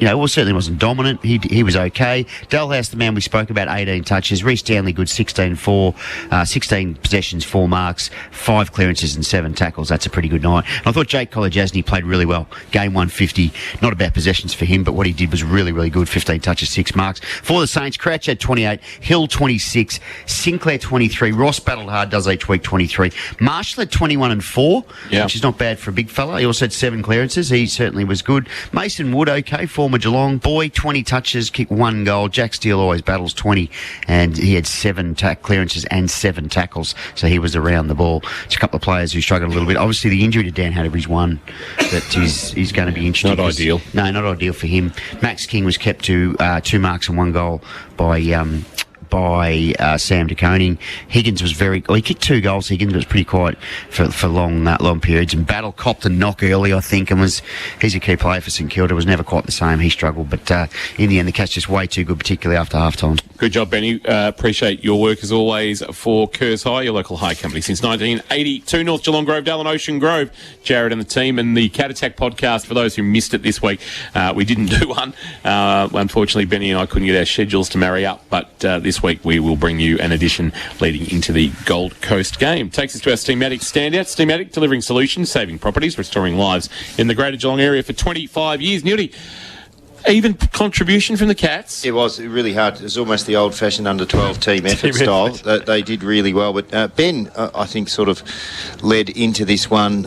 Brandon Parfitt was, from start to finish, a really good contributor. So based on that, he would be the Steamatic standout of this evening's win. Yeah, 25 possessions, 17 of those contested, 5 inside 50s, 10 clearances, 6 tackles is a very impressive body of work for a man playing his first full game since round 12. True. Yeah, good stuff. So broken hand and then about a COVID and then the Medi-sub last week, playing game 109 tonight and justifying why Geelong gave him a 2-year contract extension. Excellent. As well. Delivering solutions, saving properties, restoring lives in the Greater Geelong area. That's Steamatic, your disaster restoration experts. Steamatic Geelong and Warrnambool now employing over 40 local staff. Benny, we let you off the chain for the last few minutes. That happened before. Really off the chain. We actually take the chain off. Hamlin Hanger. Now, Hamlin has built itself an outstanding reputation for functional, beautifully finished homes. I hope you're going with the mark first. I am, King. Good. So, and in the fourth quarter, a man, this might be his debut appearance, I reckon, in our Hamlin Hanger today. Absolutely. Zach Guthrie. Hamlin Hanger. Myers presents short. Smith swings out onto the arc to about 53 metres out, sets it up to about 25 out from goal. Zach Guthrie, the unlikely flyer, has taken a Hamlin Hanger. From 3 deep, what is Zach Guthrie doing down there, Mark Neal, for multi-skills? And he went back and kicked the goal too, did Zach Guthrie. I think that was, I can tell you, that was his 4th goal of the season. So very, very good work from Zach Guthrie. Game 50 next week. Yes. He'll hopefully get wheeled out in front of the media. He hasn't done a lot of media over the journey, but hopefully he will. They've bred close for his 50th with Jake Kolodjasny, so hopefully we hear from Zach Guthrie during the week. Well, I'll have Holmes. Colo went sideways tonight too, I think. I don't think he was looking for much media during his 150th. He's very quiet, isn't he, Jake? Yes, he is very quiet. He got poor bugger had to do a podcast with Benny and I about 3 years ago. Yes. And he'd never heard of Eddie Vedder. Oh. Which I thought was quite extraordinary. So we had to end it there. As soon as I heard that, I said, that's enough. So. You still love him, though. Yes, he's one of my favourites. What are we doing now? We're doing the goal of the day for Lammy's Tavern. Now, Lammy's celebrating 21 years, open Friday to Sunday at 9, free before 10 p.m. Now, are we organised, gentlemen, are we heading there for a drink post Geelong Gold Coast next week? Well, I definitely won't be. No, I didn't ask you. You're in a chopper. I'll be somewhere else. Kingy, the chances of me saying definitely 7 days out, bit slim. Let's work through this. But if I work with the K-Rock family to try and get us in a little bit earlier. It's not a family, Tom. We're colleagues, but we'll go with that. We're happy with that. Oh. No, let's be fair. Feedback's a gift. No, let's do whatever you need to do, and we'll work our way through it. Keep me informed. That's goal of the day. That's a no. So, in a nutshell. Come on. It's all about social what's happened distancing. here? I've been doing it all my life. We've lost control. So our goal, well, there was 27 snags kicked, and there weren't too many really good ones, unfortunately. No. Max Holmes kicked a really nice set shot from a 50. We questioned whether he'd make the distance. He made it easily.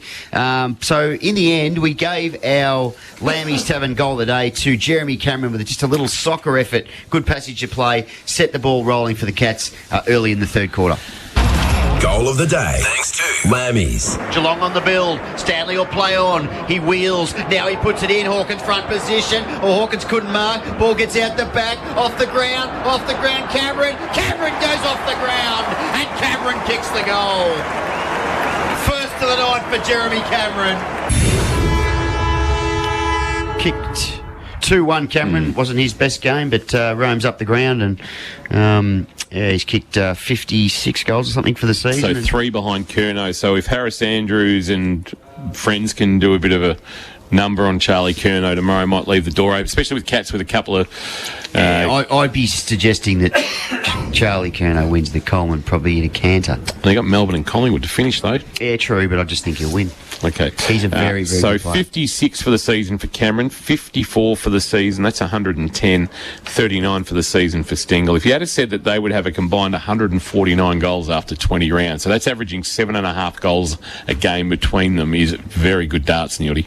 It's outstanding, King. It's going a long way as to why the Cats are, what are they, game or two clear on top of the ladder. Yeah, game clear of Collingwood, absolutely. Lammy celebrating 21 years, as I said, open Friday to Sunday at 9, free before 10. All of our audio, you can check out our interviews, quarter highlights. They're all available at krockfootball.com.au, and the links are now on our K-Rock Football Facebook page, thanks to Webco Cafe 24/7 and their new Mexican Jaffle. That includes our GFL highlights from today, including our post-match interview with Rob Maybaum, which was, I didn't get to hear here. I was making my way into GMHBA Stadium by foot at that time.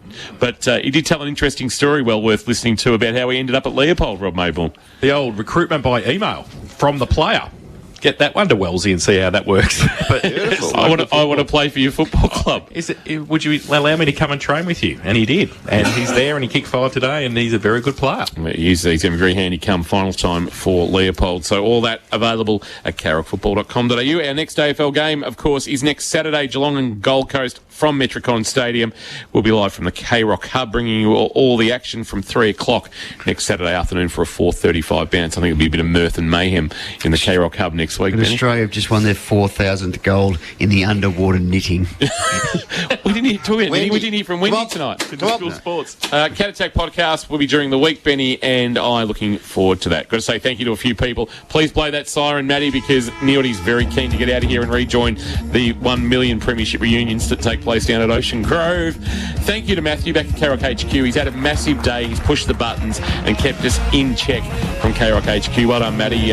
Big day coordinating everything, so he's done a power of work. Our executive producer, Laurie Hill, he's been to KFC, he's been to Gami Chicken, he's been outstanding. Whatever he's done today. He's been to hell and back. He's done it to a very high level.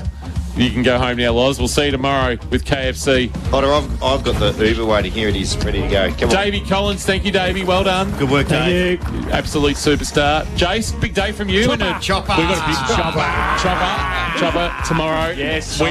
We are. Today was the matinee for the main performance tomorrow. St Mary's in Newtown should be an absolute cracker. Look forward to it. Just walking across the road now. 1v3. Is the van there for us to sleep in? Possibly. Under the heat lamps. Yeah, nice. I like See you, Jay. See you, Neil. Great work tonight. Thanks to Multi Skills. Great to have them on board looking after you and Matty Kershaw through the rest of 2022 on Carroll Footy. Unleashing your potential. Thank you very much to them.